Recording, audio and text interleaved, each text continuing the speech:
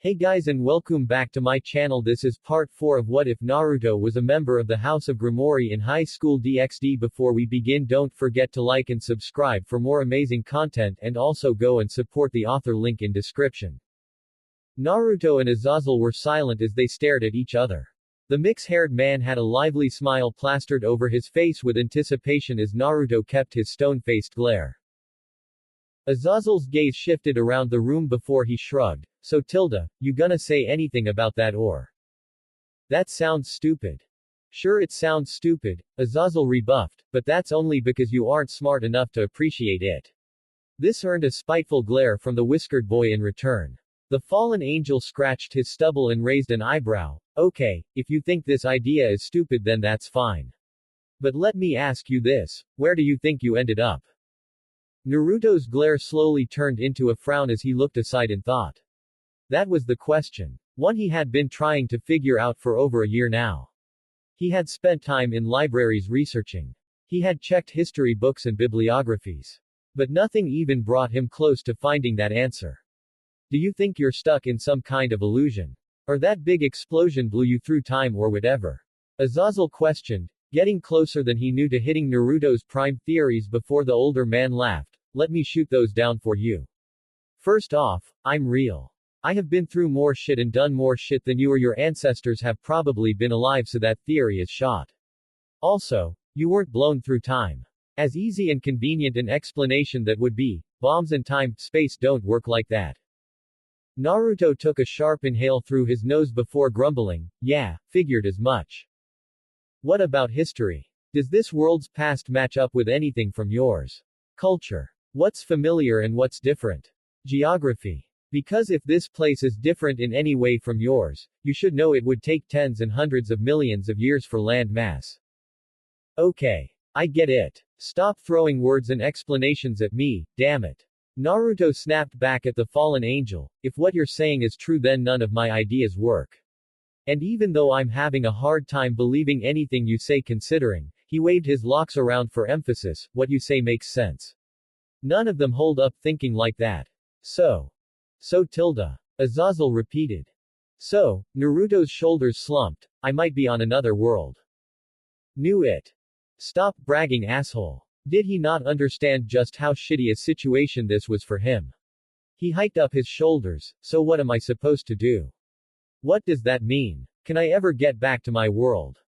Don't know. Azazel just shrugged. The dimensional gap and the infinite space around it are a pretty unknown subject to be speculating about.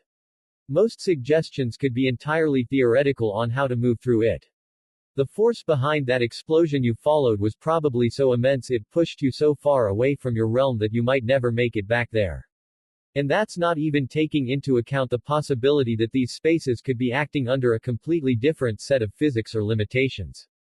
Perhaps movement is possible through the release of energy, and only when it's as powerful as that explosion you encountered. Or maybe movement is based around the passage of time, shifting space with every passing moment. Stop. Naruto grimaced and groaned. I think I taste coins. He glared at the man across from him. I didn't understand most of what you just said. Azazel just smirked and chuckled wholeheartedly. Ha ha ha ha. Yeah, I figured as much. Just wanted to see what I could babble off before I was told to shut up. You have no idea how long it's been since I last had an audience, especially one as captivated as this one. The blonde devil didn't appreciate the poor pun at his expense and just glared at the older man. To be honest, I have no idea what to tell you about if you'll ever get back to your own world. But I'm inclined to say that your chances aren't great. Fuck. My thoughts exactly. Going to a complete different and foreign world beyond our knowledge. Man, that would be awesome.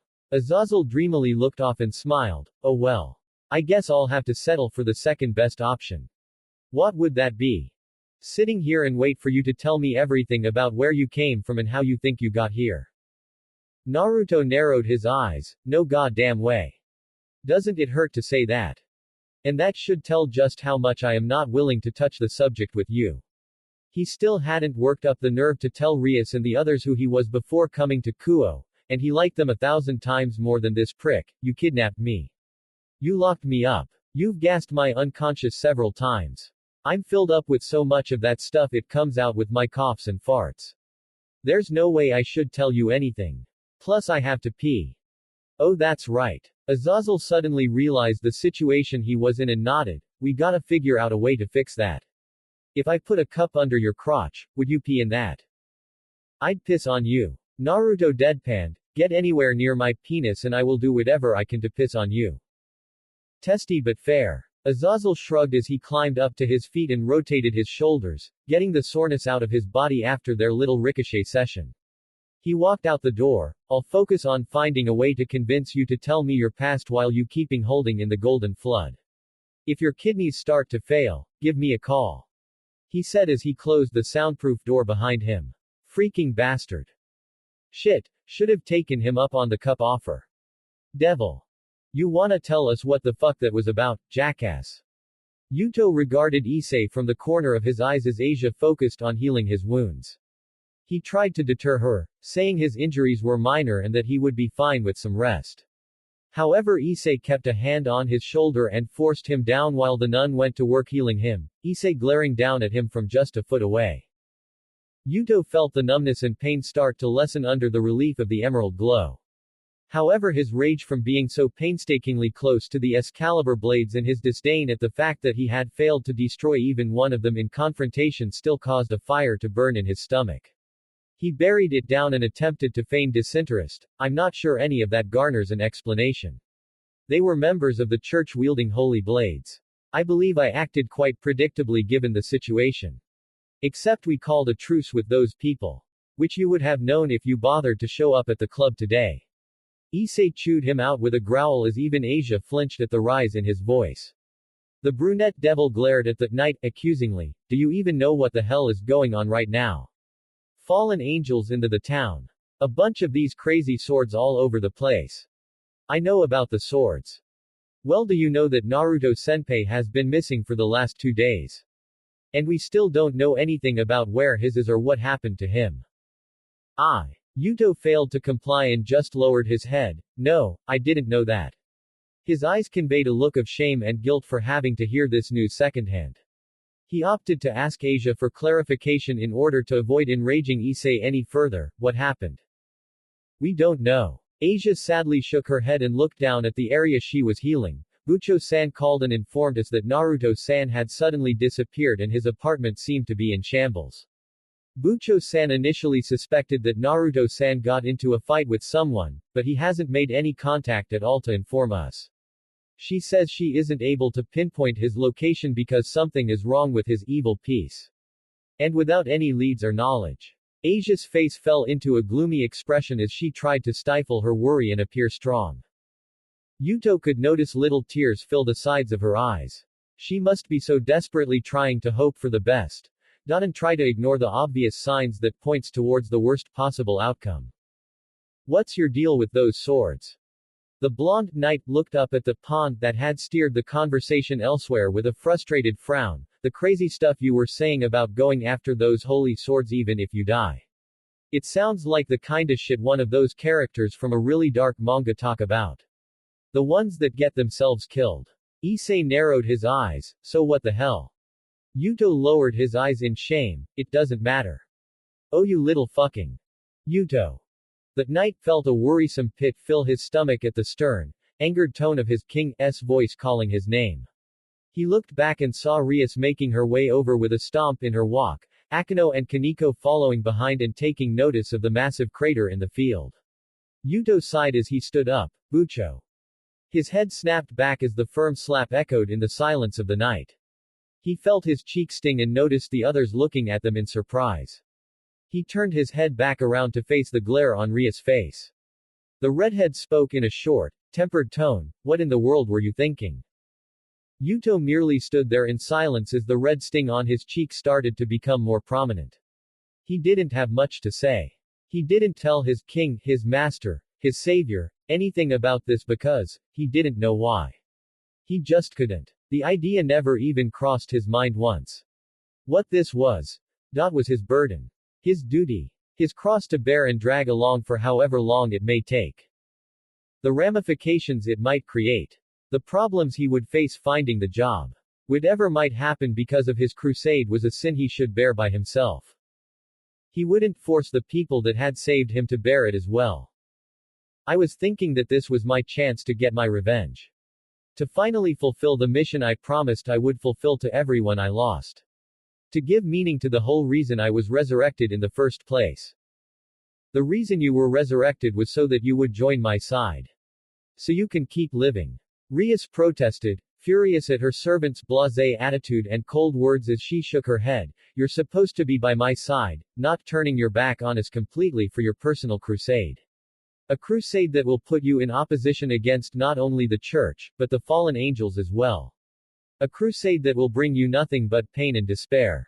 One you'll die from. That may be. His face didn't change from its mask as he looked at Rias with his vacant eyes, but it's still one I need to make. Rias was unsatisfied with that response, her shoulders shaking and her sea foam eyes filled with irritation. She held her breath before it came out as a sigh of disappointment.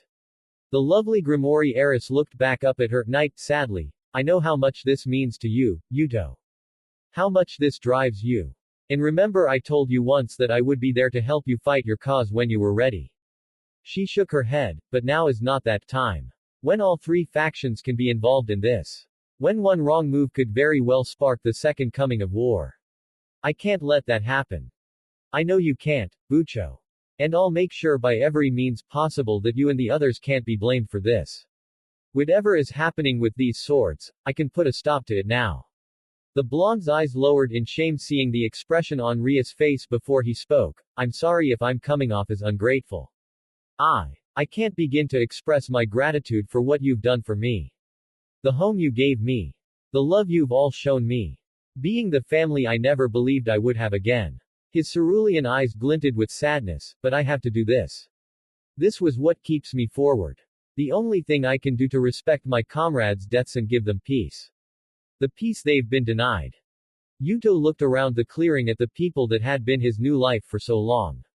They all had different expressions looking at him, varying between concern and disappointment and even understanding. He didn't want to leave them. The thought of maybe never seeing them again terrified him to his core. But when he looked back around, his old friends, the ones he grew up with, the ones that had been with him through his very first life, the ones that allowed him to run free and escape while they were killed. Unjustly. Unceremoniously. Like cattle. Like nothing. Used for an experiment that was probably never going to work, and when it became clear, they were merely just a mess to clean up. He couldn't let that be their legacy. That they would die uselessly for a sword like that. No way. Not when those blades were so close. He had spent so much time researching and tracking, trying to find out where Excalibur could be. But now they were here, right now, and this might be his best chance to do it. The handsome blonde teen started walking off the field in silence. He stopped at the edge of the street, looking back to see them just watch him leave. Issei looked like he was just barely containing the desire to punch him as Bucho watched him leave sadly. He preferred the slap. He preferred 100,000 slaps. That would be less painful than leaving them. But he had to. I'm sorry. And Yuto walked out of their sight. Devil. Sona walked through the halls of the old school building late at night. Her eyes panned around the hallway before landing at the door she was coming upon. The door was slightly ajar and a bright light slipped through the crack to give the dark hallway some light. When she pushed the door open, she saw the Orc Club room almost completely empty. Save for Rias sitting at her desk with a forlorn expression on her face. The redhead didn't even lift her head to address her arrival as Sona crossed her arms. You're alone. Rias finally seemed to register her oldest friend but answered with a sigh. She leaned back in her chair and crossed her arms. We aren't taking requests at the moment. I told Akino to help Issei and Asia back home and for Kaneko to call it a night.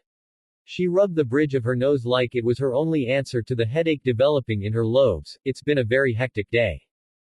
I heard. Sona mentioned while walking into the room and sitting down on the couch with a huff.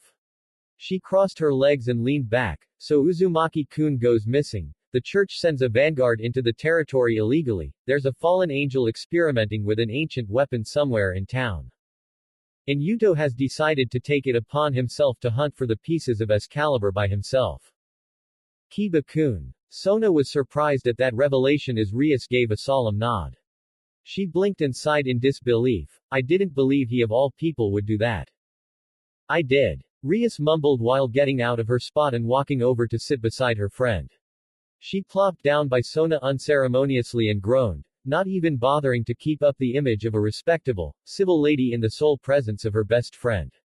Rias covered her eyes. I always suspected that if something involving Excalibur came up, he'd become obsessed again with trying to find and eliminate them.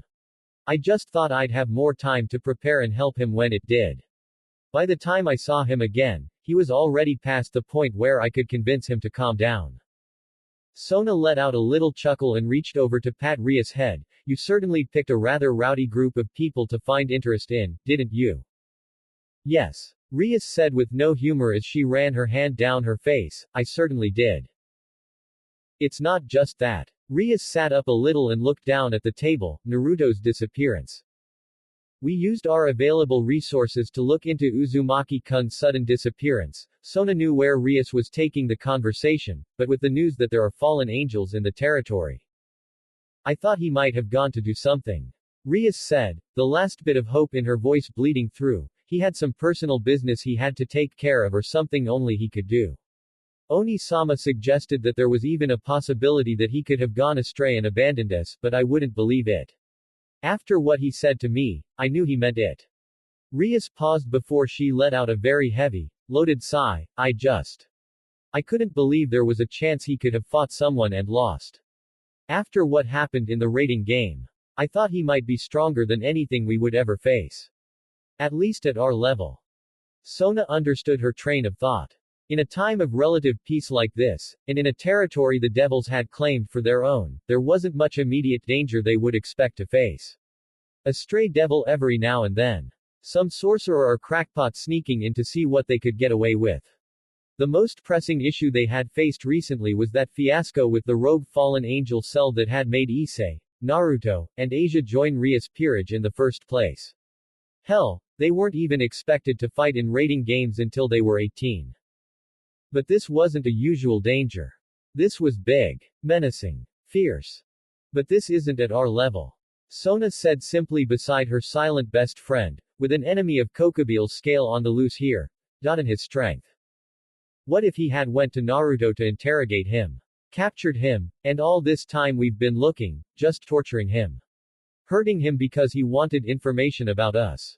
Things Naruto couldn't possibly know. Rias, if that's what happened. If he captured Naruto and hurt him. And if he's toying with the weapons that caused Yudo so much pain.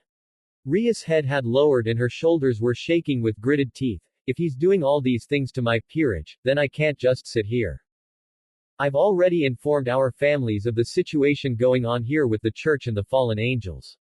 Sona quickly interrupted her with a level voice before it took on a tinge of worry. They told us to stand down and not interfere with this operation until further notice. Rias, I can't let you jeopardize this truce. I know what it means. The Gremory heiress muttered softly, I understand what I should do. The proper actions I should take as an emissary of the devils and the next head of the Gremory house. I know. She looked back up at Sona and showed her the sadness in her eyes as the Cetri heiress' eyes softened as well, but I don't care. Sona just reached an arm around Rias' shoulders, bringing the girl in closer to rest her head on Sona's shoulder as she comforted Rias. I know. Rias just closed her eyes and accepted Sona's comfort, despite how little it did to actually calm her uncontrollable thoughts. She hoped she could see Yudo back with them again, the same kind smile he showed them before he took up his sword and stood proudly like that knight he was always destined to be. And Naruto. She didn't know where he was, or what was happening to him. But she just hoped he would be okay until they found him. Please be okay. Devil. Suru, Tatsu, Nei, Tori, Mi, Ushi, Inu, Uma, Tora, I, Hitsuji, Yu. Suru, Tatsu, Nei, Tori, Mi, Ushi, Inu, Uma, Tora, I, Hitsuji, Yu.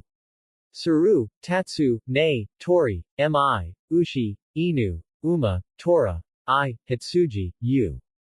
Suru Tatsu Nei Tori Mi Ushi Inu Uma Tori I Hitsuji Yu. Ah. It's not working.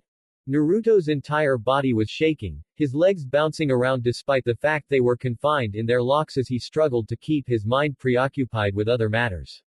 Something mindless. Something distracting. Something other than running water. Or trickling streams. Or dripping faucets. Or magnificent rain that weirdly turned golden halfway down. Ah. Naruto slammed his head against the bed to distract himself as he started huffing for air. Okay. Okay. Oh. That, song from that thing Issei showed me. How'd it go? He closed his eyes and craned his head back. Eshala, enchilada, mememehh, blah la la la la la la la la. He's saying I. Shocking. Oh god, it's not working. Just as Naruto started fretting that one of his kidneys may burst, the door slowly opened to reveal Azazel with a lazy, bored expression. The blonde quickly stifled his moan and halted all jittery movement that may show he was about to burst. But despite his attempt to keep a cool expression, his eye twitched and his face twisted in discomfort as the fallen angel stopped and leaned against the wall in front of him. They just stood there in silence as Naruto waited for the man to say something. And after a moment, he thought the older man had just walked in to stare at him. But after a minute, the fallen angel finally spoke. The Gremory girl gave her the name Yuma Amano, correct? The fallen angel saw the young blonde look at him oddly as Azazel smirked and nodded. Yeah, that was the name Danasik and the others told me she was going by after her run-in with you lot. Naruto's mind went back to the trenchcoat-clad fallen angel prick that he had the misfortune of facing off against when he had first gotten involved with Rias and the Devils. The same jerk that threatened to kill him, blowing up a hydrant while he was next to it and leaving the shrapnel scars that ran up his arms. Naruto's face twisted in a scowl at the memory. But then his thoughts went to the fallen angel woman that had started all of this. The woman that attacked Issei, and when he chose to intervene she killed them both, leading to Rias resurrecting them as members of her peerage. The same woman that tormented Issei, used Asia, got the sweet nun killed, and nearly killed Issei. But then he remembered when Issei took back Asia's sacred gear by force, ripping it out of Rainer's grasp and the agonizing wail that followed as her wings exploded and her eyes rolled back in her head. When she awoke, the psychopath that had killed, tortured, and tormented them was no longer in her eyes. It was just a scared, confused, and terrified woman who had no idea who she was anymore. When a human has their sacred gear removed, they slowly start to shut down and die. When Rainer took that girl's sacred gear, she hadn't had enough time for it to completely fuse with her. That's why that dragon boy was able to rip it off her. But even then, it was too much for her. In that moment, she must have felt like every cell in her body was being torn apart in different directions. He scoffed. It was so bad her powers were obliterated and her wings disappeared down to the stumps. And her mind, in an attempt to protect itself from the agony it experienced, sectioned off so many of her memories that she was left as basically an empty shell. Rias said that everything that used to be a fallen angel in that girl was gone. Naruto said while remembering what Rias had told them, that her memories were permanently gone. Oh, nothing has to be permanent. Not if you try hard enough and have the right materials. Azazel leaned against the wall and lowered himself to the ground to sit across from Naruto. The fallen angel scratched his head. I went to go see her. See where she had gone after your friends had let her go.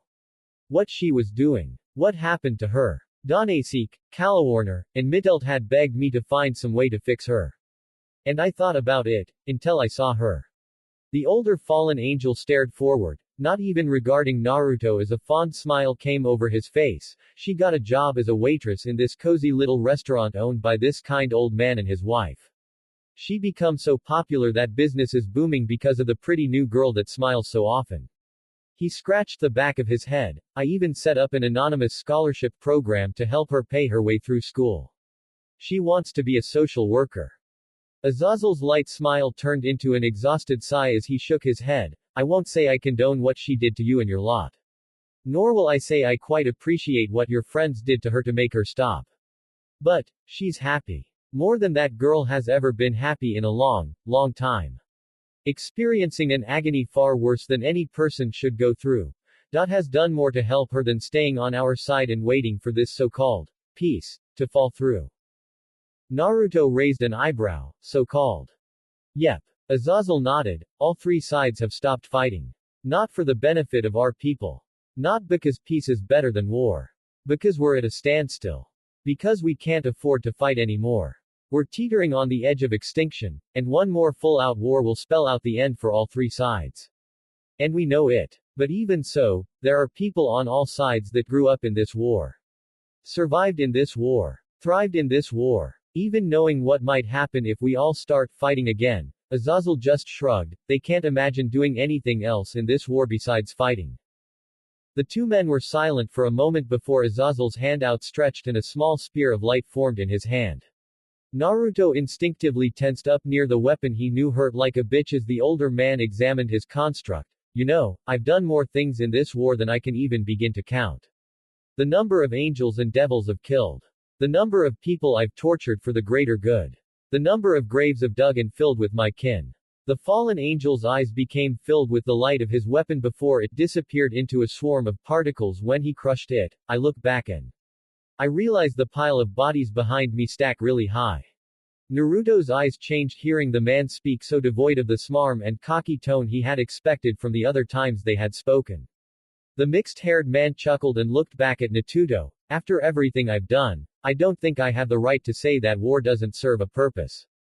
To end a feud between forces that have no other way to settle matters. To prove your ideals and ideas can persevere and defeat all other concepts that may oppose them. I suppose as long as you fight for a reason, you can find a purpose in war. But that was the problem, Azazel shrugged. I couldn't remember what we were fighting for anymore. I thought I might be fighting for freedom.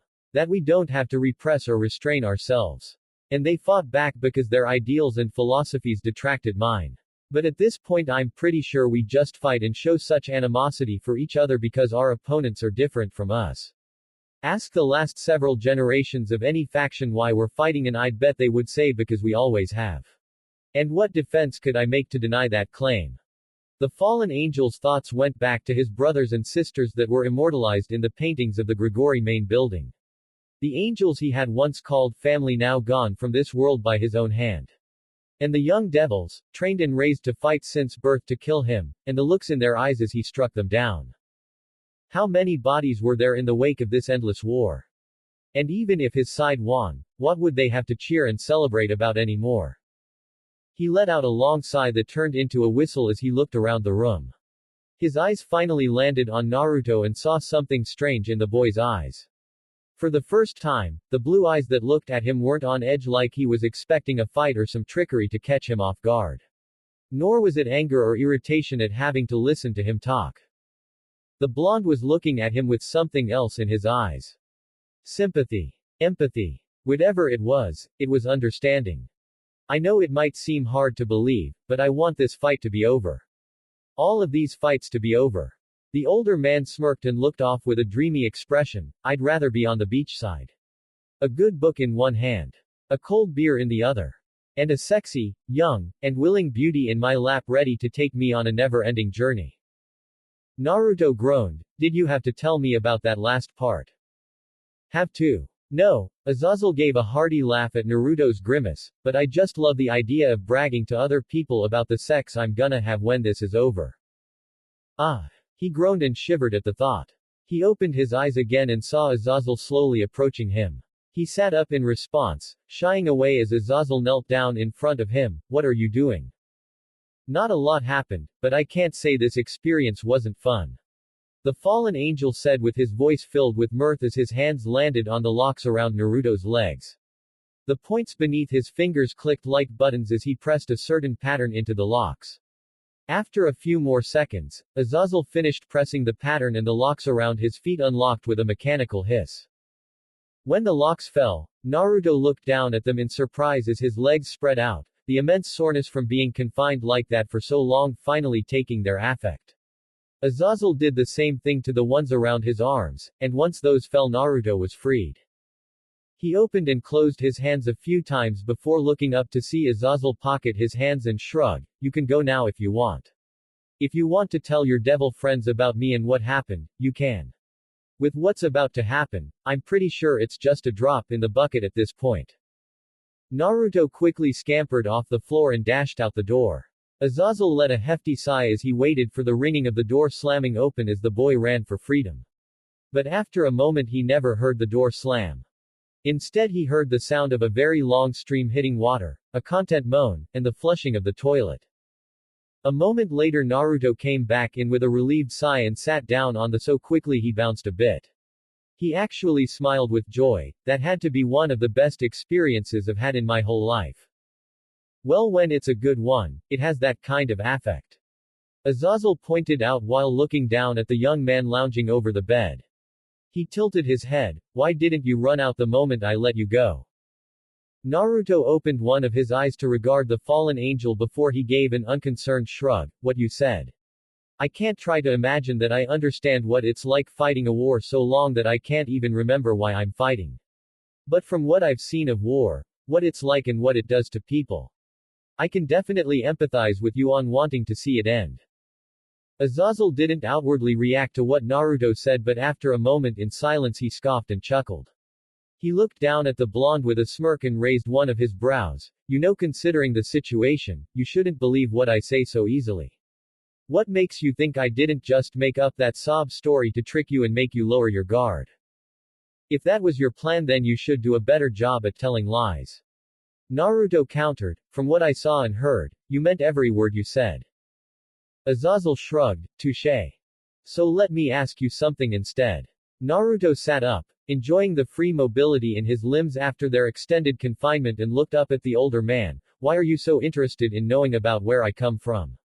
And what happened to me? The possibility of there being endless other worlds that we could explore. Imparting on them our wisdom, and even the possibility that they may be able to help us. Infinite possibilities in which to explore. The older man repeated what he had explained to Naruto earlier with an amused grin. How could I not be curious? Plus, doesn't that sound like a much more intriguing use of time than waiting for a war to start up again? The blonde gave a small nod before asking again, but why do you want to know how I got here? And what happened to me? Because I've seen your expression before. The old fallen angel answered as he leaned against the wall and crossed his arms in wait. I saw that look on the faces of my old soldiers years back when they came back from the worst kinds of fights. The older man noticed the young devil's face go still, but his eyes turned for just a moment. Enough for Azazel to understand that he had probably hit the nail on the head. Must have been one hell of a fight. Naruto's eyes lowered for a moment before nodding. Yeah, must have been. Devil. Fucking die. Naruto tried to keep his grip on the invisible enemy he had been left to deal with while Sasuke chased after the physical Madara. Whatever this thing was, it was squirmy and unruly as hell. Even with the combination of the seal pattern and black lightning around its body, it refused to stop moving and fighting. At least the seal pattern that covered its body had covered it enough for Naruto to finally get a good look at it. This power-up or upgrade or increase or whatever the super old sage had given him was super helpful. He wasn't able to see this thing, but he was able to sense and guess where it was coming from. It was like sage mode, but even stronger. He still couldn't see it like Sasuke, but he wasn't complaining at the moment. Was this a permanent thing, or did he have to return it after they kicked Madara's ass? Are you seriously worrying about how long you'll have this power? Kurama screamed in the recesses of his mind as the Biju yelled in exasperation, focus on killing this bastard.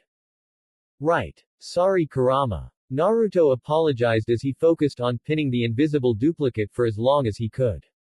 He went back into his head. Any suggestions on how I do this? We can try melting him. After everything he's done to us, I'd love to turn this smug bastard into a bubbly liquid. Sun yelled proudly in his head.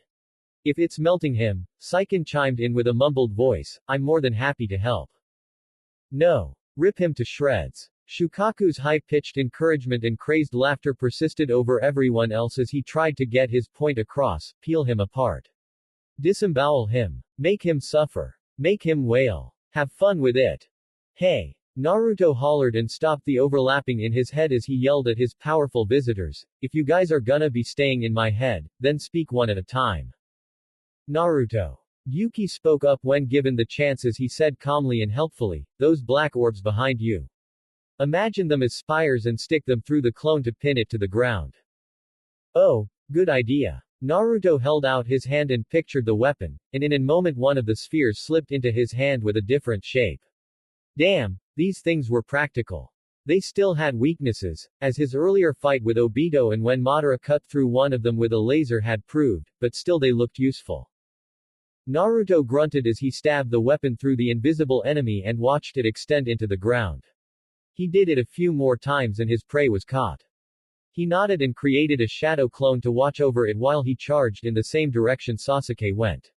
Sasuke might have gotten an upgrade from the old man too, but this was Madara. The slippery bastard had pulled out several hidden aces over the course of this fight and they couldn't risk him doing it again now that he absorbed the tree. He came up over the vast broken battlefield and saw Sasuke standing beside a kneeling Kakashi. He dropped down by their side. Sasuke, what happened? Where's Madara? Sasuke barely even seemed to acknowledge his presence as he just focused on glaring at the same spot. He finally did speak. I was coming after him but he teleported away before I could finish him off. Damn it. Naruto cursed before asking, well, did you get anything off him? I thought cutting him in half would be enough, but his legs got pulled in with the teleportation. Apparently his body doesn't adhere to the regular affect of being bisected anymore. Sasuke said with the smallest bit of irritation in his stoic voice as he clenched his fists, I'll make sure the next one goes for his head. Naruto leaned away from his complicated friend and nodded, alright, you do that. Just, focus on cutting him, okay.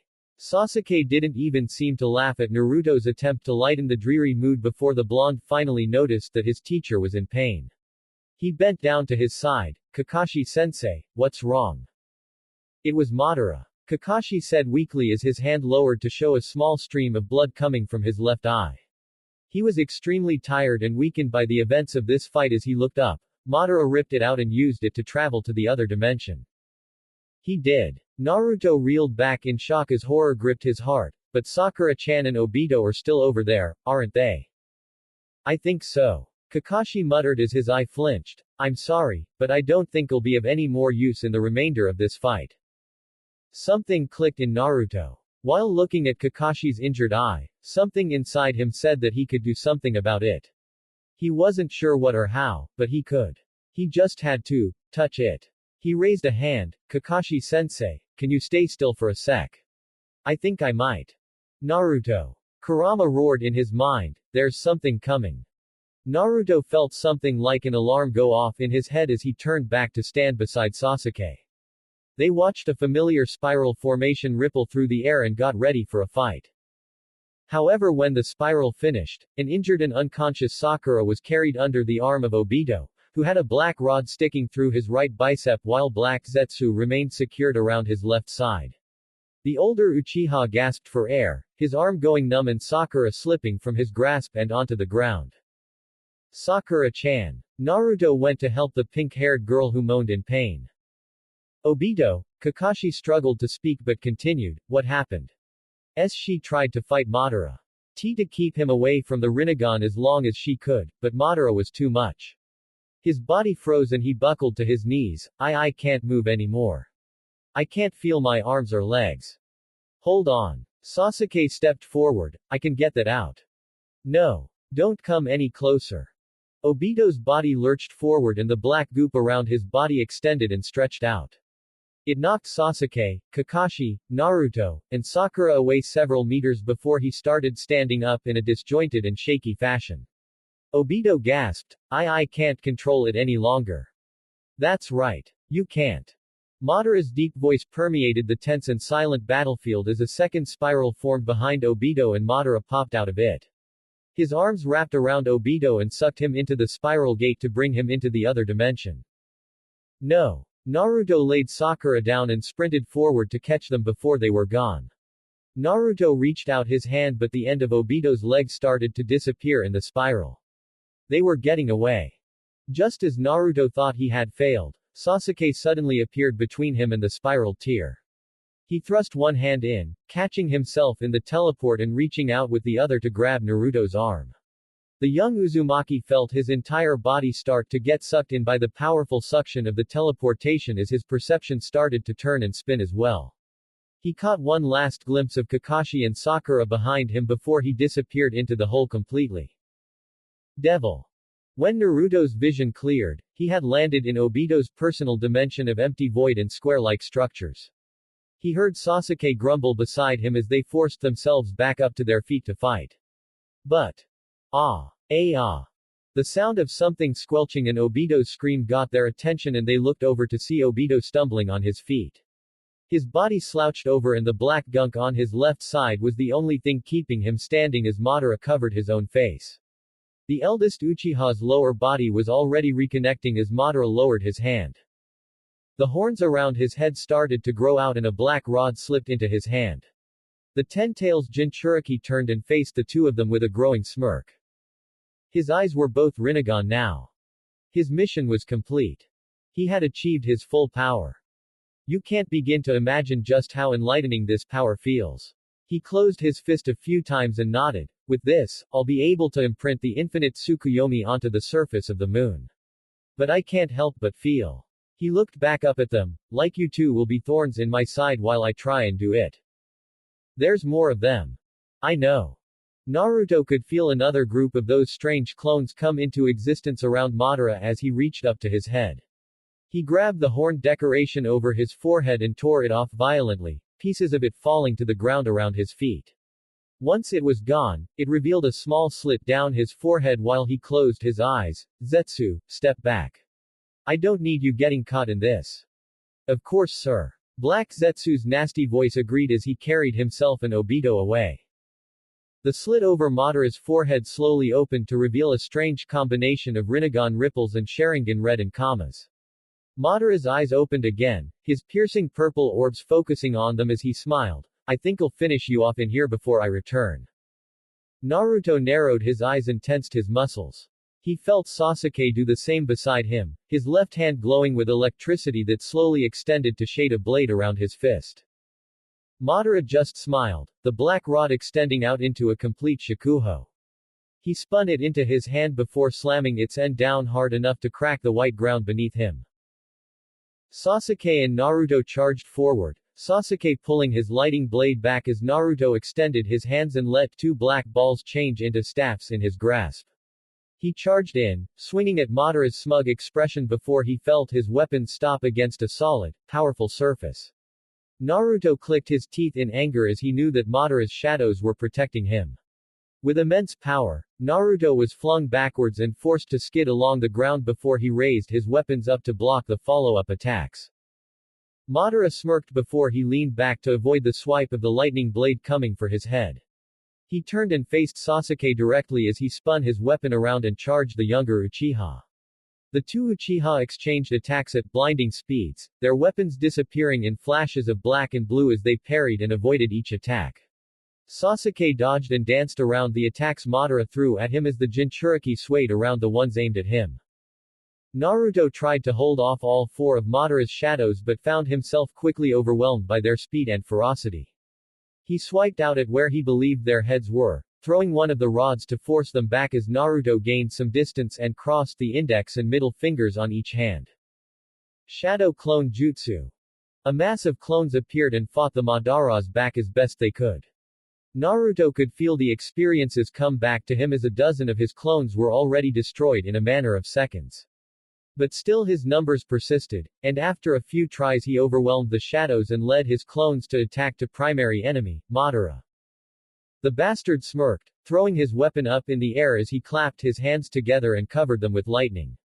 He extended his arms, creating two lines of electricity from both hands that connected to his shadows on the other side of the Naruto horde. They crossed over, slicing apart all of Naruto's clones and reducing them to smoke. Naruto took the chance to leap off the back of one clone and into the air for safety. When he noticed Madara grinning up at him, he roared at the top of his lungs as the aura around him extended and shaped itself into a giant fox. The giant fox let out a deafening roar as it brought its paw down on Madara, cracking the white surface and sending a powerful shockwave out from the impact. Naruto's eyes widened when he felt the paw struggle against something and looked through his translucence to see Madara completely unharmed. He hadn't even raised his arms as his shadows had come to defend him, holding the massive claw up while Madara lowered his shakuho before raising it up against the paw. The giant fox was knocked back onto its hind legs but Naruto roared as a tailed beast bomb formed in front of him and fired down at Madara. The Jinchuriki returned his shadows into himself and flew away, dodging the massive explosion that vaporized the ground where the attack struck. Madara floated over Naruto's head and smugly grinned down at the boy that failed to hit him. The oldest Uchiha had to quickly turn in the air to avoid the ethereal purple blade that stabbed towards him. He looked over to see Sasuke floating in the head of his complete Susanoo. The young raven-haired boy narrowed his eyes as he made his giant body swing its sword, creating a powerful shockwave but Madara evading it by flying over the sword. Naruto and Sasuke started to combine their efforts, waving their blades and tails around widely to catch the powerful Jinchuriki as he continued to invade them. He released his shadows, the invisible clones shooting out to intercept the Titans with enough force to know them off their foundations. Naruto roared, dissolving the orange and gold fox construct. He landed on his feet, a rod appearing in his hand as he threw a hand out with a black orb flying at Madara's head. The Uchiha swung his Shakuho into the ball and knocked it aside as he intercepted Naruto's strike. The two exchanged quick attacks, their weapons blurring into lines of black as Naruto grit his teeth tightly. Forcing Madara to take a step back, Naruto raised his hand and created a Rasenshuriken that he quickly threw at his opponent. Madara charged into the attack, jumping over it before it could reach him. Naruto yelled and expanded his technique but Madara simply flew over it before it could reach him. Naruto created several more and threw them out to catch the Ten-Tails Jinchuriki but missing as Madara flew away. Naruto looked back to see Sasuke holding back the invisible shadows, leaving him to handle Madara. That was just fine. He created two clones, each one reaching back as he extended two ethereal orange arms for them to grab. They yelled and propelled him forward, Naruto pulling his hand back as a ultra-big ball Rasengan formed from his palm. His chakra extended out, holding the massive attack out as it inched closer to enveloping Madara. The Uchiha cackled and threw out his hand, bolts of plasma firing from his palm that danced over the Rasengan and blew it up before it could reach him. Naruto barreled through the explosion of their attacks and came at Madara with ferocity. Black and white came together in his hand to form a beast ball, and he molded the chakra to form a ring. Madara saw this happen and held out his hand as a small black ball formed over his palm. Naruto yelled, Beast Ball Rasen's Hurricane. Madara roared, Chibaku Tensai. The two attacks collided and created a massive explosion that rocked the entire area. Madara was propelled up into the air as Naruto was blasted down into the ground so hard his body made a trench along the way. But Madara quickly caught himself, stopping his rapid ascension and remaining in the air for a moment before looking down at his opponent. The elder Uchiha smirked as he floated down by Naruto's injured form, the blonde resting in the furrow he made in the ground as he gasped and caught his breath. Madara lowered himself and slowly started to walk over to Naruto's side. He took pleasure and pride in every step he took to stand over his downed enemy. Once he was dealt with, and Sasuke was killed, there would be no one left to stand in his way. They were admirable. They had put up more of a fight than he ever expected to face when completing this task. He would always remember these young men as powerful foes that had pushed him so far. But they would not interfere with his plan. Naruto lifted himself up on his hands, the orbs floating behind him as he looked up at Madara. The Ten-Tails Jinchuriki smirked, You've done well, Naruto Uzumaki. But in the end you could only make it this far. The blonde struggled, pushing through his pain to look up at Madara, No matter who you fought for or why, my desire to complete this task was just stronger than yours. Madara raised his hand with Naruto's head in its path as the blonde looked up at him. He gasped for air. Met Madara's eyes. And smiled. Why? Madara's eyes widened and he looked over his shoulder to see Naruto rocketing towards him with his hand outstretched. Was it a clone? No. The one on the ground was a clone. He passed the truth-seeking orbs onto it while he hid in the smoke of their combined attacks. He tricked him. Naruto let out a desperate roar as he flew down at him with his right hand out, the sun pattern around his palm becoming clear as day. Madara turned to intercept him. But the clone behind him extended his hand and fired an orb at his back. Madara turned on reflex, holding out his hand to knock the projectile back before it could reach him. But the orb disappeared. And Sasuke appeared in its place. He had teleported in place of the orb. El Limbo. Where were his shadows? Sasuke had immobilized them all. And had waited for this opportunity. Madara swung his arms out to block the two boys as lightning shot out from his palm. Sasuke barely avoided its path while Naruto took the attack but barreled through it. They both yelled. And made contact. Naruto on Madara's right shoulder, and Sasuke on his left. The Jinchuriki's eyes trembled in horror. 6 paths, Chibaku Tensai. Ah! Madara let out a ghastly roar with enough force to knock Naruto and Sasuke back a few meters. The elder Uchiha cried out in pain as his body started to warp, balloon, constrict, and stretch in every possible manner. From his pale body, the forms of the Biju started to mold from his skin and pull from him in every direction. With a yell, Madara pulled them back in with sheer will as his eyes started to dart around, and no. And not this close. Not coming this far. I can't be stopped now. His body distorted and he lost his mind in the chaos. The eye in the middle of his forehead was slowly eclipsed by a white ball as his defeat had been finished. He lost. No. With the last of his strength, Madara created a black bar in one hand and a Chibaku Tensai in the other. He held the little ball out towards Naruto and the blonde suddenly felt himself get pulled in. Naruto flew towards Madara's warped body. What the? If I die, Madara turned and thrusted the black bar towards his prey. You die with me. Naruto held his hand out for the balls to turn into a weapon but they were too slow in getting back to him. Naruto just narrowed his eyes, pulling his fist back to attack Madara one last time. And throwing it at thin air as he suddenly appeared somewhere else. Naruto heard the sound of pierced flesh and looked back as his eyes widened in shock. He looked over to see Sasuke had taken his place.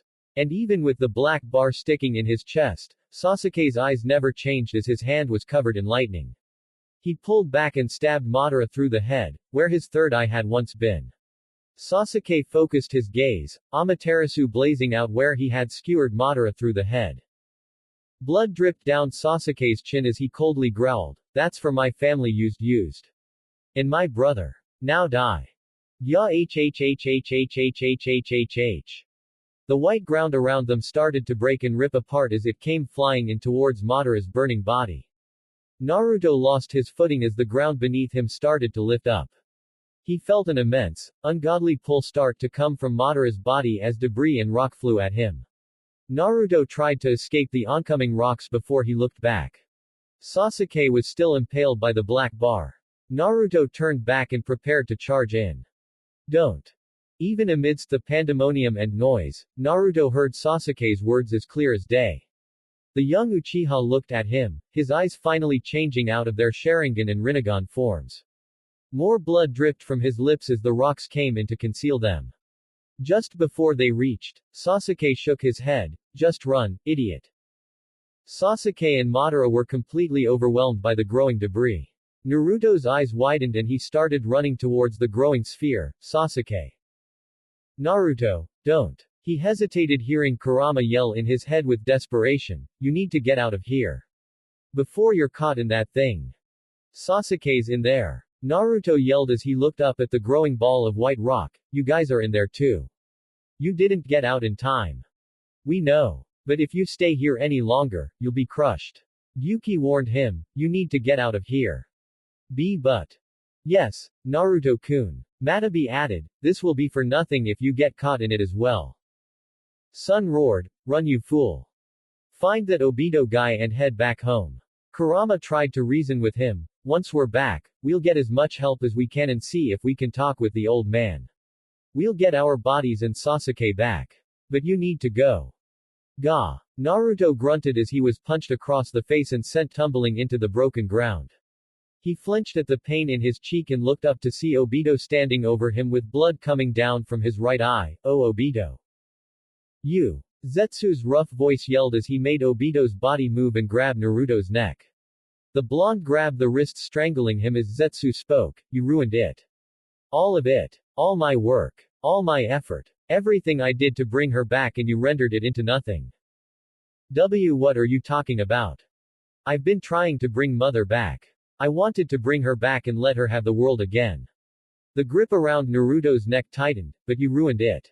You damned my only chance forever. Well, I hope it was worth it, because you're going to die alongside them. Oh Obito, Naruto choked out, fight this thing. If you can hear me. He's dead. Naruto's eyes widened as Zetsu laughed. What, wasn't he the only way for you to go home? Well, I killed him. Cut through his skin and pierced his heart completely. He's gone. And I crushed his Sharingan. The blood coming from Obito's eye dripped out a little more. Now you can never go home. You're stuck with us for all eternity. But how was he supposed to get back now? How was he gonna free Sasuke and Kurama and the others? He couldn't do it alone. If this guy killed Obito, how could they do anything now stuck in this bleak place? He could break into the ball and get them out. But what about Madara? Would that work? Could he keep him sealed and get his friends back? Naruto. Kurama's voice rang out, so solemn and reserved, there's nothing we can do now. He's gone. I think we're all gone. But don't fall to this guy. But Obito is dead. Don't let this bastard puppet him around anymore. Naruto's grip on the wrists strangling him tightened until he felt the choke weaken. Zetsu looked down in shock as two orange arms came off Naruto's back. Naruto growled out with watery eyes, I don't know what you are. Or what you're talking about. But if your plan was to use us, you failed. You bastard. I'm done with you. The orange hands grabbed Zetsu and Obito's corpse, die. Naruto threw them up into the air. He opened his palm and created a beast ball Rasenshuriken. He closed his eyes, taking a deep breath and accepting this fate as he threw his attack up at Zetsu, D-damn-you. Zetsu and Obito were obliterated in the blast from his attack. Naruto watched the explosion burst out above him before the flames and smoke started to get pulled in by the winds of the gravitational pull. Naruto looked up at the giant ball of stone and debris before he noticed black fire start to seep out of the cracks. His eyes widened, what the hell? Naruto, that thing isn't stable. Kurama roared as Naruto started backing up. Madara's body was in flux when this thing formed around him, with all of our energies tearing him apart. And he was being burned by Amaterasu too. That was the core of this rock. An unstable, immense fire and all our energy. You can't stick around. You have to get out of here before it collapses and blows up. Don't waste your chance. Run, kid. Naruto quickly turned around and dashed away from the burning, growing moon as fast as he possibly could. He had to run over floating slabs of white rock and avoid the pieces that flew towards him by the gravitational pull. It was so mighty that the orbs on his back even started to shake, but he persisted forward as long as he could. He wasn't sure how long or far he ran, but it never seemed to be enough to get away from the burning rock. He ran and ran until finally he came to the end of the line. The white stone spires just stopped, and there was nothing but black space as far as the eye could see. Naruto looked back at the unstable moon. Guys. I can't go anywhere else. He saw the body start to glow and shake. I think it's gonna blow. The orbs. Use the orbs to protect you. Do it now. Naruto willed the balls around him to stretch and expand, connecting together and forming a tight orb around him as he braced himself. It was unbelievable. The power and force he felt push against him as that giant ball of stone and fire finally erupted was like nothing he had ever felt before. Even through the shell he could feel the explosion wash over him like a tsunami over a seashell. It was terrifying. It was too much. He couldn't hold it anymore. Hold it, Naruto. Kurama yelled, don't let up for even a second. We won't be able to stand it otherwise. Kurama. Naruto said through grit teeth as he tried to focus and protect himself against the explosion, I need help. Get the others. I can't. They're gone. Gone. They disappeared with the blast. Their bodies were at the center of this thing when it went off. We lost them. It's just us. I can't hold out much longer. You have to. Naruto noticed cracks along the shell. Kurama. Just a bit longer. I'm not gonna die. We'll live through this. And find a way to fix it. I'll get back and we can help everyone. Just hold out. I'm not. The crack finally gave, the shell shattered and Naruto felt an immense pressure blast against the center of his forehead. And it all went black. Devil. He wasn't sure how long he had been here. It was just dark. Was he still alive? Was sure. He couldn't tell if he was in pain or not. He couldn't tell if his eyes were open or not. It was all, just so black. He wasn't sure when it happened, maybe between one of the times he was drifting between consciousness and sleep. But the darkness had changed. It was now a myriad of different colors and combinations. Was he alive now? Or maybe this was just the next step before reaching nirvana or heaven or whatever. Then he saw something, an image move like a blur in front of his eyes. It was big. And it flew. It was red. The most glorious red he had ever seen. It let out some kind of roar. One so powerful that Naruto felt it reverberate through every cell in his body, even while he couldn't move. His eyes started to water as the massive figure disappeared out of his limited vision. But then something else appeared, another blur. This one was closer. But he still couldn't make out what it was. It looked human. But he couldn't tell if it was a man or a woman, or if they were old or young. His eyes began to drift shut as he felt the stranger's hand on his forehead. Leave. AHUOFF. Naruto gasped as his eyes suddenly opened and he found himself lying beneath some trees in the blue sky. His vision darted back and forth, his eyes sensitive to the sudden sunlight before he took a moment to readjust to it. When he could see clearly again, he realized he was lying in the grass and gasping for air.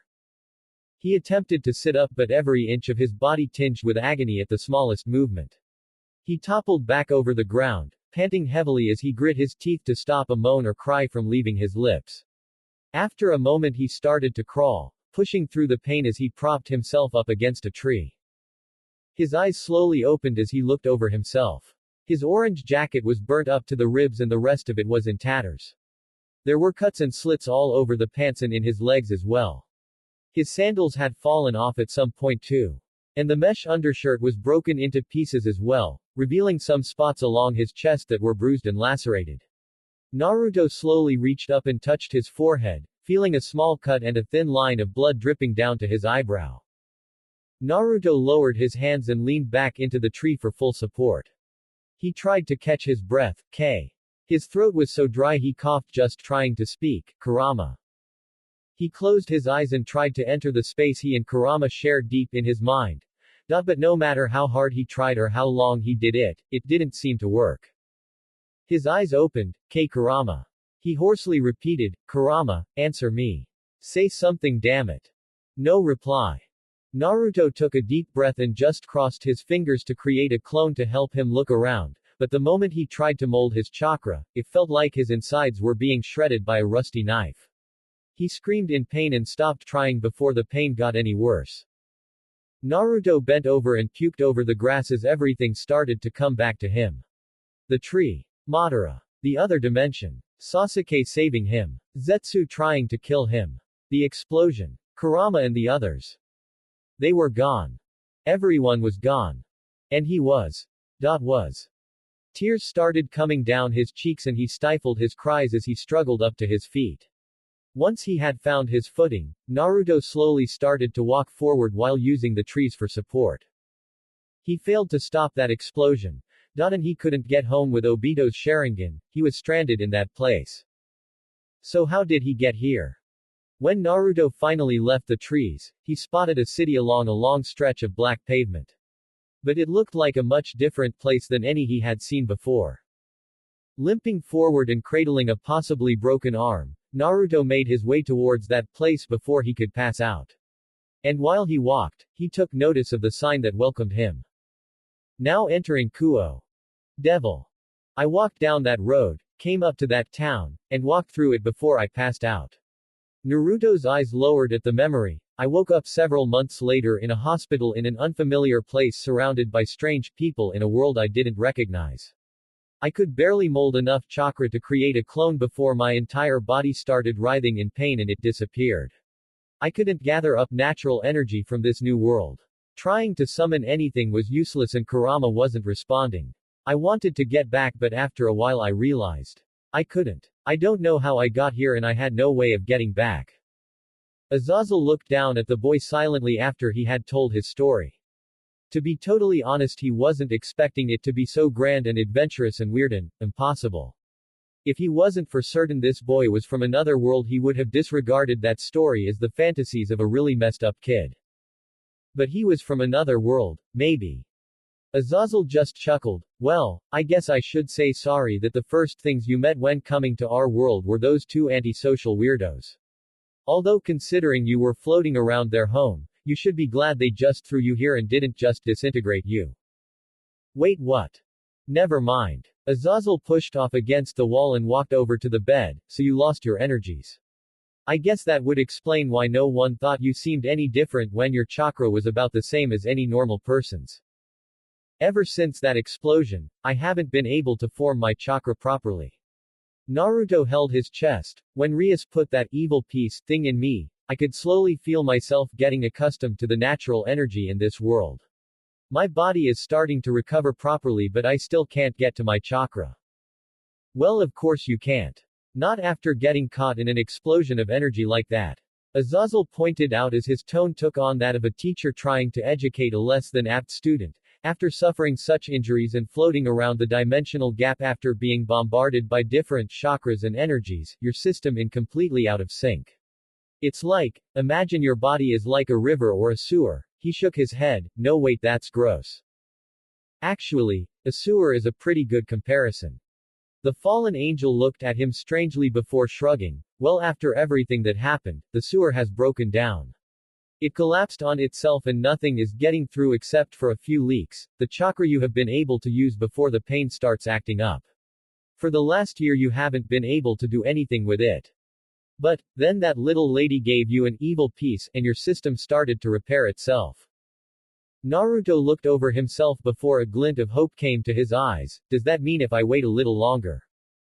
It fixed the structure of your system, Azazel interrupted, but the energy and flow and shit inside is still messed up.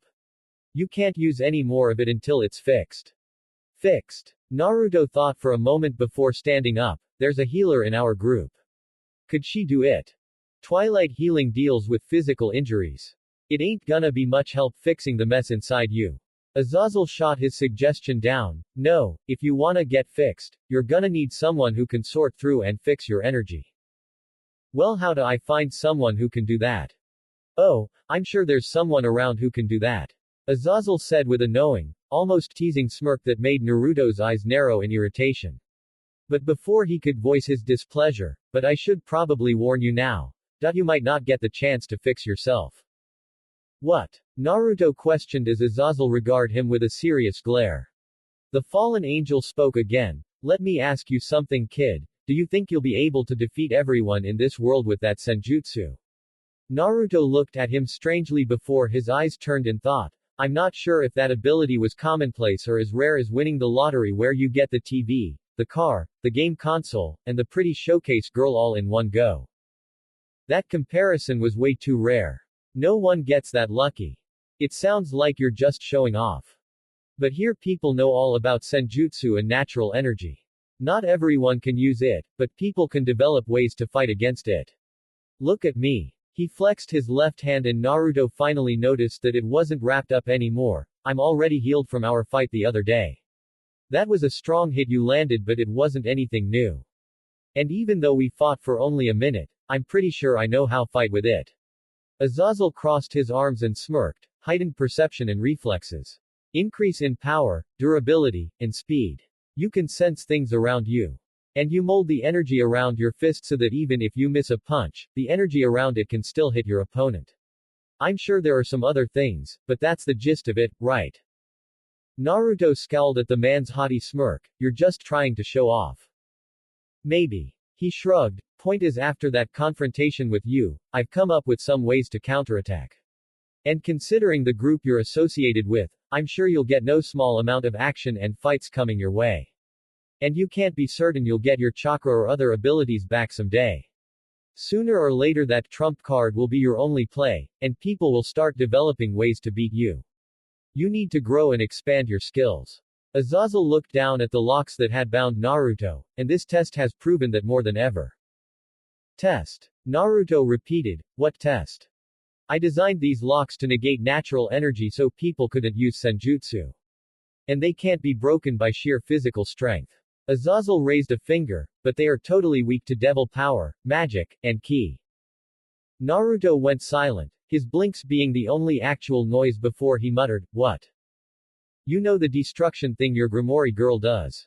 Or the magic they perform where they summon lightning and fire? That's devil power. Every devil can do that with a little training." He looked at the blonde disappointingly. "You could have opened those locks up with even a small burst of fire in your hands. So why didn't you?" Naruto's eyes went hollow and his entire body went ashen in shock and horror. All this time and there was a way for him to break out. Remembering the special attacks and abilities Rias, Akeno, and Issei performed during the raiding game, Naruto lowered his head and mumbled under his breath, I don't know how to do that stuff." The fallen angel didn't even say anything. He just sighed and scratched the back of his head. "You're definitely gonna have to fix that." He noticed Naruto's face burn with mortification. He enjoyed the sight of getting under the blonde's skin before he decided to drop the bomb on him. "Your friends are getting themselves into a pretty big mess at the moment." Naruto's face lost all sense of humiliation and looked up at him. "An old friend of mine is currently trying to hatch a plan somewhere in the city. If he's successful, he might restart the war between the factions. He's already roped in the church, and unfortunately the way he's planning to do it has irked that swordsman in your group pretty badly. Looks like he's after blood and your friends can't control him." "What? It's okay." Azazel attempted to calm him down. "I'm monitoring the situation. I won't let it get out of hand." "Too late, you jackass." Naruto walked past him and stormed for the door. "If they're in trouble, I have to help them. Kokobile has been fighting a war for as long as he has been alive, and that's a very long time. If you go out there now, people will die." Naruto stopped with that warning as Azazel walked out of the room and continued, "You could put up a great battle against him, but if you asked me to put my wager down, with him as determined as he is and you as you are now, I'd have to give it to Kokobile. Then you'd lose that bet." Naruto informed him in a sharp tone. Maybe you and your group of ragtag friends will triumph. Maybe you'll fall and burn under Kokobile's burning flag." The older man seemed to shrug nonchalantly at the thought. "We wouldn't know until you're all out there putting your lives on the line. Call me a coward or pragmatic. But I like to walk into a situation knowing what I'm up against first. If you're suggesting I leave this alone because I don't know I'll win, then just shut up." Naruto growled through his grit teeth. "I won't leave them alone again. I promised. I'm not saying you should abandon the fight. I'm offering to give you a little something extra." Naruto turned back to Azazel as the fallen angel smiled. "I dabble in creating these things called artificial sacred gears. They're basically like the sacred gears, but I make and design their abilities personally. I won't go into the details of explaining to you just how I came upon the craft of painstakingly creating abilities that rival the ones created by the Lord himself, but I can tell you it's impressive. Are you trying to help, or just taking some time to stroke your ego? What I'm saying is that if you want, I can give you one of those sacred gears." Azazel grinned. "I'm sure you've seen how useful those things have been in helping your friends fight in battle so far. Until you've found a way to fix yourself and learned how to properly control your new powers, you should take every advantage you can get." Naruto looked down in thoughtful silence as he mulled over the prospect of the man's offer. "Would yours give me abilities like boosting my strength or healing others?" "Sorry, no can do." Azazel denied with a shake of his head. "Boosted gear is too powerful an ability for me to try and copy. The ones I do have are pretty good, but with it being artificially made they only last so long. But they can do some pretty awesome things."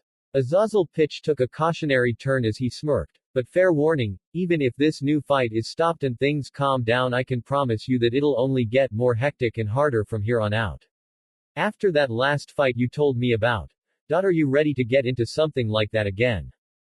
Naruto was silent for a moment, contemplating the older man's warning. If he was feeling swayed or worried by the warning, then it didn't show up on his face. The younger blonde turned to him with a firm look in his blue eyes. "There are people that I want to stay and fight alongside." Rias and the others flashed in his mind as he steeled himself. "I thought I couldn't find it in myself to fight anymore. But I just forgot the same thing you did." "And what's that?" "My purpose to fight. But I have mine now. So I'm ready for anything." The fallen angel grinned. "Well said." He stepped forward and patted Naruto's shoulder. Now I didn't bring a whole lot with me, but there are some gems from my gear's selection. And I think I got one you can have fun with. Devil. Ria's eyes were heavy as she looked down blankly at her desk. Her eyes drearily looked up from the mahogany and over the room. Akino stood over to the side, presenting herself like a proper young lady, but the tension and emptiness of the room clearly affecting her. Kaneko sat on the couch, her eyes more glum and saddened than usually as she didn't take a bite of the snacks in front of her. She probably felt so down she couldn't find her appetite anymore. Rias understood the feeling. Just like the two of them, she hadn't been in the best condition either. She hadn't properly slept for days. The bags under her eyes must have been terrible, but she really didn't care. She couldn't find Naruto. Yuto still hadn't come back. And she felt like a leashed mutt being watched by all the devils in charge to make sure they didn't do anything against the temporary truce. She felt powerless like this. Pathetic. She raised her head when she heard the door swing open and the steps following in. She and the others looked over to see Issei stepping in. The brown-haired boy walked in with a firm glare over his face as Asia followed behind him, the young girl looking worried and panicked about something. Issei stood up at attention and bowed his head. Bucho. I'm sorry. But I have come here to tell you that I'm going out to find and help Kiba. What? Rias stood up. Excuse me. I didn't want to worry you, so I thought I'd come and tell you what I plan to do. Issei raised his head. I'm going to go looking for Kiba, help him with his fight, and then kick his ass back here. Issei. Rias walked around her desk to face the boy directly. I told you we weren't supposed to interfere with the church's operation. I know you did, Bucho. And I'm so sorry, but I've gotta go against your wishes. Oh no. Not you too. Rias was fed up with this. She stepped up to the younger man and faced him down, Issei leaning back under her intimidating gaze but not retreating. You will not walk in here and tell me you are going to disobey my orders. I know how it might sound, Bucho. Issei's face twisted with guilt, but he pushed on. But I have to go out there and fight. What do you not understand about this? What do you and Yuto not understand? Rias lost her patience and shook her head. I just want to keep you all safe. I don't want any of you to get hurt. But it's too late for that. Issei shook his head. Naruto-senpai might have been hurt by these guys. And Kiba was tortured by those S-caliber people. I know it might seem stupid, but if he's gonna get into this fight anyway, I'd rather fight alongside him and get some payback for what they've done. I know it might seem like that, Issei, but this can only end badly. Rias shook her head. If a family as influential as the Gremory house gets involved in this conflict, our group would receive the ire of the oldest devils and families in the underworld. This would only end poorly for us. I figured that too, Issei nodded, but what? But I know what kind of group we are. After that raiding game, you were supposed to get married but you didn't want to, even though all those other families and influential people demanded it. And we followed you anyway. Because that's what kind of group Rias Gremory's peerage is. Issei gripped his fist and exclaimed around the room, we do what we think is right when our friends are on the line, no matter how much trouble we'll be in. That's what I think the orc is about. Rias and the others blinked in silence at Issei's strange exclamation before they noticed Asia raise her hand hesitantly. The blonde nun felt very conscious under their eyes but stated firmly, I agree with Issei-san, Bucho-san. It is really scary to think about what might happen if we do something like this, she affirmed herself and nodded, but I want to help Kiba-san and save Naruto-san too. It was silent in the room after their declaration before Rias heard a pair of footsteps come up to her side. She looked both ways and saw Akino and Kaneko were standing beside her. Akino had that pleasant smile on her face that said she was up for anything Rias decided. Kaneko's face had shifted into a more serious version of her usual stoic expression, saying she was back and ready for war. Rias turned back forward and sighed heavily. And then she remembered what Naruto had told her before she decided to issue the challenge for their raiding game. That even if a choice is hard and painful and might not succeed, only she should be the one to make it. Not anyone else. Rias sighed again before stepping forward and catching Issei in a tight hug. The pervert froze in her embrace and stuttered, Bucho. Thank you, Issei, for reminding me what I should be doing. She pulled back from the hug, Noticing Issei's eyes swirling in his head and Asia fretting over the fact that he might have overloaded, sorry about that. No. No problems at all. Issei smiled. Your huge boobs pressed up against me which I am totally cool with. Disgusting. Kaneko muttered. The only problem is that we made a promise not to interfere with this fight. Rias said with a cupped chin before she smiled, but one of our own seems to be off by himself misbehaving. Well, that just won't do. Akino giggled and finished her thought. No, it won't. Rias walked through everyone else and up to the door before opening it. I suppose we'll just have to go out there and get him back. And if there are any fights going on at the same time. She turned back to her group and smiled. We'll just have to deal with them ourselves. Her peerage answered her with their own nods, cheers, and laughs as they readied themselves for whatever they would face. Rias nodded and headed out the door. Orc. Let's move out. Devil. I thought I told you not to get in our way. Sorry. Yuto's apology was half-assed at best as he parried a speedy strike from their enemy before disappearing around the trees. The blonde knight raised his chipped sword and narrowed his eyes. I didn't think I'd meet you both here. Just a coincidence. You know, Irina pouted as she and Zenobia stood with their backs together and their weapons in hand. It's really hard to believe you when you say it with such an insincere tone like that. Yuto didn't answer as his eyes darted around in an attempt to spot their quick foe. This guy was moving so fast that even his knight properties wouldn't allow him to keep up. He need to keep on guard at all times. Ha ha ha ha ha. Fried Selzen's psychotic laughter echoed around the forest as he dashed around them.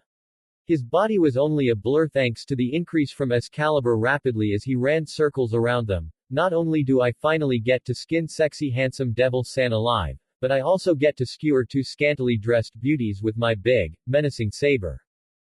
Irina's Excalibur mimic stretched out and curved around corners, cutting where she thought she heard their attackers taunt. The blade returned to its katana form as she yelled with a furious, disgusted blush, don't say we're scantily dressed. This is the traditional church battle outfit. It has been for generations. And more importantly, Zenobia raised Excalibur destruction over her head and with a yell brought it down on the ground, cracking it before a massive blast of power rendered the ground and trees in front of her into dust.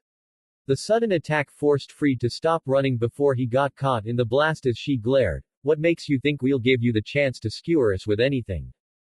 Uo tilde. Fried giggled, feisty. Yuto charged forward, his cracked blade slicing up against Fried's blade in a shower of sparks. The mad exorcist cackled and matched the knight's strikes swing for swing as their bodies blurred around the trees. Yuto focused completely on trying to overwhelm the man but found it difficult when his sword was so fast. He heard Irina and Zenobia call out behind him with warning to not interfere but he ignored them. If Fried knew where the other pieces of Excalibur were, then he was Yuto's mark. Man tilde, don't know what I did to get your blood boiling, but ya really want to make me bleed, huh? Yuto just grit his teeth and refused to humor the deranged man's banter before the white-haired priest smirked. Well, whatever tilde. Fried pushed back against the blade and Yuto's sword shattered to pieces. The priest reeled his blade back as Yuto jumped back. He reached back to pull out a new sword as Fried swung forward. Dragon shot. Fried looked aside and immediately jumped back as a powerful green blast shot by him and obliterated the trees. Fried looked over to see Issei with an outstretched hand and a scowl on his face. Shit, I missed. That's okay. Issei-kun. There was a powerful crack above them and Akino had bathed her hands in lightning as she gave a devious smile. Allow me. Fried panicked and dashed away as a bolt of lightning struck the ground he stood on. He sped around the trees before an uprooted tree came flying at him through the trunks of a dozen others. He sliced through the tree before a blast of black energy came flying at him and he dodged as it destroyed everything in its path. Zenobia and Irina ran over when they saw Rias and her peerage arrive to their fight. The blue-haired girl questioned, I thought you weren't going to interfere. And that you'd never work with the church. Sorry. Rias focused her eyes on the white-haired swordsman, but I decided that if this fight is happening on my lawn, it's my responsibility. If that's a problem for your superiors or mine. I'm sure it doesn't need to be said where they can shove their complaints. Zenobia looked at the heiress in silence before nodding, very well. She raised her destruction with both hands. If devils are involved in this fight, I rather they fight alongside than against. Yeah. Way to go Zenobia. Irina raised her sword, that's the spirit. Bucho. Yuto came running up to her as Zenobia and Irina ran out to join the battle. The knight came up to his king, what are you doing? I said. I know what you said and I don't care. She glared Yuto down and poked his chest. As much as you think this is your crusade alone, you are my responsibility. You have been since the day I met you. If this is the time to fight, so be it. But it's a fight we fight together. Rias pushed past him as her destruction covered her hands. Now stop standing there and get back to what you were doing. Fried was being overwhelmed. Issei came charging in with his fist but Fried was able to easily dodge it with rapidly. But every step he took was being observed overhead by Akino, who attacked with lightning strikes whenever she could. Kaneko pulled Tress out by their roots and threw them as Rias released blasts of destruction that nearly took off his head. Yuto came charging in with multiple swims as Irina and Zenobia did the same. Even with Excalibur rapidly, Fried couldn't handle this many people advancing on him. The priest's feet caught and he stumbled back into a tree as Irina, Zenobia, and Yuto all charged at him. They yelled, "This is it. Silly human. Even with that weapon, you find yourself overwhelmed, Yuto, move." Yuto's senses screamed and he jumped back while he still could. Zenobia and Irina watched his sudden reaction and did the same as a long spear of light came flying down and pierced the ground in front of Fried. The construct glowed before exploding violently in every direction. Ah! Irina was caught in the blast and blown back into a tree. The bark cracked beneath her impact as her battle garment was reduced to tatters as Zenobia ran over to her side. Irina. Zenobia assisted her friend up, the twin-tailed girl gasping in pain as smoke raised from the burns over her body. Zenobia looked over her partner in a panic as she shook. Where did your sword go? Are you looking for this? The others looked up to see a pale man with 10 black wings floating in the air, Fried hanging from his collar in one hand and the ribbon form of Excalibur mimic in his other. His cheeks were sullen and his eyes were blood red as he gave a toothy grin down at the gathered devils and church-goers. Rias narrowed her eyes. Kokobile. What? Issei questioned before looking back up at the man and feeling his immense presence over them. That's Kokobile. It's an honor to meet the next head of the Gremory house, Mao Satan's little sister. He swung the man hanging from his hand. I see you've been taking care of my little subordinate while we've been waiting. Rias could feel the tension behind her being emanated from her servants. Akino and Yuto especially. Rias stepped forward and crossed her arms while glaring up at the old fallen angel. So you've finally appeared yourself, what does that entail exactly? It's quite simple. Kokobile gave a wide, mocking smirk with half-lidded eyes. Now we don't have to wait anymore. We're ready to proceed with the plan. We may only have 5 of the 7 pieces of Excalibur, but that's more than enough to start. We're going to attack this town. And then the next one. And the next one. And so on and so on. Massacres. Rias asked, that's your grand plan? That's just the start. I kill everyone in this town in the devil territory and then I attack another one. Then I attack a church territory. And once I'm done with this little genocide, the factions will go back to war. Rias' eyes widened. War. You actually want to restart the war? Of course I do. Kokobile made a deranged chuckle as he grinned. I'm so bored with this pseudo-peace bullshit. I have to hunt and torture devils and angels in secret. And I'm sick of it. So I decided I was finished with waiting. He raised his arms challengingly, earning an annoyed grunt from Fried as he was lifted as well. I'm a fallen angel, using a stolen Cruch weapon, to kill the direct families of Tumao. How would that not start a war? You sick bastard. Issei muttered under his breath. It won't work. Rias proclaimed, your silly tactic will have no hope of initiating war. Oh won't it? Kokobile questioned. We're all on edge. We're all ready for that one moment that breaks the stillness and starts the war again. He smiled. Why don't I be that moment? Rias was disgusted by this man's mindset. From what he said, it sounded like the fallen angel faction wasn't sanctioning this mission. This was all just the demented actions of one deranged monster and a handful of fools that followed him. Rias swallowed the bile in her stomach having to look at this man again before she asked, what did you do with Naruto? Who? Kokobile inquired. Rias and the others went silent at his answer as his wings flapped and he flew in the darkening sky. This will be your last day. I hope you find some way to enjoy it before it all ends. Bastard. Zenobia jumped to her feet while Asia focused on healing Irina. The blue-haired girl ran after the flying fallen angel and yelled at his retreating back, "Get back here." Wait. Yuto, don't.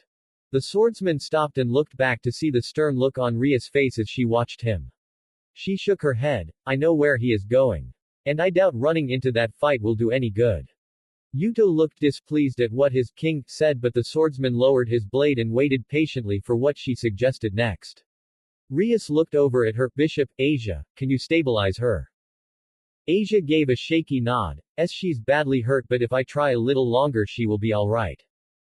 Good. Akino. Rias looked back at her. Queen, I want you to call Sona and notify her about what is happening.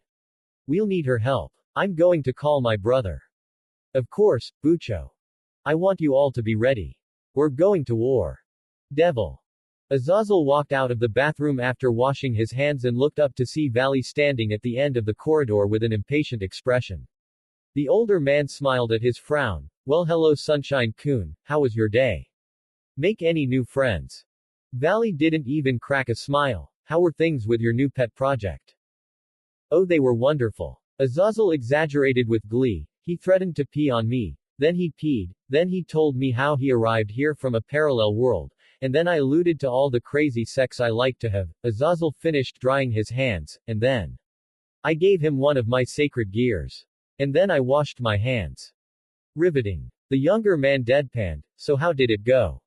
Oh, it went off without a hitch. I opened stuff up. I put the gear in. There were some parts left over, and coincidentally some parts missing. That's not a coincidence. The stuff that was left over might be what goes in the parts that were missing. Too late now. In the garbage they went. Well, if that's not malpractice, I'm not sure what is. The silver-haired boy pushed off the wall and slid his hands into his pockets. Kokobile is on the move. The smile slowly left Azazel's face before he shook his head. Of course he is. The general governor sighed. Well, I guess we should keep an eye out to make sure he doesn't get too out of hand. Valley stepped over and headed for the bedroom door. Do you want to wake up your new friend? No need. Azazel shook his head with some mirth. He'll be out of it for a while. The operation will do that to you. He'll probably be pissed waking up and finding out that the battle already happened, but I'm sure he'll understand. You're sure? Absolutely. I can probably calm him down when he wakes up. Hey, Azazel. Yeah. I think I found a flaw in having a soundproof room. The fallen angel walked over to the boy's side and looked into the room. He was met with the sight of a giant hole in the floor where the bed had been, and broken all the way down into the apartment beneath them. The wizened old lady still had a slack-jawed expression at what happened as she looked up at them for some clarity. Hi there. He greeted with the same smarmy pleasantness he always exuded when greeting new people he required assistance from. Did you happen to see a young man come through here? Blonde hair. Bandages over his right arm. She nodded and pointed towards her door. Well, I didn't see this coming. I did. Shut up, Valley. Quite the predicament we're in. Sona commented, looking up at the dome of energy her peerage maintained around the school. Sona fixed her glasses, turning back to the redhead. What happened to not engaging in the fight while the church handled their mission? I was sick of sitting around and waiting. Rias answered, I was advised to take the initiative and see to this matter myself. And now we're here. To be fair, I'm certain this would have happened even if we didn't become involved. Rias turned back to see her peerage readying themselves for whatever they might face inside the barrier, but now we're going to make sure this matter is settled. And what about contacting the Maos? Sona inquired, why haven't you informed Searsex-sama about the situation? Probably the same reason you haven't contacted Leviathan-sama. Because it would cause a panic. Sona's face flinched with an iota of annoyance before Rias sighed. Oni-sama has already been contacted. Someone felt the need to do it while we were making our way here. She turned to Akino's sweet smile that hadn't faltered despite Ria's furrowed expression being directed at her, even though I protested against it. Sorry Bucho. Akino hardly sounded genuinely remorseful about spilling the beans to the higher-ups, but even though I knew it would embarrass you, I thought it would be appropriate for Lucifer-sama to be aware of the fact that such a powerful leader of the fallen angel faction was enacting his plot at this moment. I know. And you're right, it was the smart move to contact Oni-sama about this. Rias pouted, but I'm still mad. Ah Rias, Akino-kun, you're so cute when you get petulant. Bucho-san and Akino-san have a really good relationship, don't they? Asia whispered in surprise at the older girl's dynamic. They sure do. Issei watched with fascination as the two girls regarded as the two Onisamas started to have a little argument. It really betrayed the confident, regal atmosphere they gave off in school. But then again it was actually kinda cute to see Bucho look so childish. A rare sight. Focus. Right. Sorry, Kaneko-chan. He stood at attention after being called out by the freshman for his lewd stare. Bucho. Rias stopped arguing with Akino and looked over at Yuto's stern expression. The blonde knight looked to the barrier. We can't waste any more time. Rias composed herself, clearing her throat and facing an amused Sona. Well, I guess now we should act like the vanguard and hold Kokobile off before Onisama arrives. A little smile came to her face at the idea, maybe we'll be lucky and take care of him ourselves. Sona did not look amused as Rias' idea. Rias, we raised this barrier in order to contain any damages that may occur, but I can't promise how long it will hold. The Citri heiress fixed her glasses, we'll do everything we can to hold it in. But if Kokobile really went all out, not only the barrier, but the whole town could become one big crater. I know. The Gremory peerage strode up to the glowing barrier that surrounded their school as Rias had a firm confidence in her voice, but we won't let it come to that. Sona sighed before her family sigil appeared under her feet and raised her up. She held out her hands to join her peerage's effort. I'll leave you to it. Good luck. The orc stepped through the barrier and walked in to see the dark night sky replaced with a bright red tint. Issei hung back for a moment and tapped the barrier curiously, noticing that it was easier to get in than out. Era, I'm surprised, Bucho. Akino smiled while regarding her king. That was quite a confident declaration you made to Kaichu about defeating a fallen angel leader by ourselves. Well, I suppose most of it was just bluster for Sona. And I'm not suggesting handling the destroyer of Sodom and Gomorrah is an easy task. Rias narrowed her eyes, but that doesn't mean we're just going to let him win. I'm fine with beating him up, Bucho. Kaneko told the redhead. Thank you, Kaneko. Rias smiled. If we can knock him down, then I'd like to see his face when you get your knuckles in it. With pleasure. Bucho-san. They turned back to Asia as the short blonde nun lowered her head. I know how important this fight is. And I don't want that fallen angel to destroy this town like you said. But I'm scared even thinking about being in this battle. She lowered her head in shame but quickly found herself sinking into Rias' bosom. She looked up and saw the kind expression on her king's face. It's okay to be afraid, Asia. I'm scared too. But the alternative is much scarier, and I have confidence because of my faith in all of you. She separated from the younger girl and smiled. Plus don't forget, you have your knight at your side that'll protect you from anything. A bright green glow came from behind them and Issei stepped forward. He smiled and raised his gauntlet up with a smile. Issei-san. No worries, Asia. Issei nodded. I promise I'll protect you from whatever that pale prick throws at us. No matter what. Big talk coming from someone I can still beat in arm wrestling. Kaneko-chan, did you really have to say that? Issei-kun, Akino-kun the young man, that's not all it takes to break your resolve, is it? Of course not. The pervert roared enthusiastically. Even if I'm not the strongest, I'll do everything I can to protect her and all of you. It's my duty. His eyes narrowed to the person at the head of their group, a job I'm supposed to be sharing with someone else. Their eyes turned to Yuto's back as he stopped just inches away from the main campus. Rias turned to him. Yuto, care to wage in on that point? No. I can't. Issei-kun isn't wrong. The knight looked back at them with an empty expression. I can't be considered your knight anymore. I went against your orders, betrayed your expectations. And I still want you all to stay back so I may face this enemy alone. Are you fucking serious? The pawn yelled furiously and nearly snarled as he faced the handsome swordsman. Listen Kiba, I know it sucks. I heard all about what happened and I wouldn't want that to happen to anybody. But you can't keep pushing Bucho away. Issei. His argument stopped immediately at his king's behest before she turned to her knight Yuto. I understand why you're doing this.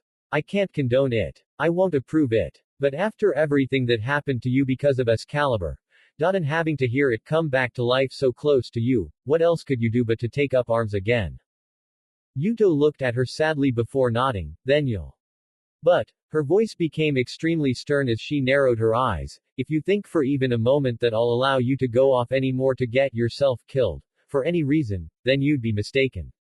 Her voice was firm and unwavering as Yuto was surprised by her sudden change. Whatever your mission is and whatever promise you made, you're my knight now.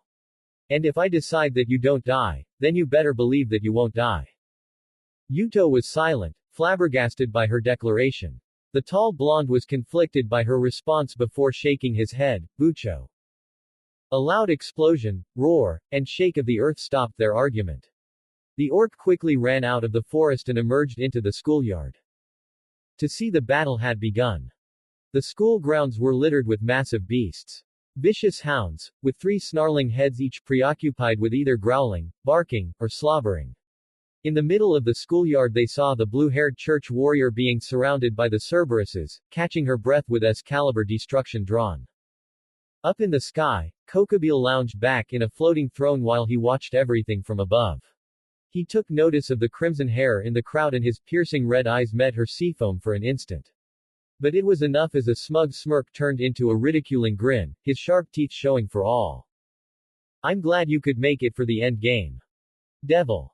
Kaichu. Saji shuffled on his platform. What are the chances Gremory-senpai and the others actually handled this problem by themselves?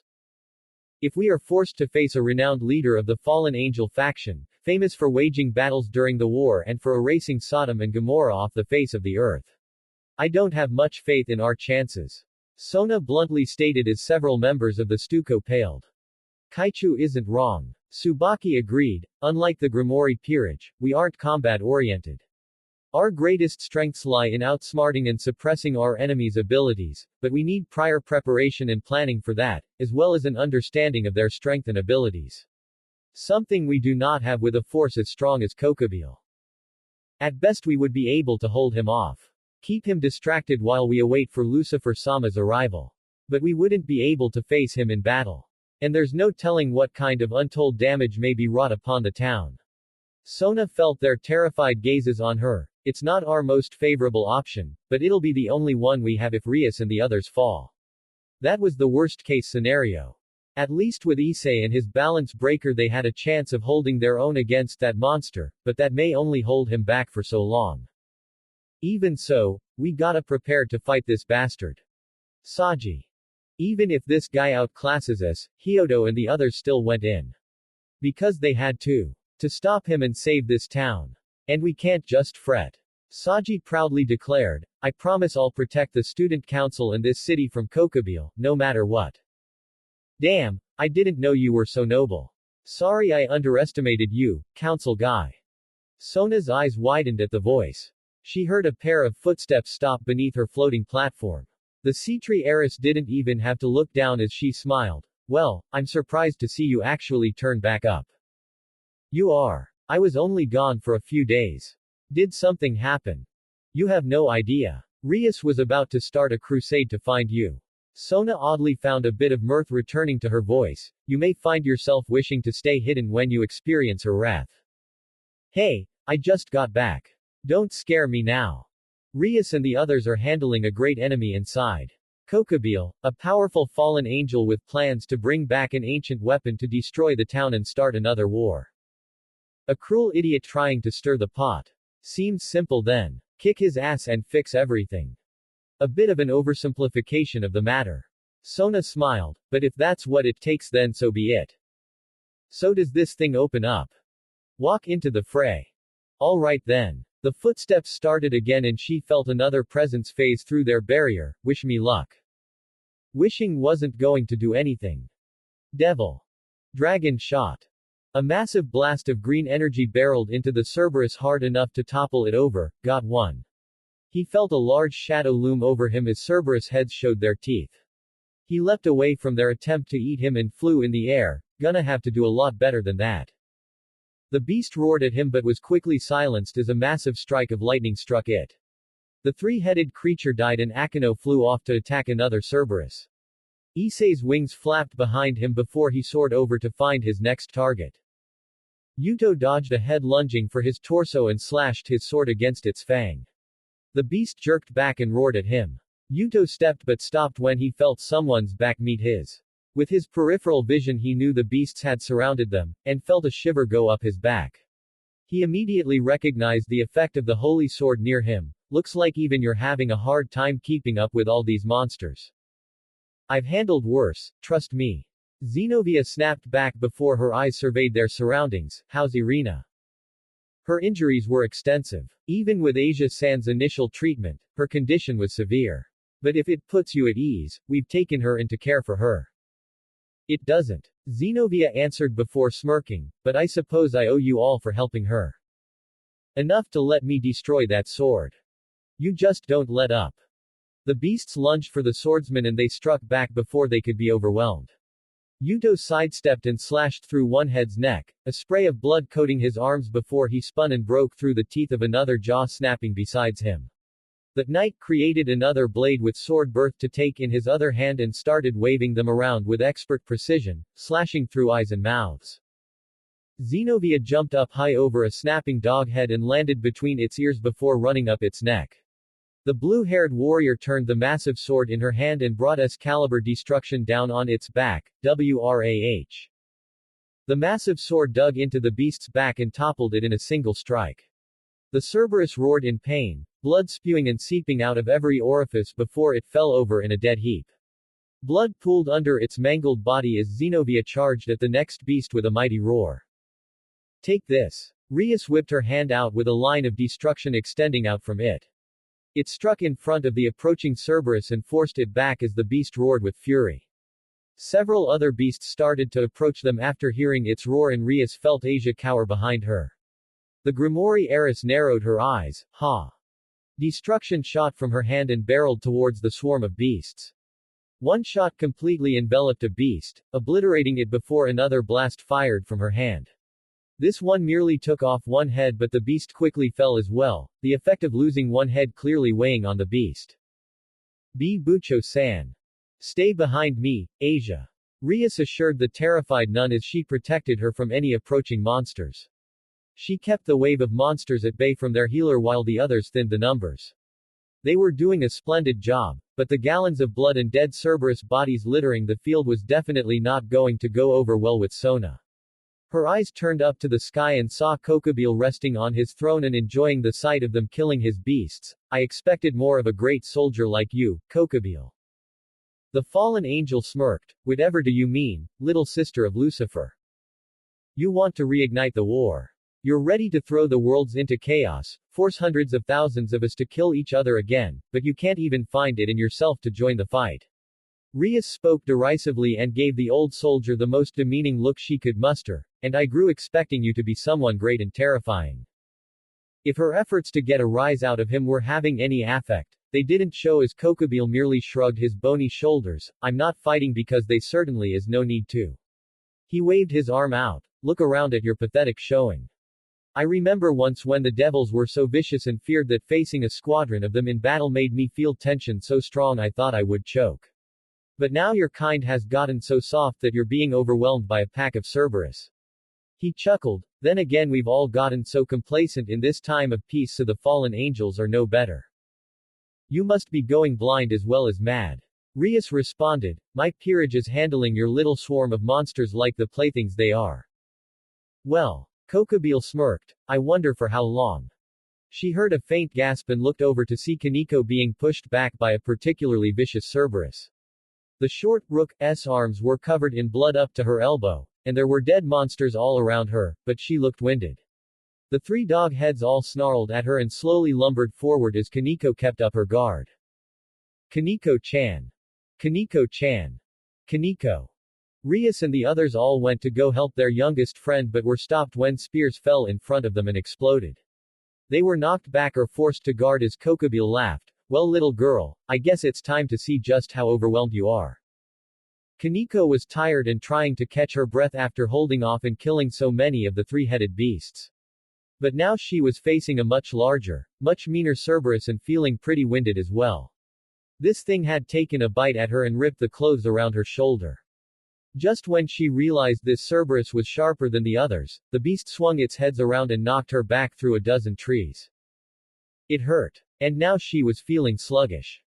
Her shoulder was aching and the only reason it wasn't worse was because her rook characteristics toughened her skin. But she wasn't sure she would be able to kill this monster without taking even worse damage. Maybe if she... No. She wasn't going to risk losing control when Bucho and the others still needed her. It didn't matter if she was slowing down. Something like this wouldn't stop Yudo-senpai or Issei-senpai or Naruto-senpai. She raised her fists and the Cerberus lunged. She heard them call out to her. Raw. Someone came dropping down from above and crushed the center head before it could bite her. Kaneko's eyes widened in shock as the man stood up on the broken skull of the middle head.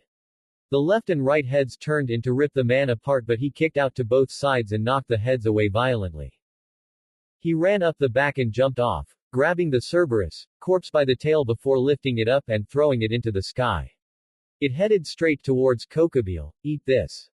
The fallen angel clicked his teeth and held out his hand as a spear incinerated the flying body. Well damn, the figure over her side, thought that could do something more. He turned and looked down at her with concern. Kaneko, you okay? Kaneko finally came back from her disbelief and realized that the figure in front of her was real. He was still wearing the Kuo uniform, but it was wrinkled and worn out. His right sleeve was all the way up to his shoulder with a bandage around his arm. His hair was disheveled, his pupils a horizontal bar and orange coloring around them. And she could feel natural energy wafting off of him. And yet despite her fear of being around that power, she could not express the relief to see him again. Naruto. Senpai. Yeah, who else would it be? He knelt beside her, but seriously, you okay? You aren't hurt too bad or anything, right? Kaneko was too stunned to answer, but luckily she realized she wasn't hallucinating when the other members of the orc came running over. Their entire club huddled together, each of them looking at Naruto in complete shock as if expecting him to disappear at any moment. Rias took a tentative step forward. Naruto. Hey. He answered softly as he tried to show them all a smile. Sorry for taking so long. You're really here. Well, he shrugged, the hero always arrives. Ow.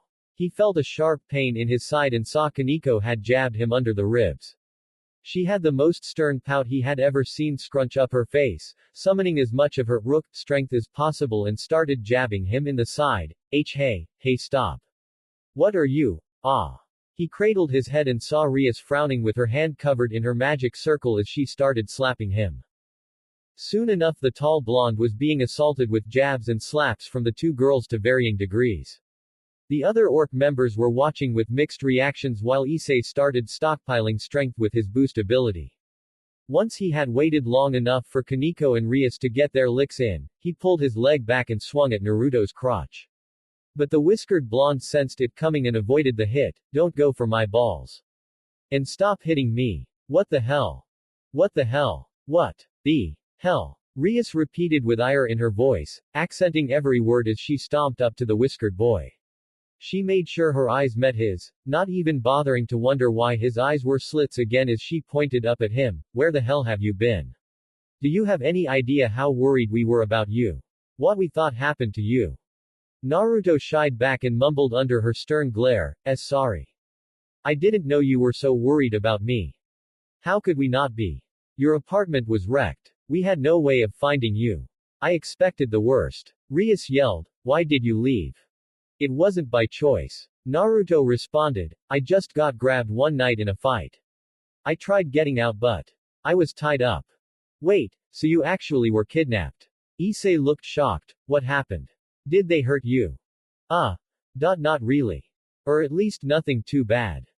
Akino's face turned into one of unamused resignation. So, you weren't tortured either? Not really. Naruto looked up in thought before shrugging. Well, I mean, my bladder nearly burst, but I don't think that counts. It doesn't. Did they try to get any information out of you? Yeah, actually. Mostly just personal stuff though. His face twisted with a grimace, he was really weird. Ria's shoulders lowered after seeing her friend and Pond was still okay. But it wasn't just in relief. It was in an amalgam of relief, disbelief, confusion, annoyance, disappointment, exasperation, and barely contained anger at finding out that her anguish and worry for him over the last few days was apparently unnecessary. She stopped herself from reaching up and pulling on his cheek hard enough to stretch his whole face before she looked up at him firmly. Naruto, what happened to you? I'll tell you. I promise I will. But right now I think we've got other things to worry about. The heiress continued staring at him before relenting. You're right. As interested as I am to hear your explanation, and you can bet I'll get it, the crimson-haired devil in her peerage turned to look up at the man at the center of this havoc. We have more bothersome things to deal with right now.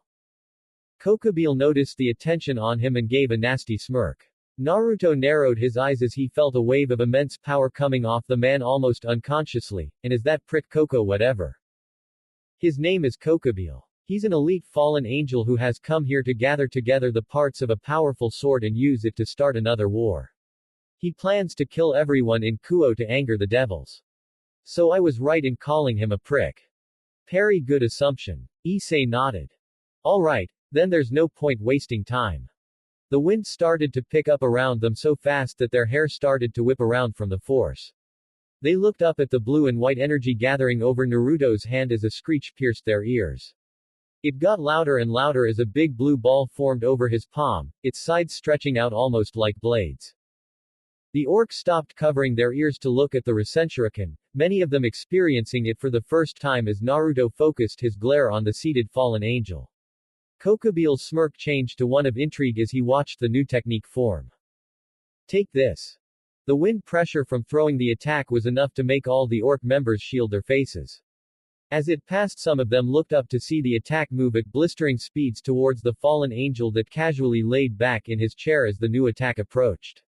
He looked like he was going to take it head-on before the fallen angel raised his hand and fired a gargantuan spear at the oncoming attack. They clashed in midair, Kokubile's attack striking the Rasenshuriken in the center.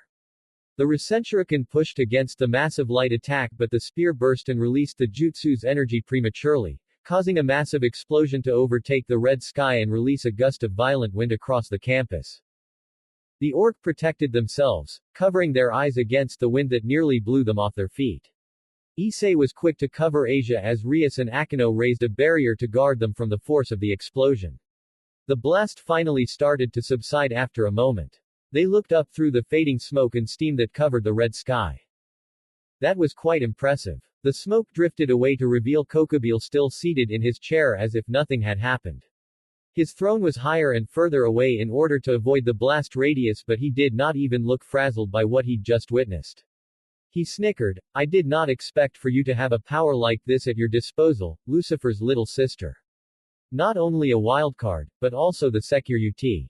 To amass such talent and power like this at ages so young is nothing short of remarkable. If you all had been part of the war years ago, I'm sure you would have made names for yourselves. He grinned in his slimy way, a pity you have to die now, nameless and unrecognized. Okay. That didn't work. Naruto clicked his teeth before digging his foot in the ground. Let's try this. The blonde jumped up and sailed through the air towards Kokubile.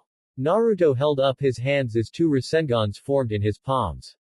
He yelled and kept gliding towards his target as Kokubile threw out his hands to summon an array of spears. He smirked and whipped his hand to send them flying out at Naruto. The blonde yelled, the pointed weapons clashing against his jutsu and veering off course while he made his way towards Kokubile. The fallen angel chuckled at the sight of Naruto's residence. He made a spear before spiking it into Naruto's Rasengan while he was blocking another attack. The spear struck the side of the blue orb and exploded, blowing Naruto out of the sky. Heads up. Naruto righted himself and held out his hand as Issei swooped in and grabbed it. The pervert kept them afloat while Rias and Akino came soaring in at the fallen angel instead. Rias yelled at the top of her lungs and released a massive wave of destruction. Kokubile leapt out of his chair and flew upwards as her wave disintegrated his throne. His wings sprouted out as he heard the crack of thunder over him. He looked up and saw Akino in her priestess outfit, bolts of holy lightning crackling off his fingertips. Her eyes bore down into the man as she yelled, "Take this." The concentration of her power came down in a mighty bolt. Kokubile merely raised his hand to intercept it. He fended off the lightning like it was nothing as Akeno continued to grit her teeth and summon more power to attack. The fallen angel sensed the malice behind her attack and the venom in her stare. But he laughed, "My, how you've grown. I can't believe a little half-spawn was able to come this far without proper training." Akeno's eyes widened. "I can't imagine what you'd be like if you didn't turn your back on your father." "Shut up. Don't you dare mention that man." "Oh goodness, did I prod the nerve." Kokubile goaded the young woman before his other hand stretched out and blocked the wave of destruction coming below him. He looked down and saw Rias trying to catch his flank as lightning continued raining down above. He shook his head. "You both are trying so hard. It's almost endearing, like watching children chanting and waving their arms to dispel a storm. Just die." "No." The fallen angel pushed out and sent back a blast of the respective energies the girls were lobbing at him.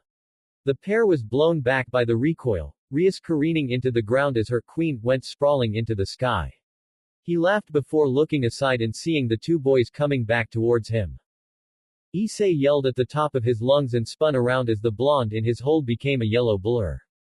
The pervert yelled and threw Naruto at the fallen angel as Naruto held out his Rasengan. Kokubile grabbed Naruto's wrist before his Rasengan could connect. The jutsu fizzled out and the black-haired man held the devil up by his wrist with a vicious smile. "That's unfortunate." "Hey." Naruto grinned and pulled back his free hand before clenching his fist. "Set." Kokubile lazily dodged the fist towards his chin before patronized the teen. "Boy, if you think. Gah." Kokubile's head jerked back violently as an invisible force slammed into his chin and knocked him further into the air.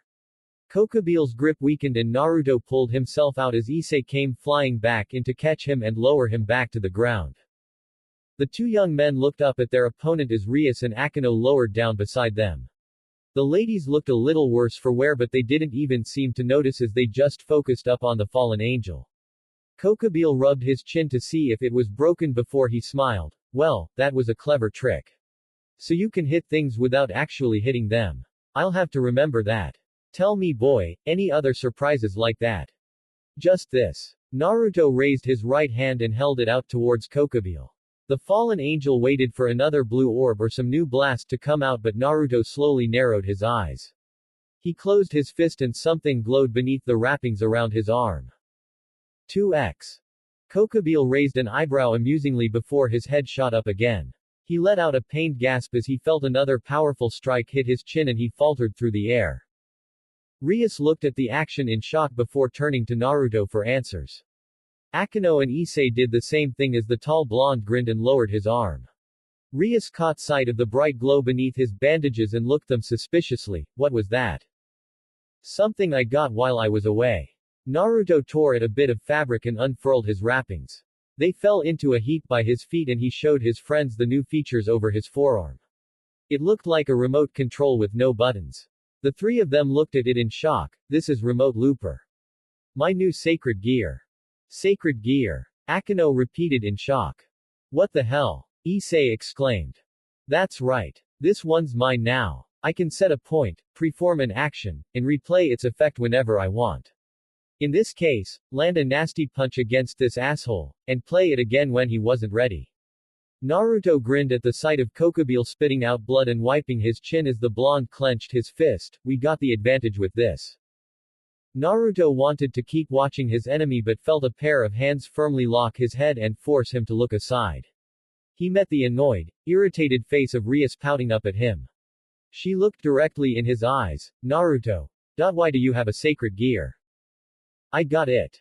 "No." She shook her head and sighed like a parent trying to stay calm while explaining something to their stupid child. "You don't find sacred gears or get them. You either have one, or you don't." "Well, I didn't." He raised him arm and showed her remote looper, "And now I do." Rias closed her eyes and released her hold on his cheeks. "That story, it better be a long, descriptive, and precise one. No detail 2-minute. What if I don't remember every detail?" "You better." Era. Akeno delicately placed a hand on her cheek and shook her head. "He runs off, gets lost, comes back when we're worried, and brings strange things back at a whim. Are you an untrained pet? Maybe we should consider putting a leash on him. Issei chuckled. Yeah, laugh it up. Fuck face. Naruto snarled and narrowed his bar-like eyes at the pervert. I hit a hell of a lot stronger in this form. You think your balls can take a kick for all your jokes? Issei, smile faltered and he unconsciously shielded his crotch. That's what I thought. Rias still seemed wary and looked down at his new weapon, and you're sure you can use that? Up to 10 times replay. The whiskered man boasted, I was supposed to give it some time to heal but it's nothing I can't handle. He lowered his arm and winced before looking back down at it. Actually there's a sharp pain but it's nothing I can't handle. Rias sighed. Another sacred gear. And from someone who didn't have one. Kokubile questioned before he closed his eyes and took a sharp breath, that damn traitor. Is he really so set on this peace plan that he'd sabotage his comrades? He let out a long sigh, no matter. When I'm done here I can bring this to the rest of the Gregory. Let them know he's planning against us. I might just get top spot once he's kicked out.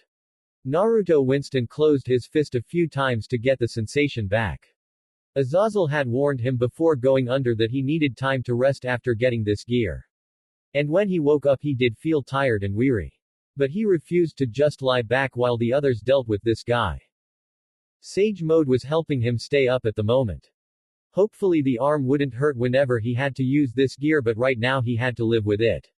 Repeating the effect of damage and stored up energy would prove useful in a fight.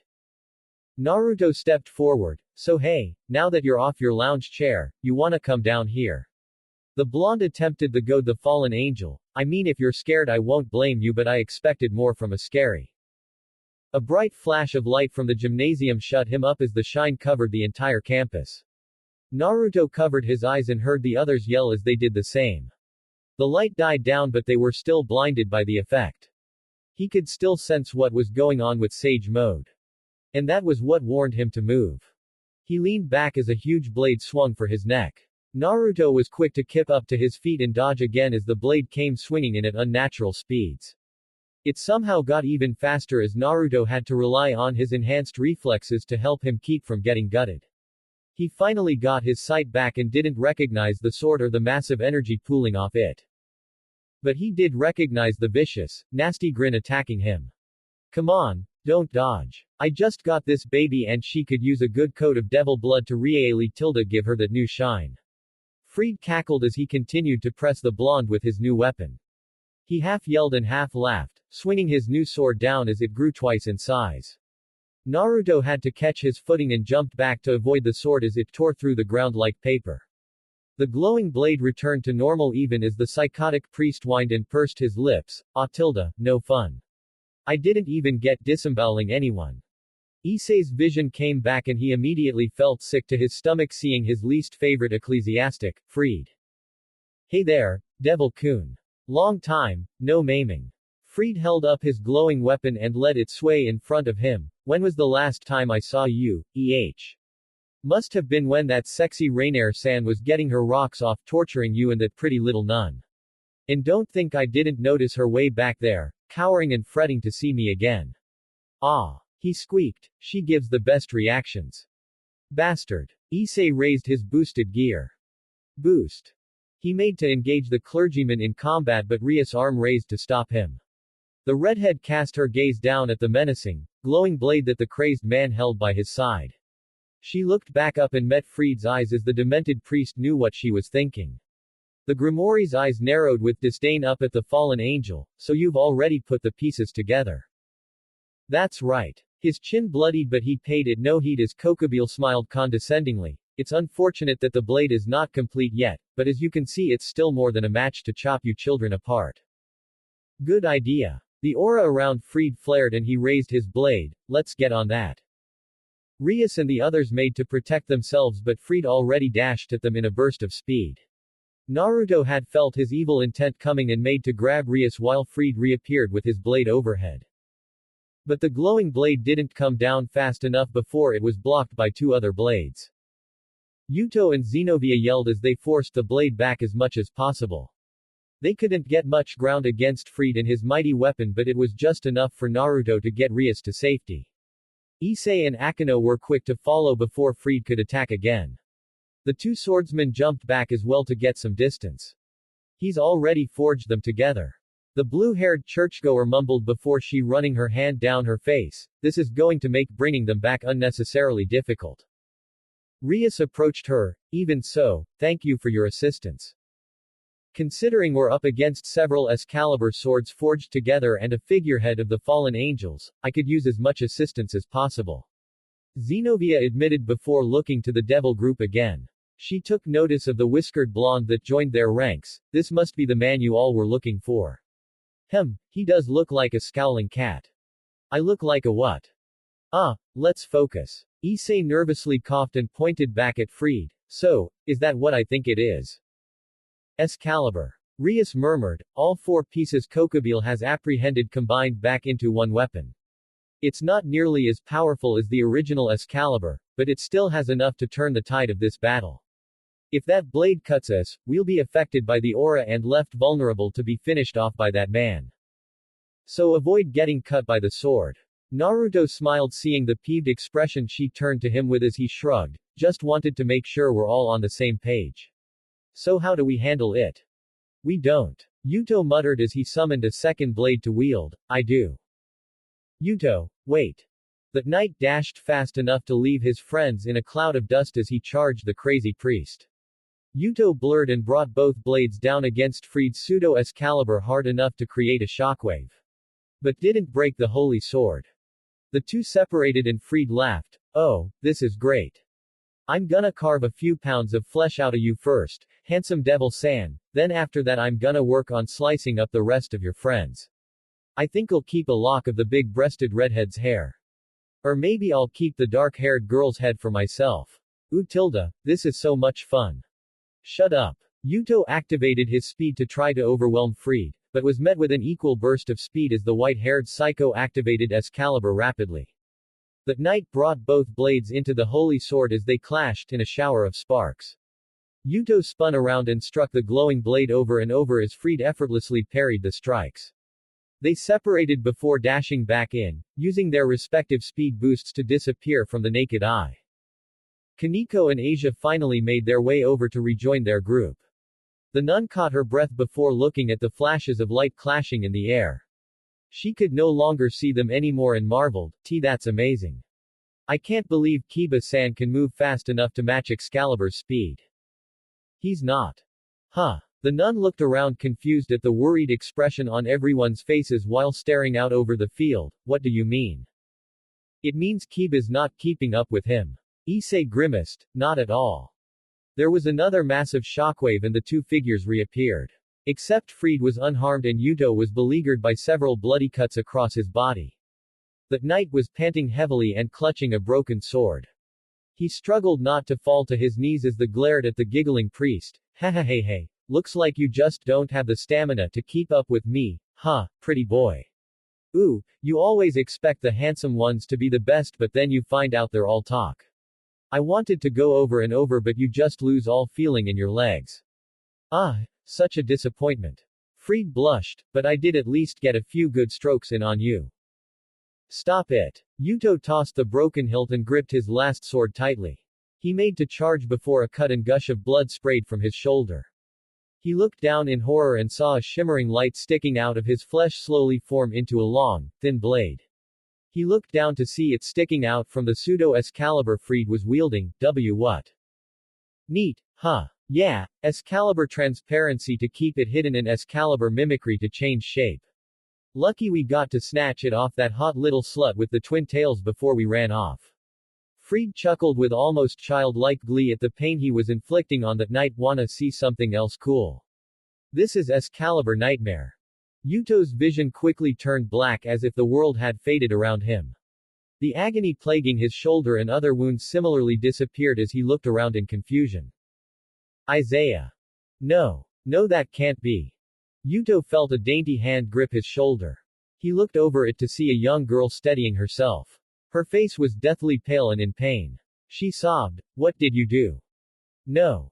Isaiah, you were supposed to live. You were supposed to survive. To avenge us. To make sure we didn't die in vain. What was the point, Isaiah? What was the point? Yuto was surrounded on all sides by his old friends.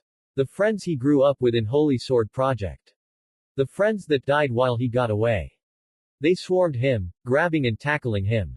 He panted for air and tried to push them off of him but couldn't find the strength. They clung to him as Yuto shrieked, and no. No, stop it. Stop. Yuto's landscape quickly changed back to normal. But when he looked up he saw Freed bearing over him with Excalibur raised high in his monstrous smile. The blade came down on him before stopping inches from his face. Ah. Fuck. Yuto looked up and saw Naruto had caught the blade between his hands. His hands started smoking and he grit his teeth through the pain. Zenobia quickly charged in and swung at Freed. The priest jumped back, pulling his blade out of the blonde's grip as the blue-haired warrior chased after him. Shit. Naruto looked down at his bloody and burnt palms. Even with the protection Sage Mode gave him, the sword's properties were reacting badly with his devil body. He hissed and tried to close them. Okay, starting to wish I took Ria's warning more seriously. No. Yuto moaned, pulling himself up to his knees. His eyes were heavy and his vision was tunneling around Zenobia holding off Freed. He reached out with a shaky hand, as she can't fight him. She can't beat him. I have to be the one, to destroy Excalibur. No. Yuto was yanked back by his collar as Naruto looked down at him. You aren't doing shit while you're like this. In case you didn't notice, you're bleeding like crazy and can't even stand. Plus you couldn't even focus properly. You were slowing down and swinging like a crazy person. If you can't get a hold of yourself then you're sitting this fight out. I can't. Yuto weakly threw his arm back as if to swat Naruto away but it fell to his side. You can't tell me what to do. You don't know what's going on. Yeah, I do. Naruto responded, I know that you hate this sword and want to destroy it. But you're gonna get yourself killed fighting like this. I can't stop now. You don't understand. I understand watching someone lose themselves in revenge. Naruto yelled as he pulled Yuto up by his collar and glared into the younger man's eyes. I've watched someone I know, someone I cared about, get lost following his revenge. Till the point where he was getting harder and harder to recognize. So if you think I'll let you do that too, Kiba, then you're a fucking idiot.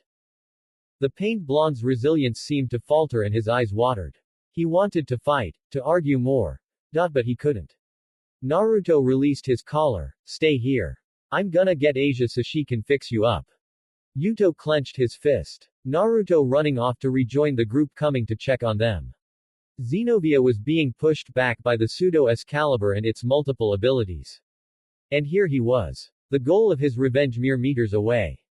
And he was in the dirt, blood seeping out and weak in the knees like a scared child. This wasn't how it was supposed to happen. Freed-kun, I know how much you like to cut things, but please make sure not to break Excalibur destruction. We need it if we want to add to the blade. Freed stopped attacking Zenobia for a moment and sighed as his shoulders sagged. Fine. But I can still cut her up, right? By all means. Yuto's eyes widened in horror as he recognized the voice coming into the field with them. He looked up at the figure slowly approaching them, taking a casual stroll through uprooted ground and bloody monster corpses. He spoke softly and without any urgency in his voice. He still looked old and almost kindly, with a soft face and bespectacled gaze that most would expect of a holy man. It was a lie. The most depraved, sadistic, heartless monster Yuto had ever met. The man that made so many promises and raised the hopes of the children he collected just to throw them away when he believed they had no more use. Like trash. Valpierre Galilei. You. Zenobia recognized him as well. You're Valpierre Galilei, aren't you? The genocide archbishop. My reputation precedes me. Valpierre nodded, graciously accepting the church warrior's recognition as if it were praise. Yes, that's me. The church reported you missing. We believed you were apprehended by another party but you were taken by Kokobile. And willingly. Of course. Valpierre nodded. Kokobile-san was offering me the chance to pursue my wishes with the holy swords, and Excalibur of all swords. The old man smiled warmly. I could not pass up that opportunity. B. Bucho, who is that? Valpierre Galilei. He was a member of the church not too long ago. But he was exiled because of his experiments. Rias explained to them, he hid behind his collar, but that man is a butcher. He was the one that put Yuto through everything. The knight lowered his head as he heard Asia gasp and Issei curse on his behalf. She gave them a brief explanation of what Valpar did when he still had power. What he aimed for and how he gained it. Hearing it again, still hurt so much. Valpar. Yuto yelled. The old man turned to him. Do you recognize me? Do you know who I am? No. The old man scratched his head. I'm sorry lad, but have we met? I was there. The blonde swordsman sat up, the pain from his wounds aching worse but ignored. I was part of the Holy Sword Project. I was there for every horrible experiment you forced on us. The old man still looked confused before realization dawned on him. Oh. Yes, I remember one of the children from the project had escaped the facility the day we decided to terminate the batch. I'm honestly surprised to see you again. I was certain whomever breathed in the gas would die within moments, but it appears Lady Luck smiled down on you. Although maybe since you have now found yourself in the realm of devils, it's more appropriate to say you've been affected by a cruel turn of fate. Enough. Yuto yelled furiously as he punched the dirt. I want to know why. Why did you decide to kill us? What decided as failures for you to just kill off like that? Oh no, my boy, you seem to be confused. You weren't failures. Not in the end at least. Yuto froze. What? It's true that while none of you proved successful in the effort to give regular people the natural ability to wield a holy sword, the experiment proved fruitful in other ways. Valpar reached into his sleeve and pulled out an ornamental vial. They helped make this. That. Zenovia's surprise garnered their attention. That's a blessing. It's a special property the church uses to bestow people with the ability to use holy swords like Excalibur. That's right. Valpar frowned, a bit hypocritical of the Almighty Church to exile me for my process but reap the benefits of its success. Partially why I joined Kokubile-san's cause, I suppose. I may be more vindictive than I'd like to admit. He gave a simple shrug and smiled as he lobbed the vial over to roll in front of Yuto. There.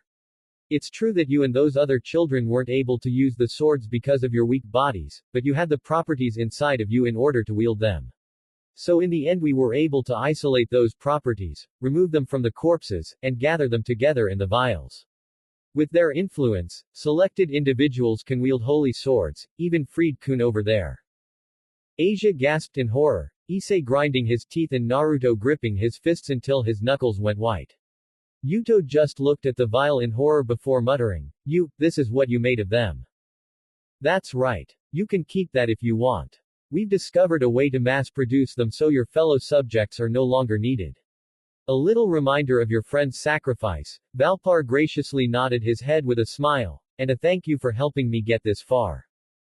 The blonde knight shook as he grabbed the vial that trembled in his hands.